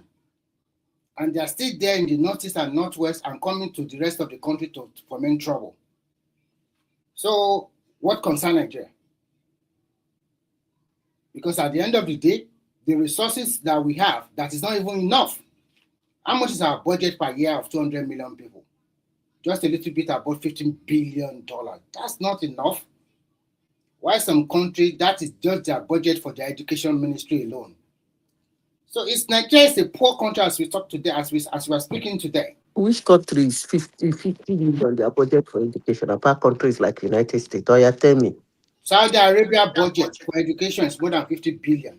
For education is what are you talking about? United How States? many of them? How many countries in the world that their education is 50 billion? I just gave you I an bet example. no they talk that thing where they talk about. I beg, Gary, don't please. All these countries you are mentioning, they are just on old glory, and they are also the one that is fomenting trouble all over the world. When you talk about China, Russia, America, and those superpowers, they are the one fomenting the trouble. If they have not taken out Gaddafi today, maybe all those arms will not have found their. You know, I sabi talk rubbish. Anytime somebody say Russia is a superpower, it turns my stomach. That is your opinion. Are they not a superpower? If they're not. America should go and they're not. They're not. Okay, I give you chance to speak. Can you also allow me to give my own? So don't interject, please. I beg. So to me, I see a big problem, and the first thing is that first look inward. Is your own country, is it safe? So the government should work hard to protect Nigeria, any Nigerians in this country, in Nigeria, instead of talking too much about what happened to, because I know that this kind of thing will happen in those countries. There will be counter-coup, there will be insurgency, because we can all see, we have all living witness of various junta in Nigeria. What have they given that country? Mystery. Turn Nigeria into anything. We all witnessed the time of all this military government, whether it's Babangida, whether it's Abacha, whether it's even Buhari, or even Obasanjo as a military dictator. What have they given us? The best time of Nigeria is 1960 to 1966, when the regions were just apart and everybody was working towards development of their own region. Since the military came on board, what have we gained? Even this democracy we have enjoyed for over 26 years now. They are the one that brought it, and they used to squeeze. And I mean, the law is not even favorable to the country. That's why you see a lot of amendments. But to go back to what is happening in Mali, or maybe it will happen in Burkina Faso, I'm not really surprised. I know it will get to that stage. And if care is not taken, Burkina Faso too might be overrun. So I will just I will conclude this way, that Nigeria should look inward and protect Nigeria as a country and Nigerian people. Thank you.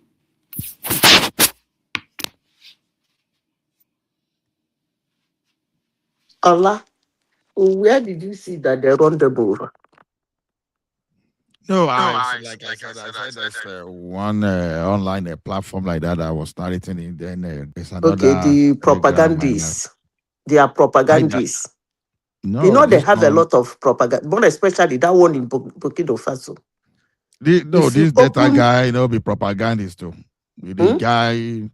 This guy Mazel is not a propagandist. So why is he saying what is not in the news? Where did he get it? Let me see. This guy even get the news we don't get. Sometimes the guy don't invite. What's his name? Arnold. He invite Arnold to interview one time. Then there's this guy, or this Oyibo guy, just so this guy is credible, to be honest, to the best, at least. But I'm not seeing it now. I'm still watching the news. I'm not seeing what you're saying. Because in the past, this guy, because it's supposed to be breaking news. If such a thing happened, it's supposed to be a breaking news, because it has been chaos in that area. Like I said, I don't know. That's why I want to know too now. If such a thing happens, it's going to be a breaking news. It's not going to be something one person will sit down in his corner and call himself credible and be saying it. If that kind of a thing happen now, those military run them over, and buy all of them now, or a chunk of them, and push them further. Every news channel will just run it now via breaking news. It's supposed to be a breaking news. Now Nigeria, or don't you think so? No, I aware. News these days, if you don't even know what to believe again. That's why I run to the channels to ask those people. I think I'm telling you that those people are heavily paid to parrot those news. I don't care who you say is credible. So, Madam Zita, how about the Trump one that happened, the shootout? You think that one is genuine? Of course, it's genuine now.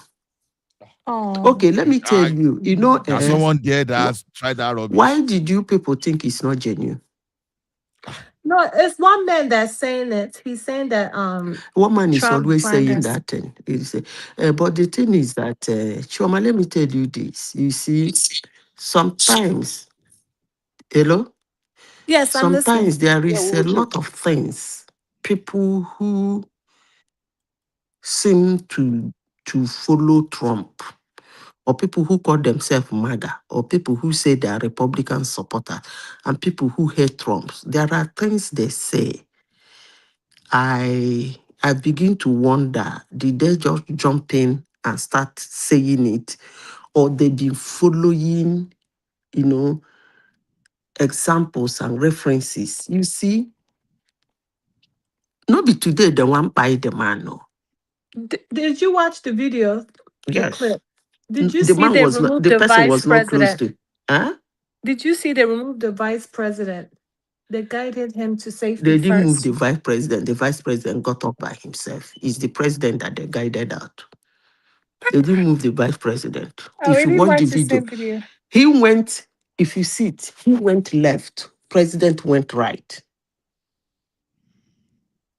He went left. President went right. Watch that video very well. You will see him push his chair backwards and got up. Two men followed him. Then the president was the one that blocked. Everybody blocked him. And then before, as Vance was leaving, those, what did you call it? SSSS. Those people who are trained for such situation, they jumped in and they mounted position immediately. But that thing did not happen where they are. Okay? It didn't happen with the gunshot was not where they are. It's far off from where they are. But the thing is that the question is, how did the person get close to that place? But they said the guy lodged in the hotel. He lodged in the hotel. So the question of him coming in there was, he wanted to break the security. And that was when he fired the shot. And then now they raced after him. So it wasn't like he entered where Trump is. No, he didn't enter where Trump is. But then when they were interviewing him, he said he was targeting his people in his admin. He didn't say he targeted Trump. But the belief was that he was targeting Trump because he had posted a lot of things about Trump. But I don't even know why people are saying it's planned. Why would anybody plan that kind of a thing? In 2016, a British guy wanted to kill Trump now. We people have forgotten. Yeah, but this is a sitting president. Now, how realistic is, how stupid can someone be? This is a sitting world superpower president, and how stupid can someone have been to even try that silly thing? Because you don't know American history. Americans are good at assassinating their president. That was why they trained that squad. That special squad is meant for such occasion. I think this one is stupid, though. No, the guy is not stupid, though, because he lodged in the hotel. That thing is not done in White House. The thing is not done in the White House. That thing was done in Chomache is Hilton Hotel, right? Hello? Yes, it's in Hilton. Yes. So it's not done in the White House. It's done in Washington, but not in White House. And then the way they said it is that the hotel has their own security. And there they have their own security. So you should also understand that that thing is clash of security. Because in the hotel, you can drive into, Shomashe, you've been to that hotel. You can drive into their underground basement. When have I been to the hotel, Madam Zita? Oh, and it's a popular conference area. Now you like going to conference. Shoma, Madam Zita. everybody think you go to hotel a lot. Okay, hold on. Calm down. Don't see it in that light. Why did I say that? If you are somebody who attend occasions in Washington, it's a popular place they use. That particular hall. for weddings, for workshop, for everything. Okay, because why? It is the only hall in that area that can take up to 2,500. That is 2,500 seated. So that's why they use it regularly. That's why I said that. Because I believe I see you as somebody who always like going to conferences and all those things. That's why I said it. It's a popular hall they use because it's the kind of the largest. They have that place for reasons I don't know. Hello? Yes, We ma'am. can hear you. So that why the Showman don't be angry. That's why I said it. I'm not angry. It's just funny. Easy, because I see you now. You they go conferences. You always they like they go those weddings and crowds and all those things. So I just felt you've been there because if you've been attending anything in Washington, you must one way or the other be there because that's the commonest. It is the kind of the largest they have. So if you drive to their underground basement, you can just come out without being checked and enter the elevator. You don't run places like that now. Come on. You don't run places like that. And they said the guy used train, knowing fully well that if you use train, your luggage will not be checked. So he planned his way very well. You cannot use train all the way from California to Chicago, from Chicago to Washington, D.C. Now, small waka to go shoot gun when no go reach. I don't even know what is giving them that guts, but that guy has been a target anyway. They might not get him now that he's a president, but when he finishes his presidency, he has to be careful because he's doing a lot of things that he has so much balls. His second name, Mascata.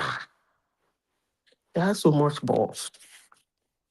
I've never seen a president that will go into conflict in election year. It's only Donald Trump that can do that kind of madness. So it's not, Shoma, it's not planned. It's not planned. So many people are very angry at what he's doing without knowing, based on what some idiots sit to tell them. They don't think. They just believe. They wait for somebody to think for them. So it is what it is. It's not planned. Okay. So, Mike, did you want to say something? Well, I mean, what happened with Trump? It begin to be questionable how sophisticated Americans always claim to be, man. They've been trying to people. There are more people that assassinate presidents of like Russia, even China, but we don't hear about people getting so close to doing it. Like you've been seeing how people get close to assassinate American presidents. I mean, look how close they've been. Almost 4 times they've been so close to killing Trump. Even Reagan, someone shot him like in the 80s. I mean, like, you don't see that happening in countries like Russia. I mean, it kind of proves to you that these countries are, these Russians and the Chinese, those people are way more advanced than the United States, to be honest.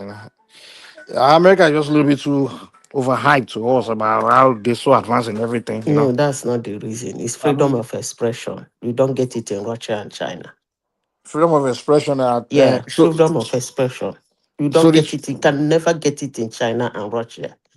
If the Chinese president, assassination is let freedom me of explain to expression. you. Assassination attempt. What's Let that got me with let me freedom? explain to Freedom to you. assassinate is only in Mike, America. will you listen? Can I explain to you why it is easier to attack an American president and it's not easy to attack a Chinese or Russian president? Mhm. I will explain to you because we need to learn. In China, if Qin Zhongqing is coming to Hilton Hotel to do anything, nobody will lodge in that hotel. You don't Somebody query will launch. it. You can't query it. You can't It's not, go but to it's not court. only in Hold hotel now. on. We've Let me seen outside finish of now. it's not only in hotel they're trying to assassinate Trump now. Even Let me in his finish. rally.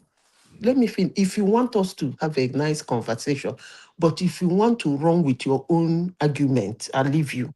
But no, I'm not arguing. I'm just presenting. Somebody want to ask me to talk, so I'm just expressing my own view. And I didn't ask question now. It wasn't I'm a question. trying to explain to you that it's not the sophistication.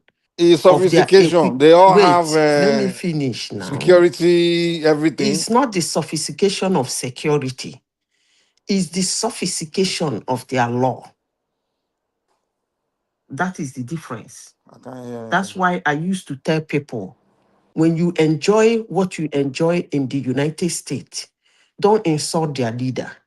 Because if you insult them, you are aiding and abetting that thing they're doing. It's the sophistication of the law in the United States, which Russia and China do not have. If that hotel called, what is it called, Hilton Hotel, and somebody is a regular customer there, he booked to stay there for 1 month.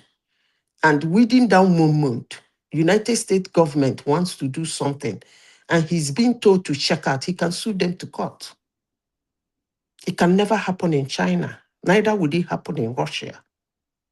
So it's the sophistication of their laws and policies that is giving them that freedom that you get close to their president. You don't have that sophistication in China. Neither do you have such sophistication in Russia. If Chinese president is coming to Hilton Hotel in Beijing or whatever they call their capital, I don't care. The whole of that environment will be condoned off, and anybody lodging in that hotel will be kicked out. And he cannot contest it in any law. So that is the difference.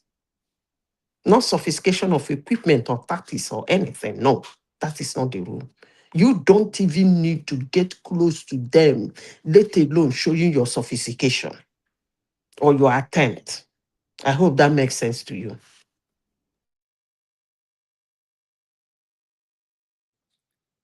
Mike, can you hear us? I don't think Mike can hear us because he left the stage for a while and he came back. Who wants to contribute to speak on any topic you want? Somebody just came in now. Yeah, that is Mr. Midwest people. Midwest people, are you there? I do. Good morning, madam. How is everybody? Fine, sir. Yourself? I just don't make a list this morning. I see what they discuss. I mean, people not there again. Your people for Mali, they don't pursue them. The thing is that we should be worried about our country, because I think they are coming to our place. Our place will be more fertile than even that Mali.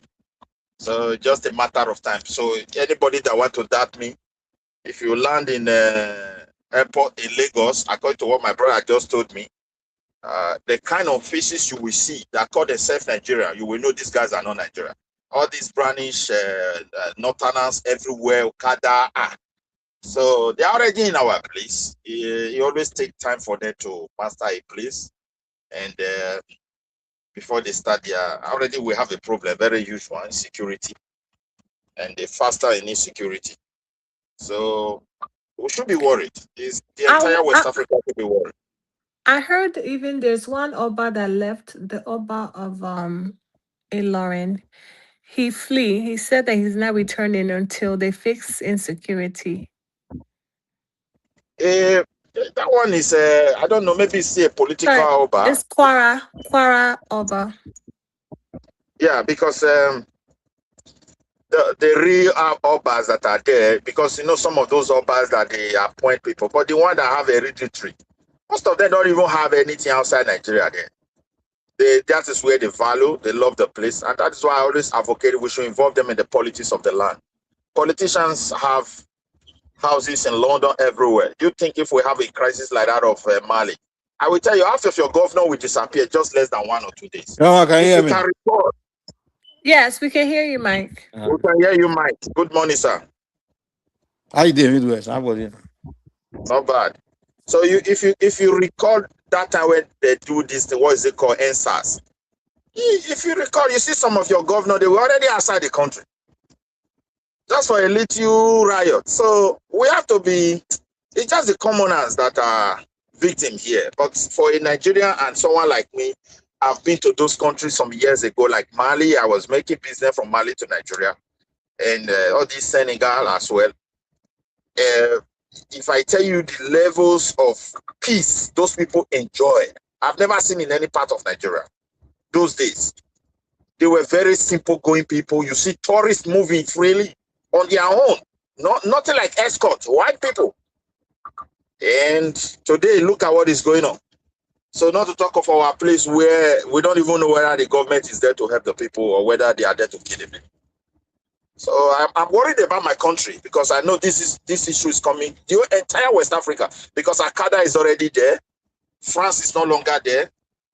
People like Trump will not fight a war without a deal, except to threaten American interest. And looking at those facts, Midwest, let me come in real quick. No, no. Okay. Let me be honest with you, man. I think if we have to solve the West African terrorism problem, because it looks like the whole terrorism thing is because it's going on. It's not only a single country. It's like it's going on in Nigeria, Niger, almost the whole West Africa, Chad. Even sometimes here they attack in Cameroon. So this attack is just like a group of terrorists or whoever small group they are. They're just attacking a bunch of countries, and these countries are individually fighting them. I think that's where the problem is. I think what these countries need to do is see that they're all dealing with the same problem and come together and put their egg in whatever it is in one. What's the word? Put their heads together and do the battle together. I think that's what they need to do. And if they have to partner, like for example, Nigeria right here is partnering with US to fight the same terrorists that's fighting Niger, Burkina Faso, and Mali. And Mali, Niger, they are partnering with America's enemy, Russia, to fight the same enemy that's fighting Nigeria. So I'm like, does this make any sense? What sense does this make? What all of them need to do is see that we are all dealing with the same enemy. One group of terror groups or whatever, whether they're the same group or we're dealing with the same enemy. Come together as one, put your armies together, your resources together, and fight the single battle. Kill the birds, with or whatever, one stone, whatever, I don't know if I'm putting it the right way. That's what they're supposed to be doing, but they are not doing that. If whatever this superpower that you are trying to partner with to assist you, find the one you trust among them. The one that doesn't have any kind of baggage or history of sponsoring terror against you or something like that. Whether it's Russia or whatever it is, partner with them for the weaponry and then work together and flush them out. Because you are working as individuals. You understand? That's what the problem is with these West Africans, these blacks. I don't even understand how they're thinking. If Russia is the one that you all trust, then all of you, Nigeria, team, work with Russia. Why is Nigeria afraid to work with these Sahel guys? Because you don't want France to be mad at you, America to be mad at you. Come on, man, solve your problem. You guys, you work together and stop being afraid of external force that will be angry at you. I don't see why Nigeria is still angry with coup that these countries did. It's been 3 years, man. Get over it, man. Move past it. You understand? They did a coup. Okay, we know that the coup is not right, but you are dealing with big problem. You're dealing with problem. You are dealing with terrorism. Why is Nigeria still not associating themselves with Niger, Mali, and Burkina Faso? And even Ghana is just behaving like I don't even understand. Snitching, rapping. I don't even understand, man. Like this ECOWAS, they need to get together and solve their fundamental problem that they're all dealing with. To me, that's what I think the problem, where the situation is right now. Mike, the thing is this, ECOWAS is no longer there. Most of those countries are no longer ECOWAS members. That's what I'm saying. You don't have to be members, but you deal with your problems. Come together and deal with your problem. How can you, Mike, let me ask you a question. How can you deal with your problem? How can you deal with your problem? You work together, you deal with the problem. No, you see, when you are... They have to deal with this problem, man. Let me tell you, when you are a country that do not produce arms and ammunition, you need to align. And those countries, even if they come together 100 million times, they cannot do anything Why? Because they don't have the wherewithal to do anything. But that's what They I'm saying now. refuse. Let me finish. They refuse to align. Align with They- what? With anybody. It doesn't matter. But they are all aligning now. Are we With not talking who? about Niger aligning with Russia and those Sahel guys?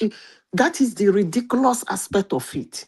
And Nigeria is aligning with America. Hold on. How can you align with a country that is always fighting war and does not produce enough ammunition for itself? Who's always fighting war? Russia, of course.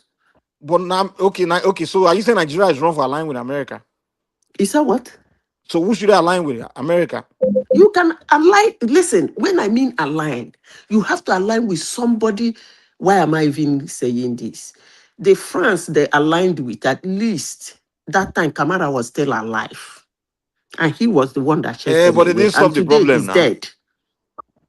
Today he's dead now. Whether he's dead or alive, but it didn't solve the problem. When He said France is, you people said France is colonial master, is stealing from you people. Okay, let's leave that. Nobody said that tonight. I didn't say that. But let's stick to the main point. You remember when you people used to laugh? Hold on now, hold on. Forget you people. I never said that. Let's not deflect. Let's not deflect to what they say, what they didn't say last week. Let's talk about what we are talking today. Hold on, mediums. Hold on. Give me a second. Wait now. When they were aligned with France, the problem was not solved. And that's the reason why they started to look somewhere else. At least they are now, in the history of there's the no alignment substance with at France, least. It their wasn't military solved. head That's was the not fact. pied.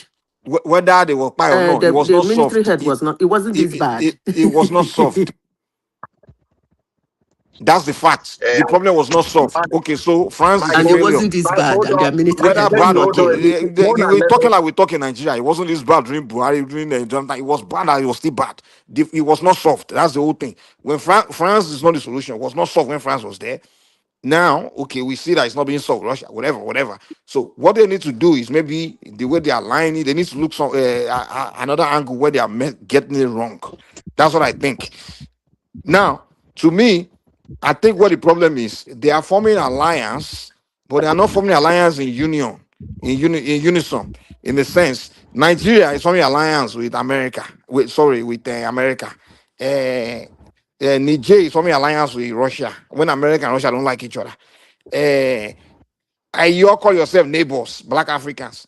And then we don't even know these people you are forming alliance with. You don't know which of them to trust. We don't know whether they are the one even giving going to your enemy or giving it to you. You don't need to trust anybody. All you need to do is to get the training, get the equipment, and that's what I'm fight your saying. battle. And that's what I'm All saying. the alignment But let me land now. is for them to give you their equipment. And for that's you what, to and be that's where able I'm to going. purchase their equipment. And for you to be able to have access to a reasonable training that you can use to defend yourself. I am going. Let me finish. But let him finish. She's the one that started. Exactly. She won't even let me take over my where I'm saying. And then she's trying to tell me. It's okay. So the point is, they need, like I said, you form alliance with this one, that one is not working. So maybe it's not the alliance that's you're forming that's necessarily the problem. Maybe it's you that's is the problem. Just like you are saying, what you are just saying is where I was going. Maybe what you need from this superpower is just tell them what you want from them, and you lead your battle, lead your fight. You don't have to invite them to come and do your intelligence for you, being your midst, be the one leading you in the front, like the Niger telling the France to come and be leading them to the front, and those ones are just deceiving them. No problem was solved. Now Nigeria is calling the Americans to come and be leading them in the intelligence front, and it's not solving. The problem is intensifying. Niger too, all of them, they are just behaving like mumu. Instead of them to say, okay, America, what I need from you is just your guns. And Russia, what I need from you is your guns, your weapons. I don't need you to come here on ground to come and show me my way around. This is my terrain. I'm the African. This is my land. I know my way around. And this is all I need for. I don't need you here. And then they all all of them work together. All the armies, all of them work together as one and flush out the ragtag enemy, single enemy that you have. Put your heads together, your resources together, and flush the problem. That's what they're supposed to be doing. But they're all working individually and begging a slave white master to come and solve problems for them, to come and do the thinking for them. It's like they're not thinking. Wait, Mike, make I put something there. You see, you can't just solve problem by kinetic alone. You have to look at the genesis of every problem. As I said, Mali, I've been to that country several times. But I saw peace some years ago. Now, what the Al-Qaedas are exploiting is the wickedness of average black man once they have power. The desire and the need of their neighbor they perceive weak. They don't want to address it, or it's become a very big crisis like what Mali is facing today. When the Gaddafi was alive, or even before Gaddafi, the Tuareg people are the one that actually stays in those three Sahel. They are the Tuareg people. And that is their land. And those chunk of that land belongs to Mali. And there's enough resources in those areas like uraniums and all those things, which France has been mining for years. My friend, my brother, we don't need to get into all that. Listen, Mali is dealing with terrorism in their land. And Mali is only one. Oh no, wait. Calm down. You don't understand what is going on in Mali, then. You don't understand. I get that. I don't have to understand. Hold on, calm down. I don't have to understand what's going on. What I'm trying to say is this. Okay, Mali is, hold on, wait. My brother, we don't need to know where problem is coming from. Here's the deal. Okay, then you can solve it. Calm down. Mali is suffering for terrorism. Wait. Mali is suffering for insurgency. Niger is suffering for insurgency. Nigeria is suffering for insurgency. Now, each of them individually are fighting the insurgency. Why can't all of them see all insurgency, whether they are different faction or not? Look, all insurgency, see them as one army. And you, Nigeria is supposed to see Mali problem, since you are dealing with similar problem as your problem. And Mali is supposed to see Nigerian problem as, okay, my problem too, because I'm dealing with similar things. So we need to categorize all the terrorists, whether it's Tuareg, Boko Haram, all of them, they are terrorizing. See them as one group of criminals. And all the governments in Africa and the people of the Africa now get on the same page and see the problem as one problem they will have to solve together, irrespective of their origins or their ideologies. See them as a bunch of criminals. When police are out there to go after criminals, they're not saying, oh, we're separating the armed robber from the car theft or the pocket pickers. They're all criminals. You just go after all the, put them together as criminals. And the police put their, you put your resources together, go after all as one terrorist group, all of them. And the whole West Africa, get the communities, the society, everybody, one hands on deck, and just flush them out. That's how we should be thinking. Right. In theory, what you said makes sense, but in reality, it's not going to happen. First of all, what caused Mali problem was separatists. A large region want to have autonomy. They demanded for autonomy first. The government rejected it because the majority is from the south. And now they gang up again. They said they want to have their own country. And that is the genesis of the problem. That's what I'm trying to present before you. Oh, like guys, Biafra. Yeah, the same guys were the one fighting Al-Qaeda for years. Al-Qaeda could not dominate in those areas. Gaddafi was using them to. They are the people that Gaddafi was using in those Sahel. When they tell you Sahel have priests, he gave them money. They gave him information. The movement of everything in that Sahel, these are the tribe that knows it. So when they ask for it, as I said, the wickedness of every African black race, when they have power, is what is destabilizing, and it's going to affect your country, whether we like it or not. So these guys, they attacked the government, and the government fought them. And when France came in, France is always there for their interest. They want the war to remain indefinite so they can be power, presenting themselves as a protector of the area. And they will, and once, as soon as they remove Gaddafi, the place becomes so open. And these guys open hand. So they have, even they were fighting the Al-Qaeda. It gets to a point. The problem now is that they now align with Al-Qaeda and say, come, you're not bringing the bad guy. Let's fight together. So now, how are you going to solve that? You have the same people in your country, and we are fighting them, but the ideology, we don't want to address it. Which kinetic, as Madame said, we can't even make catapult. Our ancestors know how to design bow and arrow. They know some plants that are very poisonous that they can use to cook the spear. How many of us can do that today? We can't produce anything. So you want us to form a large of bunch of nonsense that cannot invest in science? What are you talking about? Let us be, we just have to feel worried for our country because they are already in our place. This is the problem that Mali is facing. America cannot risk I have met a soldier from Sweden who went to those areas. He told me, man, that place is hellfire. If you go there, only the temperature alone, we just can kill you. He doesn't even know how people survive there. So it's a very terrible terrain. The Mali is as big as twice as France. And those chunk of desert is very difficult to navigate. So if these guys who just want autonomous now align with Al-Qaeda, that means they're going to lose the country. Because you can't, America was not able to Let's move on. Let's move away from a Mali problem. Right? Let's yeah, Choma, there's a point I was making earlier before my phone dropped, man. This about this Trump assassination thing and all this shit that's going on. You see, the fact of the matter is, I think America is beginning to kind of expose himself. I mean, to be honest, man, with these things that's been happening lately, even with this Iran war. I mean, I'm like, God damn, we thought America was this can do it all. I mean, like, God damn, look at this. Now, if you look at people always say Russia is so weak, it's not a superpower. I think Russia is more powerful than the United States, to be honest, in terms of warfare. And I will give you one proof. If you look at the war in Ukraine, is basically Russia fighting war with the whole NATO, all their resources, weaponry, everything is on the side of the Ukraine, right? The entire Western Europe and the United States and Canada, all of them, about over 20 something countries, and they can't defeat Russia and Ukraine.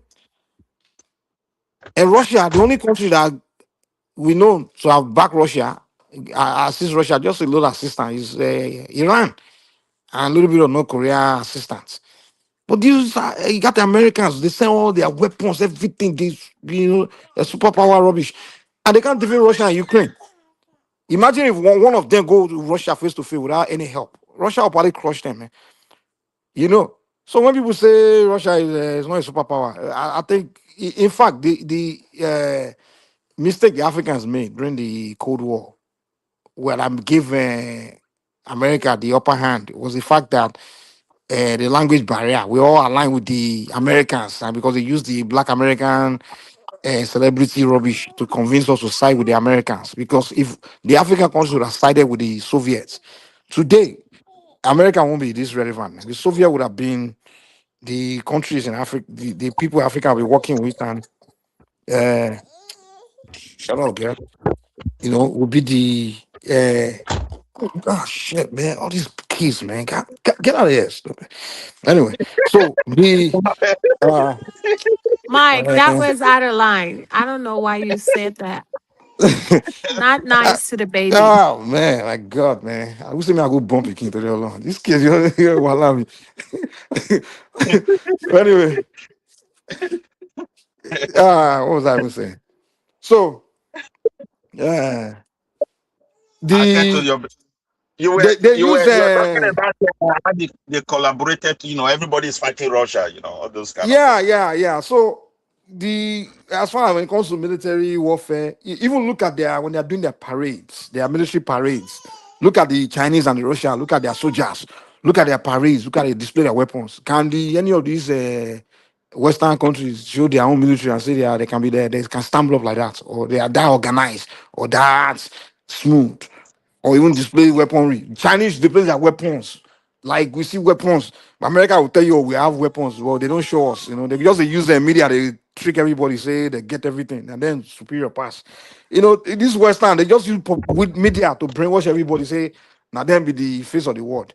The only thing that give them the edge, as far as money wise, is the petrodollar, and everybody just align with their policies. That's it. But when it comes to military, I don't think they can.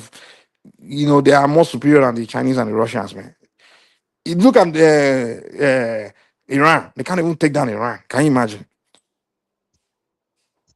You look at Iran just make America look like, I was flabbergasted, man. Like, Iran ain't make America look like this. So, this, we need to be careful. The same way they go use all this media, they make us think, say, Black Americans, they be one kind special group of Black people. Until you come America, you meet them, you say, now these people where they think say they better pass me. When I did Nigeria, they don't even get sense.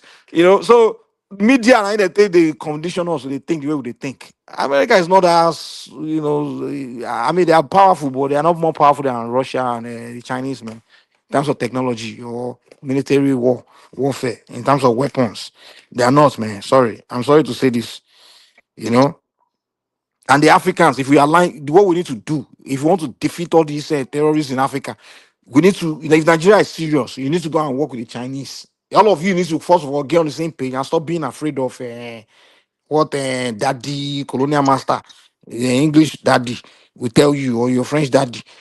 Go and work, all of them need to come together, all the African countries, and just work with the Chinese and the Russians, man. Just flush out the CIA sponsor Boko Haram and all these people you have in your country. You are playing politics. You know, the French, English, and CIA sponsor terrorists you have in your land. Work with the Chinese and the Russians. Be bold, and you will solve your problem. To me, I think that's the way forward, man. If you ask me. Mike, Madam Zita, what do you think about that? Sorry. I think she's not there. Okay. So, Mike, the issue is this: those African countries, can they really work together? That's the number one problem. Because they are afraid of your colonial master now. Most of them. No. Look at Mali, Burkina Faso, and the rest. When they planned that coup and they sent the French away, there was jubilation in their country. There was also jubilation in Africa. They are now independent. They can control their destiny by themselves. When the French away, they now brought in a Russia contractor in the name of Wagner to Burkina Faso. And then Mali, I don't know what they were doing. Maybe they were unable to control the Islamic jihadists. So I think at this stand today, it's like black men cannot handle let me tell you what the problem is. Yeah.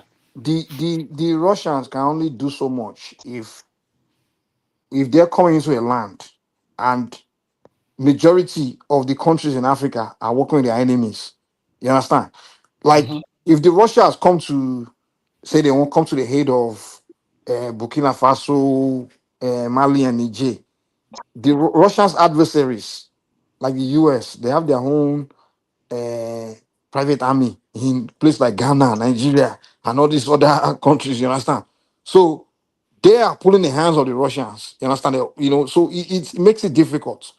And that's why I'm telling you that all of them, all these African countries have to be on the same page. Mike, from what I can deduce personally is because I don't think all these superpower can fight a war for a long time because of several factors. I don't think they have the military capability or equipment to go to a war for a long time. And that is what is happening to Russia against Ukraine. And that is part of the reason that's happening to America against the Iranians. Exactly. And, secondly, what the world is now know about how many fighter jets do you have? How many ships? Look at what the Iranians are using. Just a missile. Just let me tell you, Remy, let me even tell you. See, there's something called psychological warfare. The game these Western countries have been playing with the whole world is psychological warfare. That's what the British did now during their so-called, they say the British Empire. Like, look at all the territory the British claim to be their empires, and they play psychological warfare against people. Like, look, I have this musket. They can shoot down 10 people in this one shot, you know, and they make tens of millions of people believe that they have enough muskets to subdue all of them. Okay. Hold on, wait, let me just make this last statement. During the British Empire, look at the countries of the world the British were controlling, from India to the almost the Middle East to the almost half of Africa. Do you know the population of the British Army back then? Did they have the means to really subdue everybody at the same time? They didn't, no. But they played this psychological warfare of I got this, I got this. A lot of soldiers from their colonies, like Nigeria. They were even using us to subdue us. And what is the interest of Nigerians that they brought to the? What is the interest we got? We didn't get the game hasn't changed now. Just like you just said, they don't have enough weapons to say they want to bomb everybody at the same time, or they will run out of ammunition. They will run. Iran alone, they're already running out of their ammunition. Imagine if they take on the whole world, everybody at the same time. So they can't. So they play this psychological warfare to put fear in everyone. Like, if I come for you, if I come for you. But if everybody put together and say, look, you don't have the means to subdue all of us, man. What's your population? What's the population of your army? Can you occupy us? So, and that's what Africa needs to do. You need to. That's why I say come together and do your battles, be on the same page. that thing, the statement, the last one, they say coming together, it will never happen. And it won't happen. Because the morons that are in charge, they don't know all these things. It's not even they about are falling for the psychological warfare. It's not even about the morons or whatever. The mindset of an average West African against Nigeria is not favorable. An average West African country see Nigeria as big, giant, super rich, and they like to put their muzzle, their weight all around. Actually, Nigeria don't put their weight all around. But I don't think so, though. No, what I'm trying to say, what I'm trying to tell you is that they don't really like Nigeria like that. If truly that we are the same black people and we really want to work together. But you're talking about average, broken, low IQ citizen now. We're talking about leadership. I'm not talking about that. Look at, we are in 2026, and some countries or some of our people are still cherishing the idea of a military takeover or coup. This is 2026 for God's sake. But those are average low IQ people talking on the street now. I can't use that to describe what the leadership, position is. Why are you not on this platform when all those coup is happening in Niger, in Burkina Faso, in Mali, and all of those countries? Some Nigerians were jubilating. They were even... Yeah, that's what I'm telling you now. You want to be talking about idiots, people with low IQ that are rising. They don't know left from their right. It's not that there are low IQ people alone. No. You're telling me those are the people making decisions. Those are the people in high places. They are not the one in high places now. I know. Okay. For example, now we have. They are not decision makers now. They are just ranters. We have Burkina Faso. Burkina Faso, when they took over the country, look at the same man that everybody was shouting is their messiah or whatever. This is the same man that have not turned himself to a life president or life head of state. Does not believe in democracy. It's just an authoritarian society when a military take over. I mean, that's a whole different conversation. It's a democracy thing that we all worship. What I see, democracy to me is rubbish. I'll be honest with you. What I see is that is it going to be easy for all these West African countries to come together and work as a unit? It's easy. Unless you are looking from the angle of the entire population. Like when people, all these Pan-African are talking, they're always saying every black man should unite. No, you don't need that. No. Wait. What you need is few people. The people that are in charge, the decision makers, the only few number of people. You understand? Decision makers in each of these West African countries. If you put their numbers together, now to 50 people. You understand? It's not like the entire 200 million Nigerians have to be on the same page, and there are 50 million or 100 million whether West Africa have to be on the same page. No, we don't need all the people. We just need few decision makers. It's few heads that make decisions. And those few heads, we can easily identify each other, sit in the room and figure and just talk it out and get it understood and just make that. It's not that difficult. Okay, let me come in now. I will look at it objectively. I will first look at Nigeria as a country. Even within Nigeria, we are not so united. We are not cooperative enough. This insurgency that has been happening in Nigeria is already over 15 years now. And still, every time, especially when election is about to take place, we see a lot of insecurity situation. We as a country, we are not united. Just a country itself. Now we are talking about 15 or 16 countries in West Africa. Remy, unity is not what you need to solve a simple problem. I don't know why black people always say we have to. What I'm trying to tell you is very simple.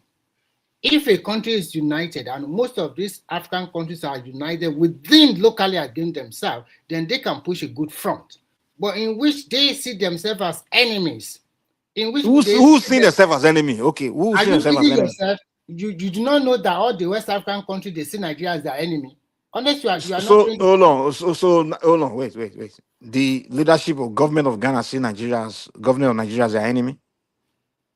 I don't know. Maybe Ghana is okay. We are okay. Tell me apart from this recent, I don't even this Sahel breakaway from the ECOWAS. I just think that's more of a disagreement. But tell me. When which government see another government as enemy in West Africa? Tell me. I don't know how to put it, but I'm looking at it holistically. I'm looking at You are how looking can at people, low IQ people fighting each other on no, social media, no, no, dragging no, each no, other. no, no, That's Mike. different. It's No, like no, saying no, South Africa. Mike. Hold on, hold No. on.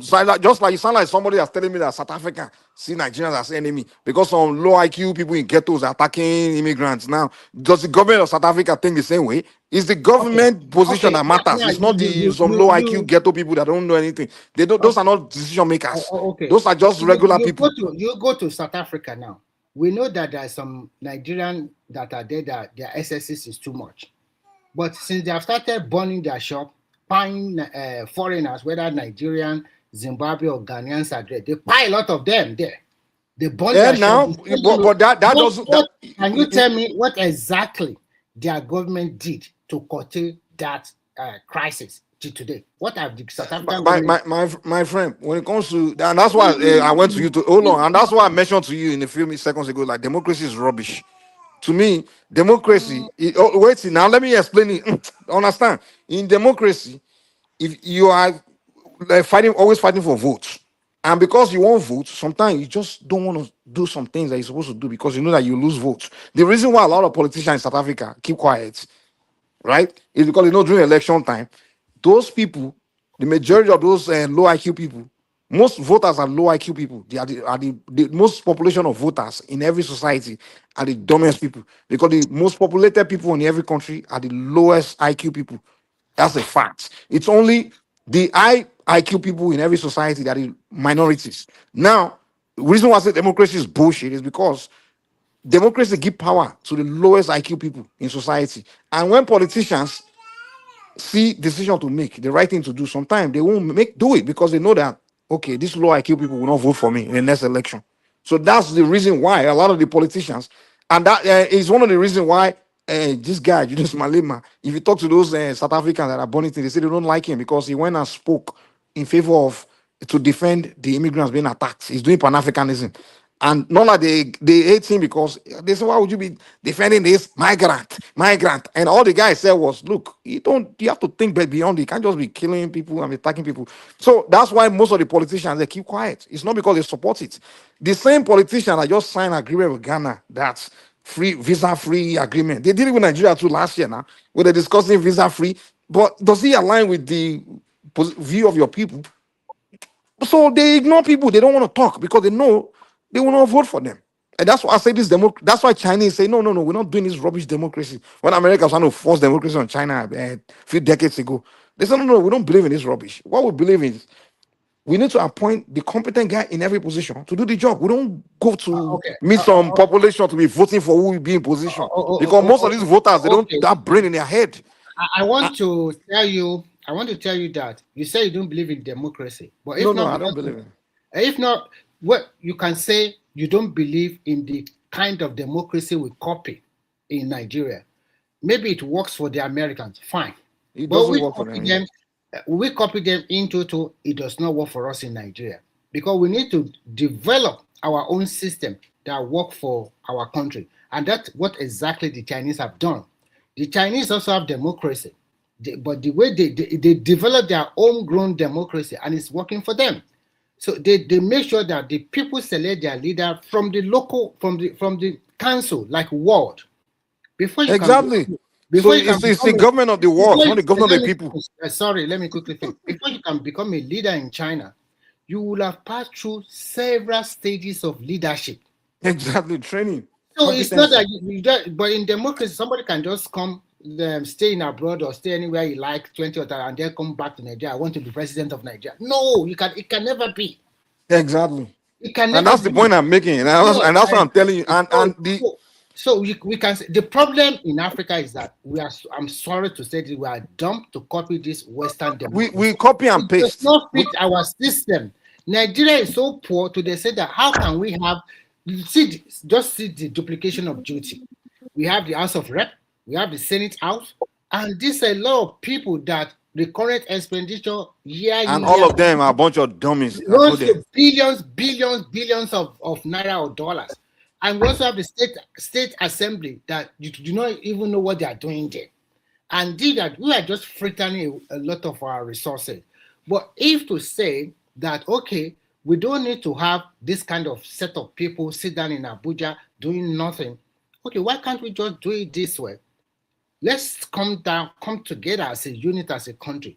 What kind of democracy do we want to do for our people? Let's evolve our own. Instead of spending money unnecessary on all these lawmakers, deputy government, so many people. What we need is meritocracy, not democracy. So basically, this is what. Let me prescribe what Nigeria needs to do. You'll find this is what you go and pick high IQ people from every region of Nigeria, right?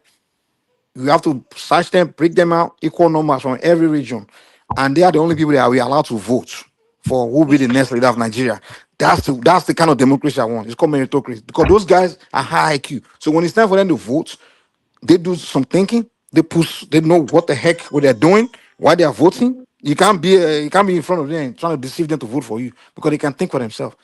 That's what we Chinese do. That's what we need. No. Listen. If I'm to be in charge, right, of Africa, I will separate it. I will search for high IQ people, highly intelligent people, separate them from the rest of the population, and those people will be the one doing the voting, being the one holding positions, and everybody else shut up and follow. So that kind of system you are talking about does not promote growth and progressiveness. Yeah, it does not. What? In what sense? No, let me finish. Sorry. What you are promoting, you are talking about class status. It's a very good example of nearly a little bit what they practice in Japan.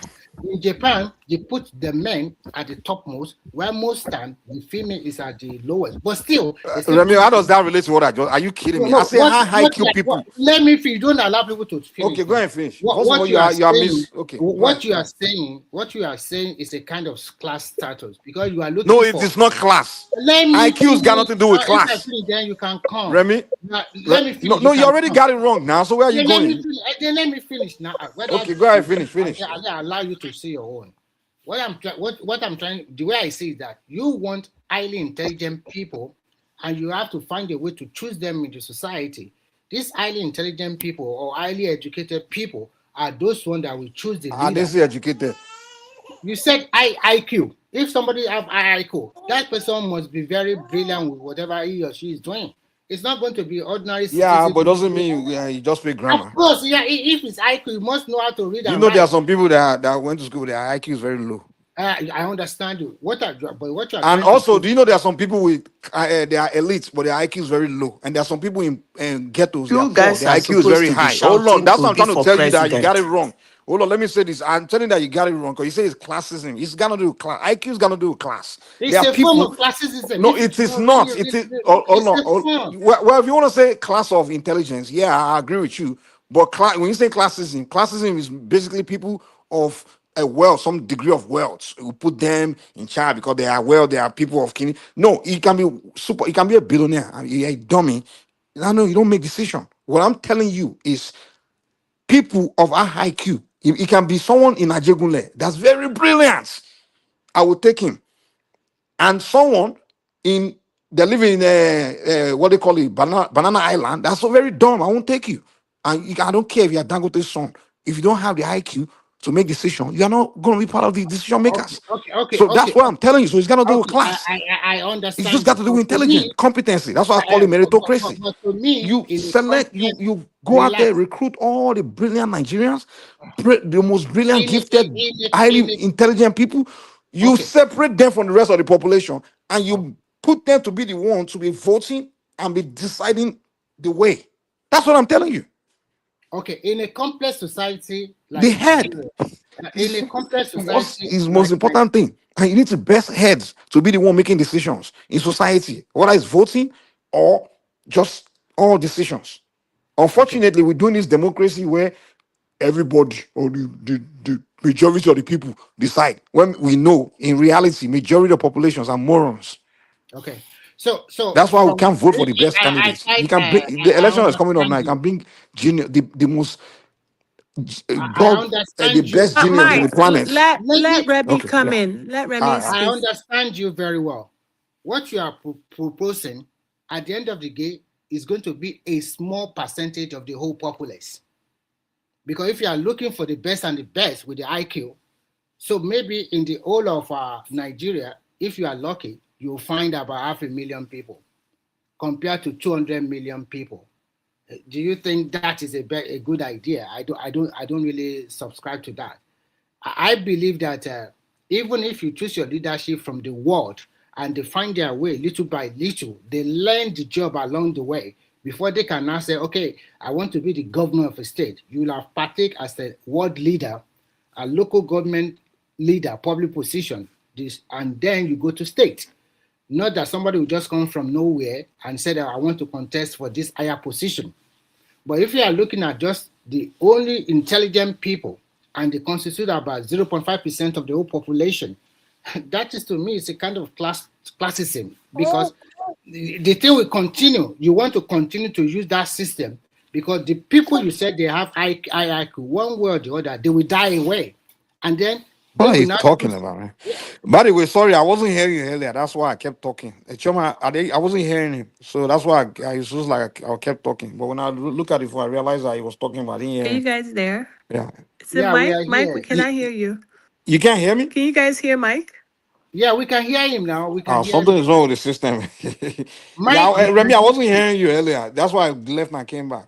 I didn't know can you you were hear talking. me now? But I can hear you now. I can hear you now. Remy, can you hear Mike? Yeah, we can hear Mike. Mike is back, but he went out. He's back now. Mike, what I'm just trying to say is very simple. You are looking for selected people with IIQ. And I'm saying that this set of people you are looking for, when we now look at how many of them can we put together, I don't think they'll be up to 1 million people out of 200 million people. And I also noticed my point that. And what's the problem with that? Yeah, let me finish.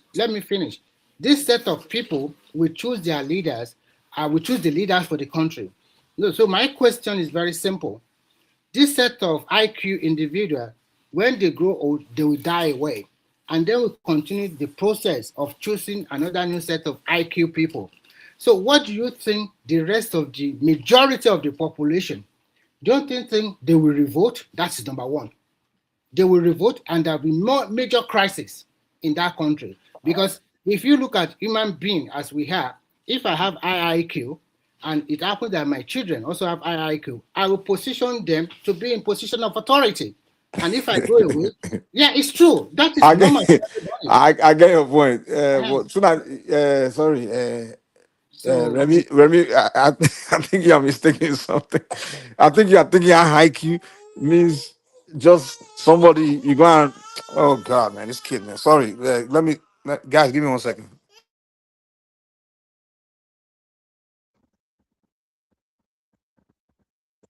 Remy, you see, both of you are almost saying the same thing, but the challenge is that what do you use to measure IQ? Okay. That is another. Sorry. Can you hear me now? Oh, it's gone. Can you guys I'm hearing you, man. Me, I hear. I don't know of the rest people. I can't hear anybody. Mike, me, I'm hearing you. I don't know what's going on, but I don't know. Let me go back out. Remy, not the hear person. I can hear you, Mr. Midwest, but Remy is no longer with us. Okay. So the thing is, I don't know what they want to use to measure IQ. IQ is mentioned in different forms. Your academic level, your reasoning, your talk, your eloquent and everything sometimes, and your way of reasoning. All these things put together, but nobody is perfect.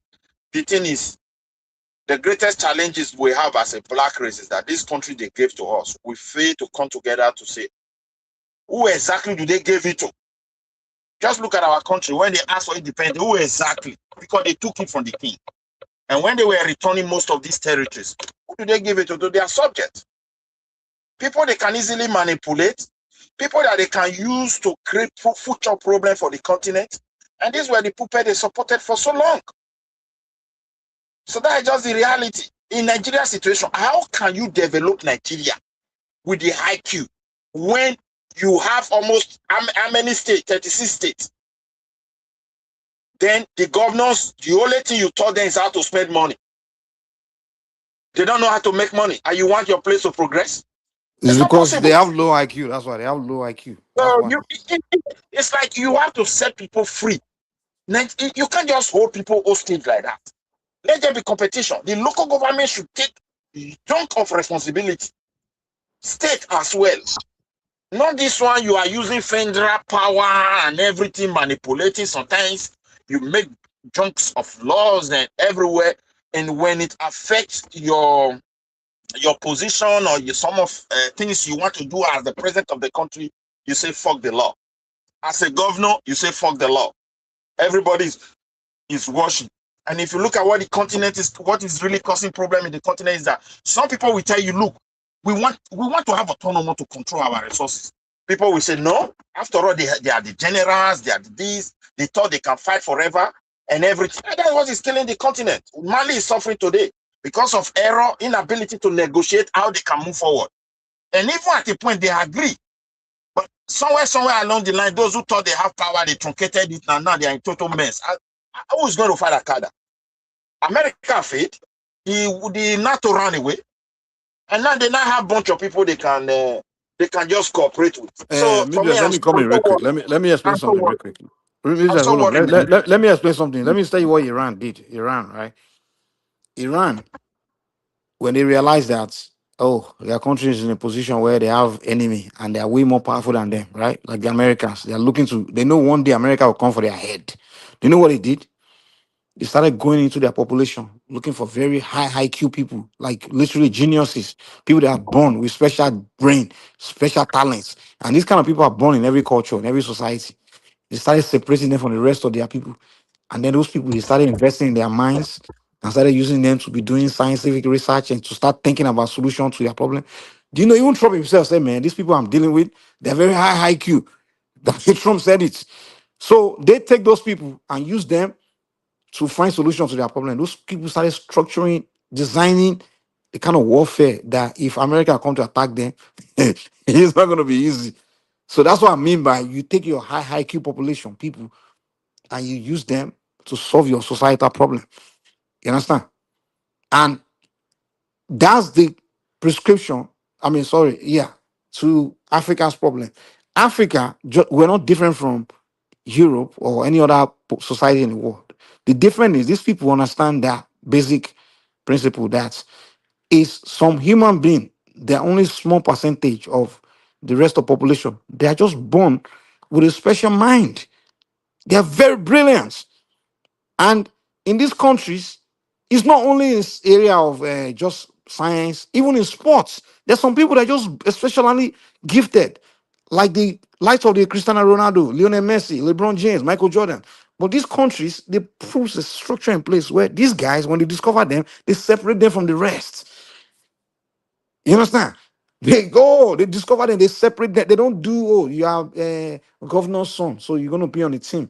Or you are the son of this person, you are the son of the chief. Or you are this, or you just talk your way to become a member of the team. No. Bro, you're not on the level of Michael Jordan.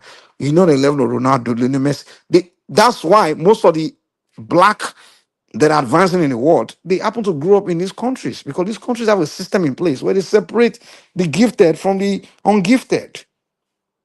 They have a structure, even in school.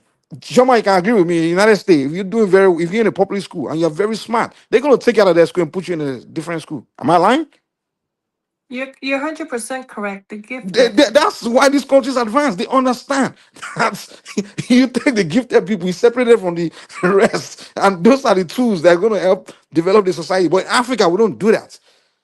Whether in our governance, we don't do that. That's why we are just upside down. Nigerians are known. Chama, you live in the West. You met Nigerians are so freaking advanced. Even in Nigeria, when I go there, I meet some Nigerians so freaking intelligent. And then when I Not look even at that. Most of them, most Nigerians, even in my school, they were like, they were like top 10, top 5%. Thank you. But then when you look at the Nigerian National Assembly, Senate floors, they are just comedians in the government. And I'm like, how did these people get here? That means you don't have a system in place that can separate the filter out. You have to design a system where the best of But Nigerian Mike, Africans are the one that can make it to that position. There's some flaws in your thought process in the sense that Nigerians will still be Nigerians, especially when they're living amongst corruption. Like someone like Wale, dude, I mean, he's articulate, he's intelligent, but I mean, he's low performance. I mean, is he not the one that Tinubu just sacked, right? You know, I will tell you something. If you put even if you put a very high IQ person that has a means to They perform will magic, corrupt the person. and that's what I'm telling you. But that is like they say, it's like you put a angel in the midst of demons, and that angel is good. For him to survive, he can't act like an angel in the midst of demons. You're gonna have to act like demons. It's like you live in America. When you never move to a very dangerous neighborhood with a bunch of goons and thugs, you can't start acting like a decent person because they're gonna turn on you because you're gonna have to pretend like behave like them to survive among them, right? So I'm talking about a system where you can't create a system where it's infested by with bunch of low IQ people that are just backward, and then you bring one high IQ person in the midst and say, okay, do your thing. He's gonna have to adopt with the culture of the you know majority on that environment. So the system has to literally clean out, have a system where you don't, if you're dirty, you can't make it here. In America, they have a system where they do background checks and things like that. You can be, if you are dirty, if you accidentally make it to this kind of place, it's by mistake, it's by you slip through the crack. So where the majority in the governance or in the institutions in the environment are clean people, high IQ people. So when you go there, you know that the culture here is a high IQ culture. So you can't say, oh, no, so when a high IQ person enters, you can't be corrupted. So that's what I'm saying. So a lot of times they bring a high IQ person and throw in the midst of this like you look at it like this lady, for example. I'll be honest with you. She's a high IQ lady. What's her name? That Senator Natasha. Though she's a lady, she's emotional. She acts, yeah, emotion get the best of her. But she's a high IQ woman. She look, but when she start, she go. I mean, I'm sorry. Some people won't like me because they don't like her because she went against. But that lady is a high IQ woman. I'm sorry, but she's gonna have to join the. She will have to join them to I think survive in that environment. Midwest people wanted to contribute something. Oh, I wasn't hearing it. There's something wrong with the system where you don't hear some people. Yeah. Is he talking now? No, he's not talking. Is Remy there? Remy Midwest? You guys can unmute. Yeah, I'm there, but I will come back to you soon. Okay. Remy, are you hearing me? I Yeah, need to respond to let what you Mike said before you continue. left. After a while, I will continue. Remy, Mike, you can you know your response. You said you said if they take if the population are high IQ, they only like 1 million out of 250 million. Do you need up to 1 million people to to make decisions? No, you don't. In fact, Nigeria doesn't even need up to 1,000 people. I'll be honest. So you're making the decision to save the ship. I'm telling you. Now you made another point like, oh, what is this? High IQ people grow old and die of. Who replace? What are you talking about? The high IQ people is not just one group of people. Even it's not like a one. Let me took what I said as if I'm taking some people, put in a position, a perpetual position where they just ruling perpetually and forever. No, that's not. I'm not talking about dictatorship. I'm talking about even a very high IQ person that you take and put in one position. When you discover someone that's even better, now you take him out and put that new person there. That's even higher IQ. You understand? So it's not like you are creating a situation where you're handling the country in the hands of some individuals. That's not what I was saying, Remy. So you misunderstood me. The only point I'm making is make sure everyone that's holding position is very high IQ and very competent. Competent. They got what it takes. They at least you have to set a standard where the minimum qualification for you to even have access to a decision making position. You have this level of IQ test where you know you go through it, a level of some knowledge, and we have to design some curriculum where people know the history past and some things, and you have to go through that class and know all these things, know the basics, know where we are heading, where we are coming from, all those things, for you to even have access to go and be making decisions on behalf of people. These are the things Africans will be talking about, man. Instead of sitting around just doing all this ranting that we do every day, wasting our time, and at the end of the day, we just end up fighting over some stupid shit about, where region, who's from where, these people, that people. It's an embarrassment, man. When I look at the, I don't know, and it's a thing with black people worldwide. Very disorganized race of people. I'm sorry. Okay, I'm back now, Mike. First and foremost, you have been talking about IQ or no IQ days, and you said if they can find an IQ man in Ajegule, first, what are the criteria they are going to use to choose this person is have an IQ from Ajegule? And then, secondly, I mean, and you also mentioned that these IQ people, can you hear me? You said these IQ people are those ones that is going to choose the leaders. Am I right? Say it again. I the one that what? Yes, You that's what he said that, said. yeah, you said these IQ people that you put them together and they are going to be the one that is going to vote for the leaders. Yes, Is yes, that I said right? that. So IQ people, they will vote for leader. What kind of leader is this leadership they are going to vote for? Is it among the people, or they are going to just choose some selected people and then vote for them? How would they go about it? Please, can you clarify that? Okay. First of all, do you know the meaning of haiku? Do you know what haiku Come means? on, Mike. Come on, Mike. Oh, Now, I'm just come trying to on. understand. You know what Do haiku? The you meaning of know the level haiku. of my education? Please, go ahead. Oh, Go ahead. Go ahead. Go ahead. no, just tell me now. You know what IQ means? Why are you asking that question? It's too low, man. It's too low.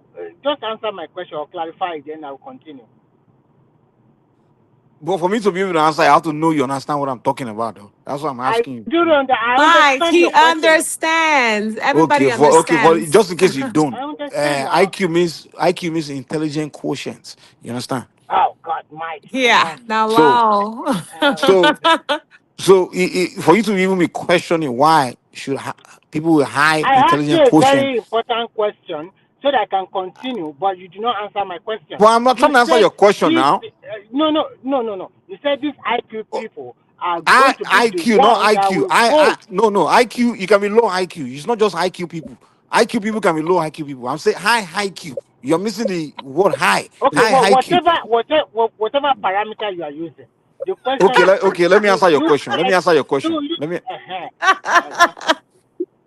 me answer your question. Go ahead. A person with a high intelligent quotient is likely to make a very high, very high intelligent quotient decision. You understand? That's not my question. That's not my question. Hold on My now. question is You simple. hold on. You don't need to give us a story anymore. I've I'm already not giving you understand all story the now. I'm basics trying to. and Mike, parameters. let Remy come in. So, okay, you said those people, high IQ people, will choose or vote for the leaders. So my question for you, or I want you to clarify it, those leaders they are going to vote for, are they also high IQ people or just ordinary member of the society? But Can you Remy, answer the is it question? possible that a high IQ person will vote? I'm Wait. coming. I'm asking you a very good I'm answering question. your question now. Go Is it ahead. Go ahead. possible that a high IQ person will vote for a low IQ person? So, if I can get you right, Yeah, this it's IQ, possible. listen, calm down. Yes, it is You possible. telling me that a very intelligent man will vote for a moron to be his leader? Yeah, So you are Yes, it's telling, possible. it's Mike, possible. you're dealing with human beings. No. It's possible. Think outside the box. Chama. Some The people only are reason not looking I out understand for. it is possible. It is possible. That's only if you don't give a shit. If you're that high IQ person that you really don't give a shit about, you're not there to go vote for the interest. You just maybe For for their people. factors like Exactly. corruption. Hold on, give me a second. Give if me a we, second. Give me a second. Give me a second. Let's say I'm a very high IQ person, and Mexico call me, hey Mike, hey, you're a very smart guy. Come here, please come help us vote for our leader. And then I go there, and then those few candidates, someone else start saying, hey, Mike, take this $1 million, vote for me. I'm a low IQ guy. I'm not from Mexico. I don't give a shit about Mexico. I go for my interest, take my money and walk away, right? Because it's really not, that's not my country. I don't give a shit, you know. But if if I'm employed to do that job, and then those that employ me will be smart enough to know that, hey, the corruption factor can play in, and they will put a measure in place to make sure that's not You understand? Like something like, okay, you don't have any kind of contact with the candidates. You know, there's some things that we put in place, measures that put in place to make sure that, hey, you know, it's not. And by the way, if you take 1,000 IQ people, right, or maybe 20,000, first of all, the candidates, how much money you want to pay all of them? And these are IQ people, of course, you paying them for their position, their job. So it's less likely that you'll be able to bribe all of them or whatever. And also, you know, It's possible. It wasn't that Tinubu that bribed all the judiciary, the judges. Let Remy come in. Remy, go ahead. Okay, so from what you have been saying, I think your idea or your ideology cannot be transformed to reality because there are so many things you do not take into consideration. When you talk about these IIQ people, what are the criteria you are going to use to choose them? That is one. And then two, at the end of the day, you are only selected few people out of millions of people. That is not, whether you call it meritocracy or democracy, that is not going to work. It's going to create another big crisis that the majority of the people that you thought that they are dumb, they don't know anything, they will fight against it. And okay, so you said the criteria. Let me finish. Yeah, I beg I you. don't know. I beg. Another thing I want you to know is this: even if you have these IIQ people at the top of the position, they are going to be the leaders. And if those ones you call dumbhead, they are going to be the followership that they are going to be telling them what to do. At the end of the day, their IQ is extremely low. They will not be able to carry out the ideology or whatever the IIQ man wants them to do. So it's not going to work. So, and we are not talking about a local community where they have less than 5,000 people or 3,000 people. We are talking about a huge population of more than 200 million people. Okay. So I don't see how this kind of what you are facing. Okay, I get your point. I get your point. I get your point. I get your point. Your first question is, what are the criteria used to select the IQ people? You do IQ test. That's the criteria. IQ test. So IQ test, of course, you know, that's how you discover. The same way, if you want to get into Ivy League school, I already answer your question. The criteria is IQ test. No, How about that? Is that not the the correct answer? The answer you gave is incorrect, and I will tell you why it's incorrect. Okay, tell me. Because when you are looking for IIQ people, you do not just choose them once like that. You would have breed them, maybe from when they were young. You have breed them, put them in a selected school. What the hell are you talking about? I say, what's the criteria used to select them? I say IQ test. What's wrong with my answer? The reason why I said it's wrong is because if you are using that one to choose an IQ personality, I think and somebody is going to conduct what do you call it? An IQ test? IQ test? Remy, what are you talking about? No, let me go to the second part. Let me finish. Mike, hold on. I know what I'm saying. Because you are looking for the best, and those that are going to conduct IQ tests for them, maybe it has a format, but what I'm trying to tell you is that the result you are going to get at the end of the day is not what you really want. Because it's like everybody can just go and write or read the questions or prepare themselves for this IQ. No, what am I talking about? Look at you. Look. I get your point. Let me tell you. Let me give you this example. And I'll keep quiet. Remy, you don't need to give me an example. I already got your point. Just let me finish answering your question. You will not let me Let me ask you two questions now. Let me answer your second question. Mike, just let him finish. He was on the process of finishing. And then you just want to lodge your idea over everybody. For example, if you're a graduate in Nigeria and you want to work in a bank or you want to work elsewhere, there is this IQ question. I forgot the name of this examination. IQ question, IQ test. IQ test that we always do. Sometimes no, that's not IQ test. Forget what Nigerians are doing. Come on. It's a form of okay. Yeah, experience test is what they are doing. They are testing your resume. I'm giving an example. If I can sit down very well and prepare myself, I might not be an IQ person. No, you can't prepare yourself for IQ test. Trust me. No, you can't. Oh, no. Remy, you can't prepare yourself for IQ test. He's talking about in a country where there's expo. You're not listening. You're only listening to respond, Mike. Choma, you can't prepare yourself for IQ test. Trust me. I can test your IQ. Trust me. Yeah, and trust me, it's not something. It's not like. That's what I'm saying. You're listening to respond. You're not listening to where he was going. I listen to what he's saying. I know. He's not listening. He's not listening. But anyway, let me answer your second. Let's just leave that. Okay, but Mike, you win. Let me go to the second Midwest wanted to contribute something too. Yeah, you see what Mike is saying, not that is actually very wrong, but the problem is also what Remain is highlighting. What criteria do you use to measure the IQ? And I think the best IQ so far is ability to identify the cause of a problem. Even if you say, because all IQs are not towards the same direction. Even today, if you are good as a in the military, in the defense, that does not mean you can do the work of the medicals or maybe the healthcare or whatever I may call them. You can't. So you're going to look for high IQ in that sector. Now, when it comes to engineering, the same thing. When it comes to area of professionalism, is this across every sector. That's what you will do. But when it comes to a country that was never created by the people, it was taken from kings, individuals that own their territory. And when they asked for independence, the same people who killed their king, deport the ones they want to look for, they gave every country to puppets. Change the identity of the people, they disorganize them, destabilize them. And instead of the people to come together and say, look, what are we really doing? Since independent, we can't even manage primary schools. But we bypass those that have money, they can go and put their children in the private school and they are proud of it. Those that have money can send their children abroad and they can be proud of it. Yeah, my son is going to graduate in the United States this year.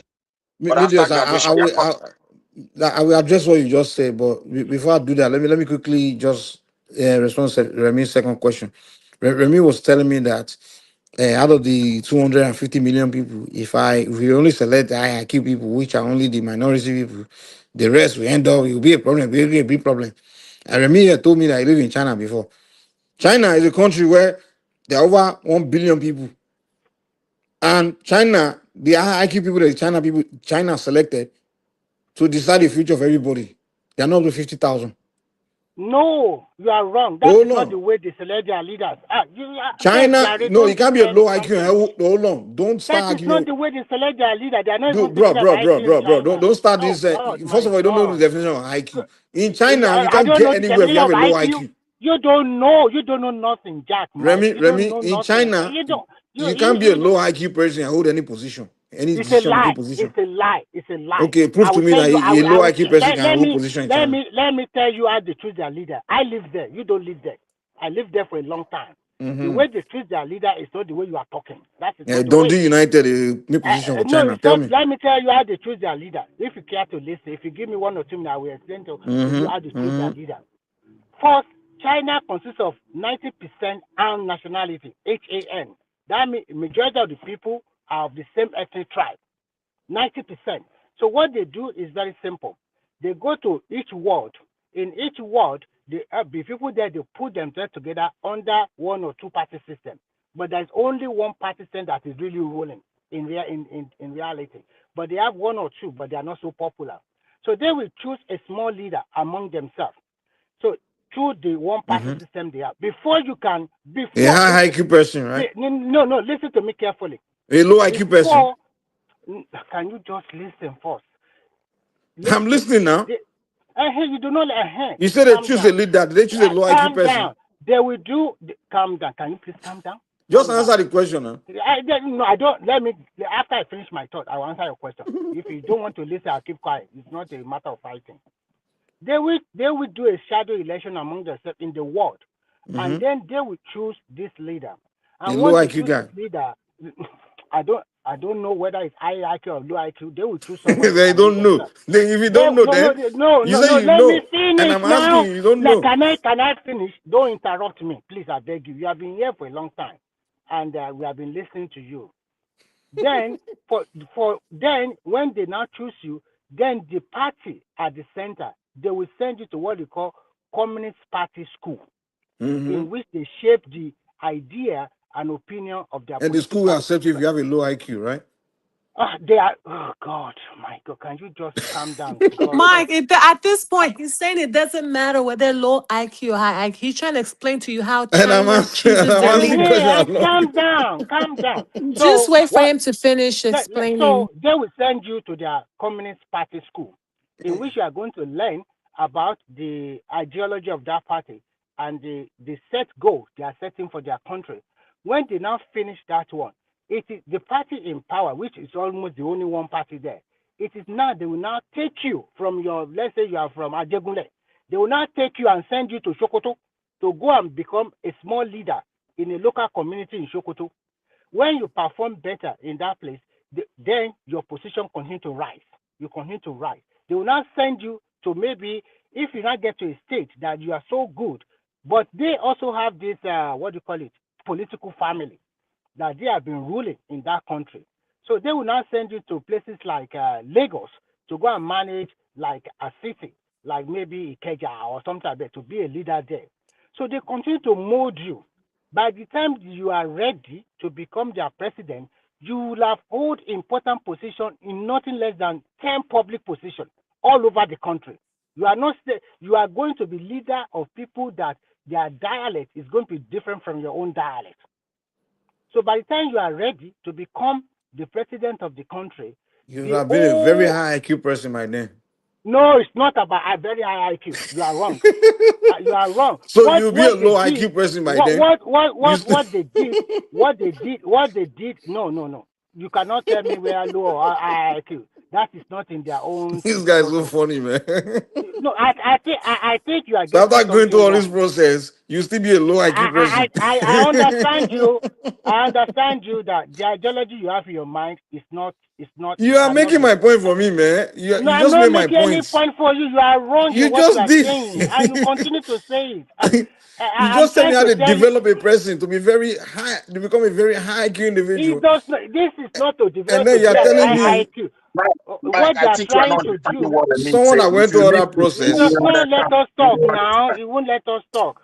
What I'm trying to tell you, what I'm trying to tell you is that before you can become a leader as a state governor, you would have crossed all around the country from one leader to another leader. And if you are not good, they will drop you. If you are not performing, if you're not high IQ, they will drop you. Exactly. Relax yourself. That party is so powerful because it's an authoritarian society. It's not the democracy or meritocracy you are talking about. Remy, listen. I mentioned to you that they also use relationship a lot.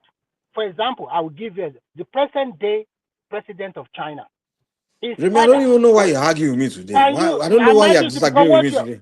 I'm not arguing with you, and I don't agree. You shouldn't disagree with me at all today. I do not agree with you because I think what you are talking is rubbish. Okay, which part of what I say is rubbish? That high IQ person should rule the society. First and foremost, the way you are talking about high IQ or blah blah blah like that. High IQ people should be the one ruling, leading. Irrelevant. It's irrelevant. Remy, do you want a low IQ person to lead you?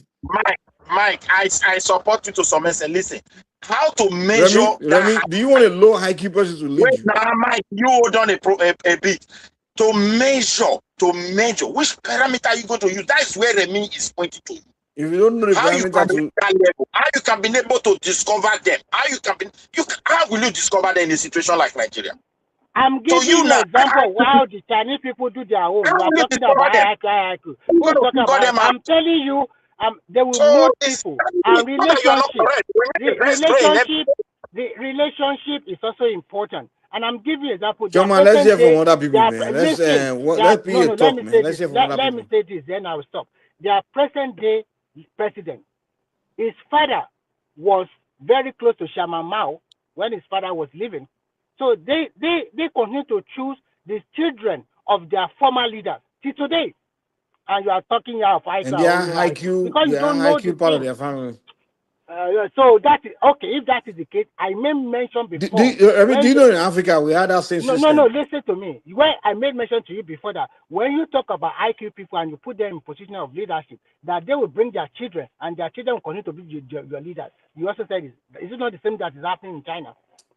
So I look at Nigeria. So you can't. I don't believe in no IQ or no IQ. Remy, the thing is, you just. You know what? I believe in giving people responsibility. Remy is afraid that maybe I want to support one person that have high IQ than Tinubu. That's why. No. I think let's have a PA. Let PA talk, man. Who's PA self? What you are saying is just like a dream. It's nothing that is. Oh, Jude, is this Jude? I'm over here for Jude, my guy, man. Jude, Alpha. Mike, now Jude be this, man. Waiting the Alpha. I just chill, relax. This Remy guy. Jude, I beg. Every cook this guy, I beg, man. How far? See, Remy, let me say something. What you just explained is what they call grooming. And grooming is a form to fish out, IQs. Because if that guy had a lower IQ, when grooming, if he is not good enough, they will let him go. You know what I mean? So that's part of grooming. Let me let you talk now. Let you talk. I think both of you are the wrong. guy's been quiet all this while. Let me finish, right? And also, before you finish, come on. No, listen. Hold on. Let Remy finish his statement, please. Yeah, let me finish. Before you already finished now. But Jude was not talking, Choma. What's wrong with you? Let me say something, Mike. Be quiet, for God's sake. Be quiet, Mike. Before Jude talk, you do not understand what Mike was talking before. The way he presented his own IQ. No, I've been online listening. Can you be quiet? Remy, I've known Jude for years. Yeah, I know you have been there for years. What I'm trying to say, what Mike is trying to tell us is that they should fish out IQ people if they can find them in Ajegunle. And those people are those ones that is going to vote for your leaders. And I'm trying to tell him that is not the way. What are the criteria he's using is incorrect. It cannot come to reality. So that's what I'm trying to tell you. And I'm giving you an example of how China mold their leaders. And I'm also telling you that molding their leader is not only about whether they have IQ or no IQ. Relationship also matters. And I give you an example of their present leader, even their previous leader. They were children of their former leaders.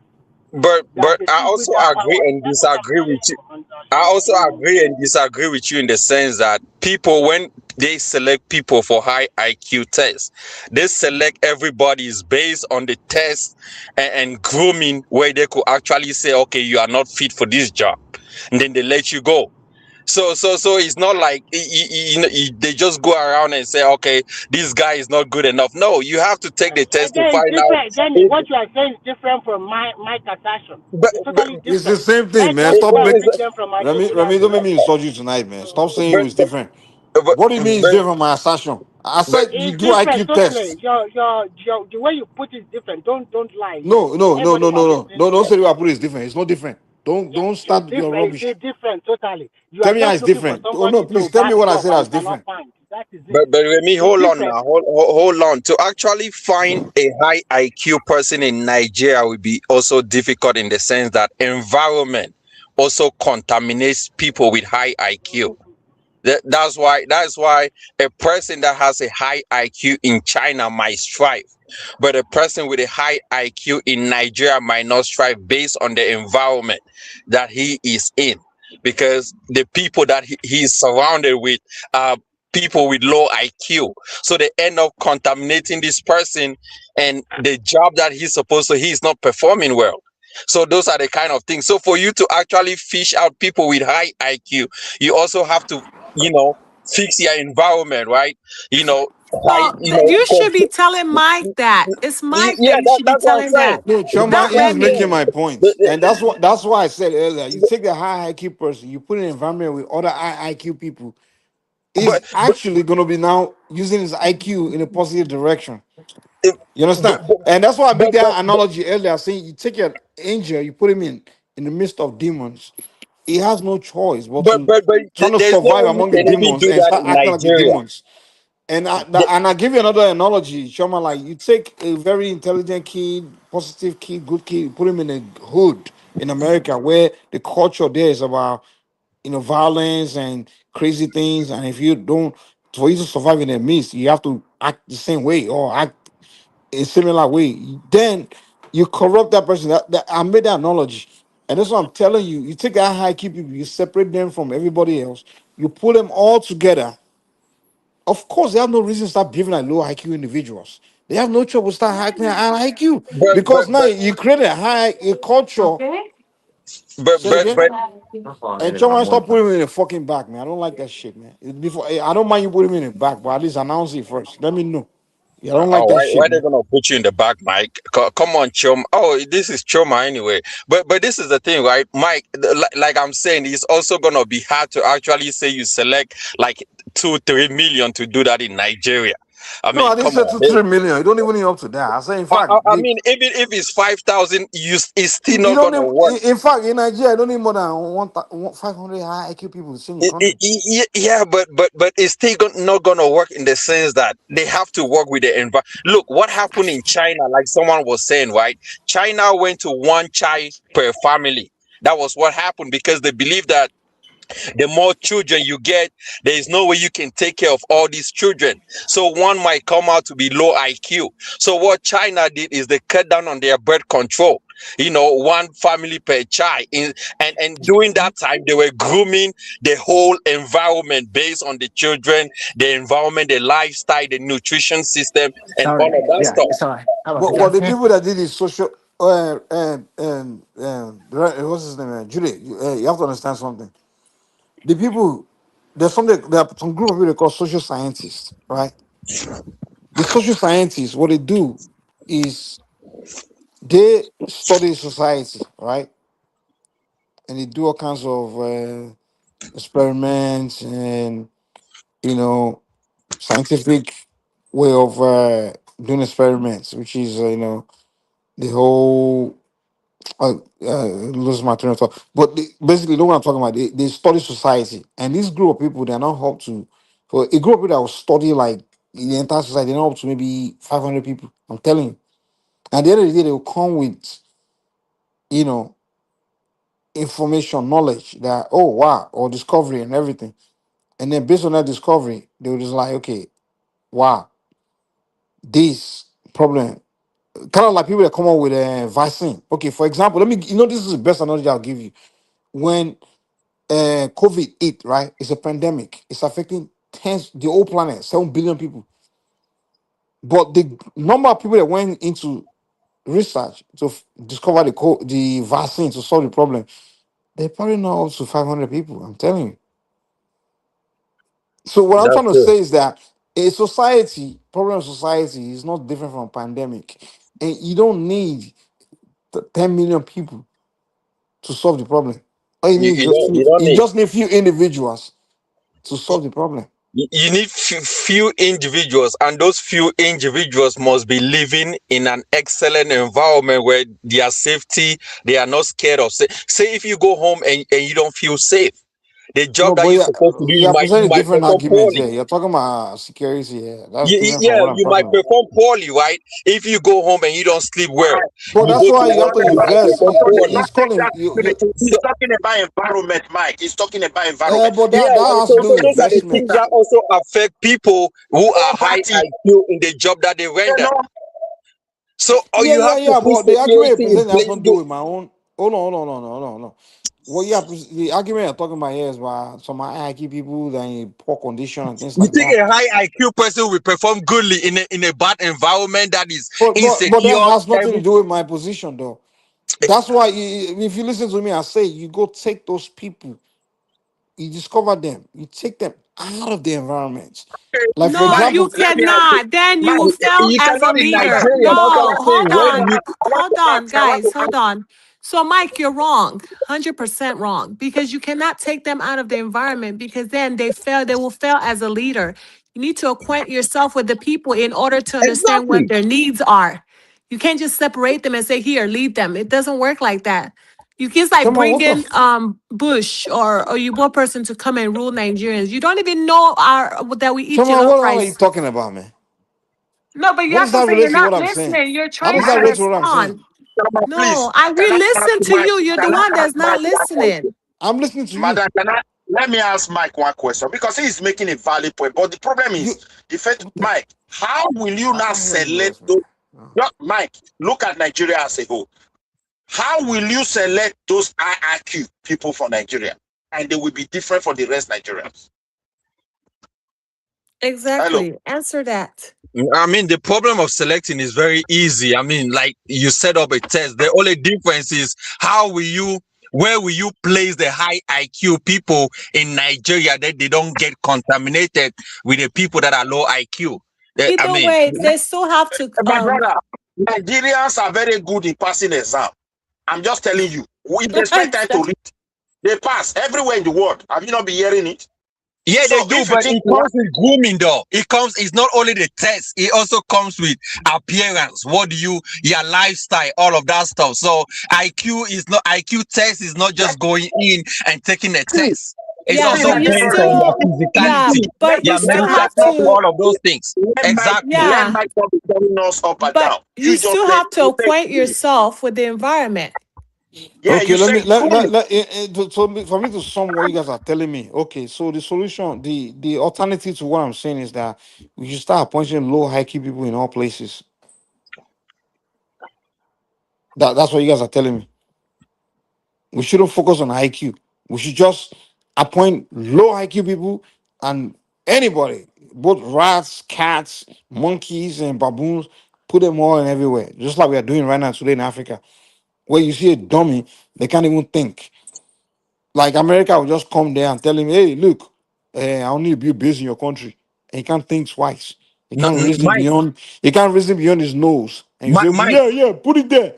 Mike, do you know that most of the people governing us in the US are low IQ, but it's because of the environment that they can perform. The system in The place system, is making them to perform. exactly. Don't you know that? No. You hold on. No. There's What no you one. mean? No. Hold on, Come on, man. Jude. There's no one single individual in American leadership position that you can convince me that they're more intelligent than him or her. Really? Yes. What the only argument you can present is that there are levels, there are standard, there are levels. Now, there's a standard. You can tell me that, this guy IQ is not as high as this next guy. We can present that argument, but you can't come in and tell me that somebody with a very low IQ is anywhere near a leadership position in the United States. Come on, Or Mike. Russia or China. Come on, Mike. This guy, you must be kidding, Mike. Okay, give me a name. Give me a name. Your president IQ is also low. You have an high IQ Your than Donald president Trump? IQ is low, okay? Who? The current president IQ is also low. Remy, you are more intelligent than Trump? Are you more intelligent? Yes, I can say I'm more intelligent than Trump. No, and you are. I can say that because it's an opinion. You ask me a question. Would I say I'm more intelligent than you? Remy, I can just give go you and sleep, man. I'm more intelligent than you. You are.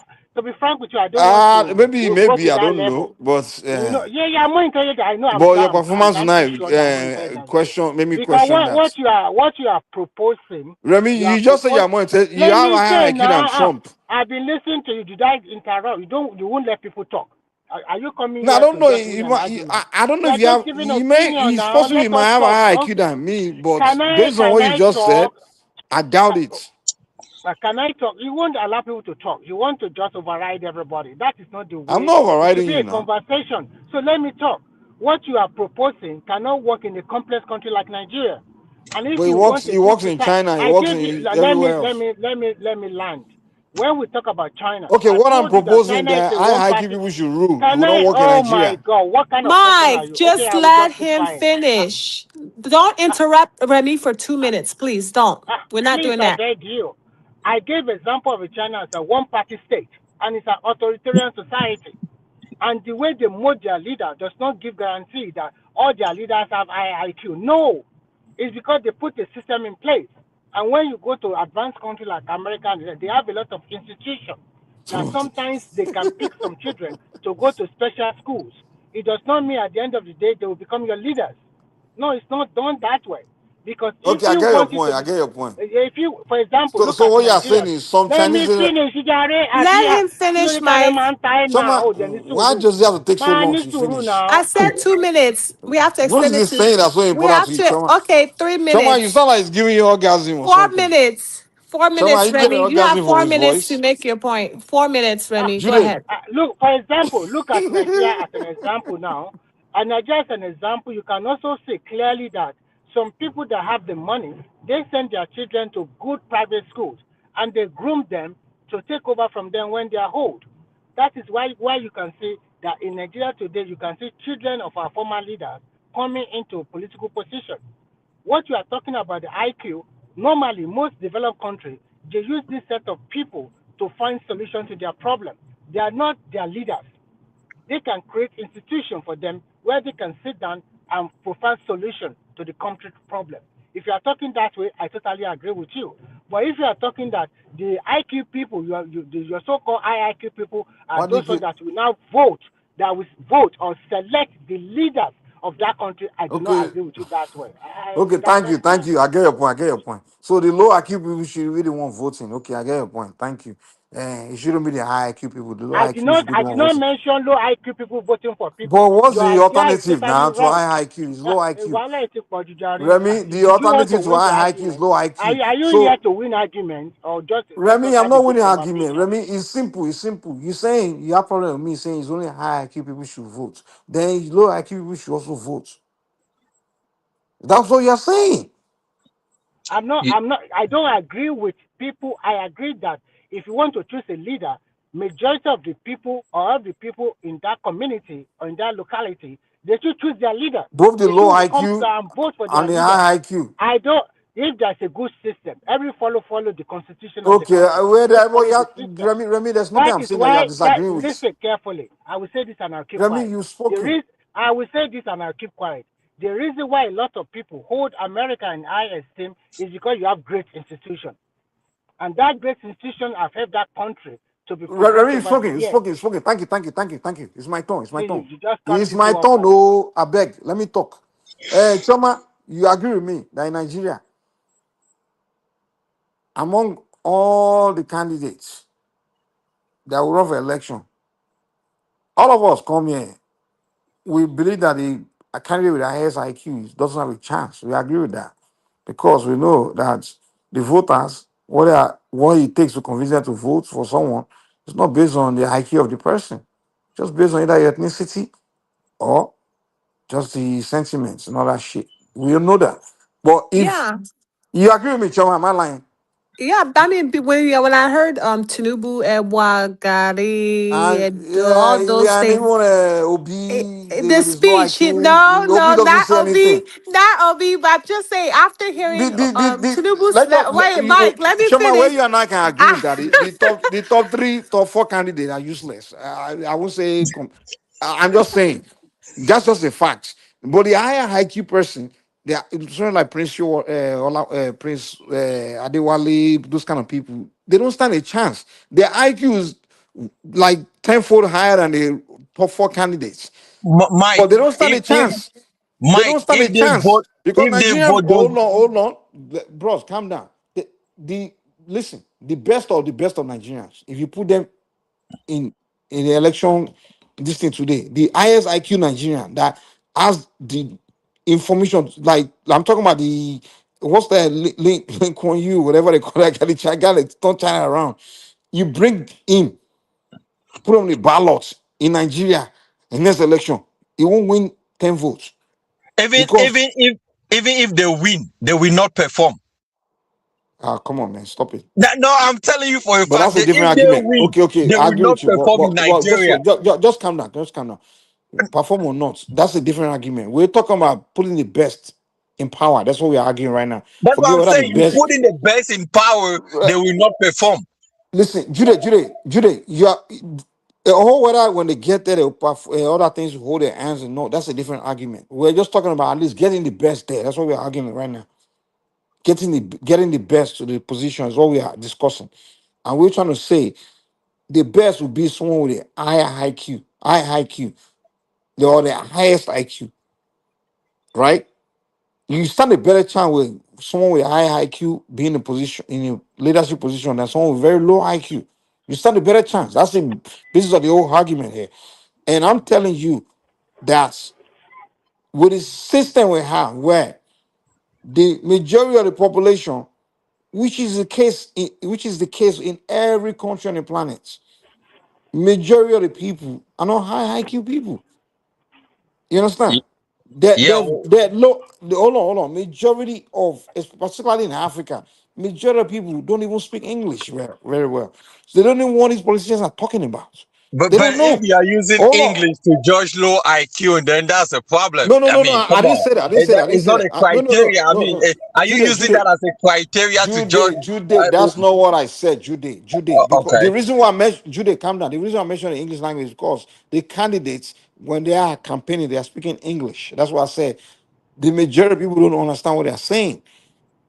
Even the high IQ people, right? They don't speak English, don't even know what the candidate is talking about. Man, you beating around the bush, man. I'm not beating, But I'm just trying to tell you, hold on, calm down. What I'm trying to say is that when I said they don't speak English, I'm not saying because English is special or it means they're high IQ. What I'm saying is you have a society where people are voting not based on the best candidates. They are voting based on just other reasons. But it's now, always like that in every country. thank you. But in a place like China, China solved that problem because what they did is that they take some people, separate people, like you, look, your IQ make you think to this degree that someone that should be a leader, someone that No, should no, be no. What is happening in Japan Jude, and let China me land, is, let me land, let me land. Let me land. come They on, didn't man. solve their problem You that can agree with way. me. You can agree with me that Choma also. So let me say this. Then maybe I'll leave you guys to cut me off. Choma, you can agree with me that in Nigeria, on election day, politicians send some people to go on a line where people are lined up to vote, and they are sharing 500 naira, which is less than 20 cents or maybe 50 cents to people to pick who they will vote for on the ballots, right? And they all take that 500 and they go to the ballot and vote for whoever they are paid to vote for. 500 naira, right? And who they are voting for is probably a monkey that has nothing in his head, right? Now, a high IQ person, if he's on that line, if you give him a 500 naira, he's going to think because his IQ is so high that, okay, I can take the 500 naira. But when I get there, of course, you're not going to be there with me when I'm picking. I will take your money, but I will still vote for somebody else. You understand? That's the difference between a high IQ person and a low IQ person. And that's the point I'm making, that it will make more sense. I think It will make more one sense to thing let the high IQ person be the only people voting, because at least there's a high chance that I they will think they will like vote better. You're Actually, when digressing. we talk about election, every country have a way of bribing electorate. It might not be in cash, it can Dude, be stop in shifting kind. my argument, man. Let's Forget it. finish. You tell me We to are another always country alive and to then talk. You But don't allow Mike, people you're to the one talk that now. shifted it to And you're the one bribery. that shifted to that one now. I believe. I didn't It, shift it, it's anything. not, it's not, You I've shifted been it to consistent. collective money I've during been precise with election. my argument that you high IQ mention it versus low now. IQ. Yeah, then let us say our own. Now you say, oh, we will not cut you off. But when we are talking, we like to cut people off. It's unfair. In any election, people can bribe you by maybe in cash or in kind, or they can bribe you before the actual election day, one way or the other. And when we go back to the IIT you have been talking about for a long time, if my memory serves me right, all those developed countries, most of these IQ people, you find them in institutions of higher learning or maybe some academic institution where they prefer solution to each country population of each country. That is fair. But if you are trying to say we are only going to be considering IQ people that they will choose the leader or they will vote the leader, it's not done. And I'm trying to let you know that in a society like China, it's an authoritarian society in which they have only one party system. The leader say this, everybody follow. You cannot say bam. If you want to say bam, they kill you or Yeah, they because his go IQ and is put very you high. in That's prison. why. No, it's not like that. You It's can't because they say have like a it's high. system. They have a Yeah, to It's make because sure system. the they have a system. The highest system IQ is guys one in they charge. follow their own system. That's what I'm trying to tell you. And I'm And trying to I also agree with you that our system is to make sure so the why are you high IQ continue to person is say the one in IQ, IQ? charge. It's not about high IQ person. If It it's is a about oh that. my Shoma, No, it's not Mike, like it's that. not. You Oh my know why? A high Shoma, can IQ person is capable of corruption. can a low IQ man become a president of China? Yes, it's You're smoking possible. crack. Get the fuck Yes, out of here. it's possible if you're not into corruption. The bone of contention is having the best interest of your people. Shoma. Even if you're low Now IQ, I think you're it just trolling depends me on how tonight. you. It depends Shoma, you're on trolling me. what A you. low IQ man cannot become president of China, Yes, they United States, or can. Russia. If You're you have the best interest of your people, you know your Shoma, people, and you're doing right by them. Yes, You you're won't even go near qualifying IQ Choma, shut the hell up, man. Just shut the hell up and by listen to me. academics. It doesn't work that way. The company you work for, a low IQ guy cannot even make it anywhere near the top there in the United States. I know you live in America. The company you work for, a low IQ guy cannot even make it anywhere near the top position. That is why you're always wrong. Shoma, Mike, you're wrong. You're not getting it. It's all about your you know what a low IQ integrity person is? and your work ethics. Shoma, your argument is flawed in so many ways, but you don't want to see it. That's the problem. You're not proving it to me. That's the problem. I don't have to prove it to you. Okay, because then you're dumb as hell, man. You're dumb too, and I'm gonna remove you from stage for being rude to a moderator. Yeah, man, I'm a moderator too. You can't remove me. Remove from stage. Okay, calm down, guys. Don't remove one another. Just why? Mike has lost his mind. Okay, calm down. Come on. The way I see it is very simple. Go ahead. There are so many people that today they are billionaires and they not pick good heads to be in various leaders in various organizational charts. And those people will now formulate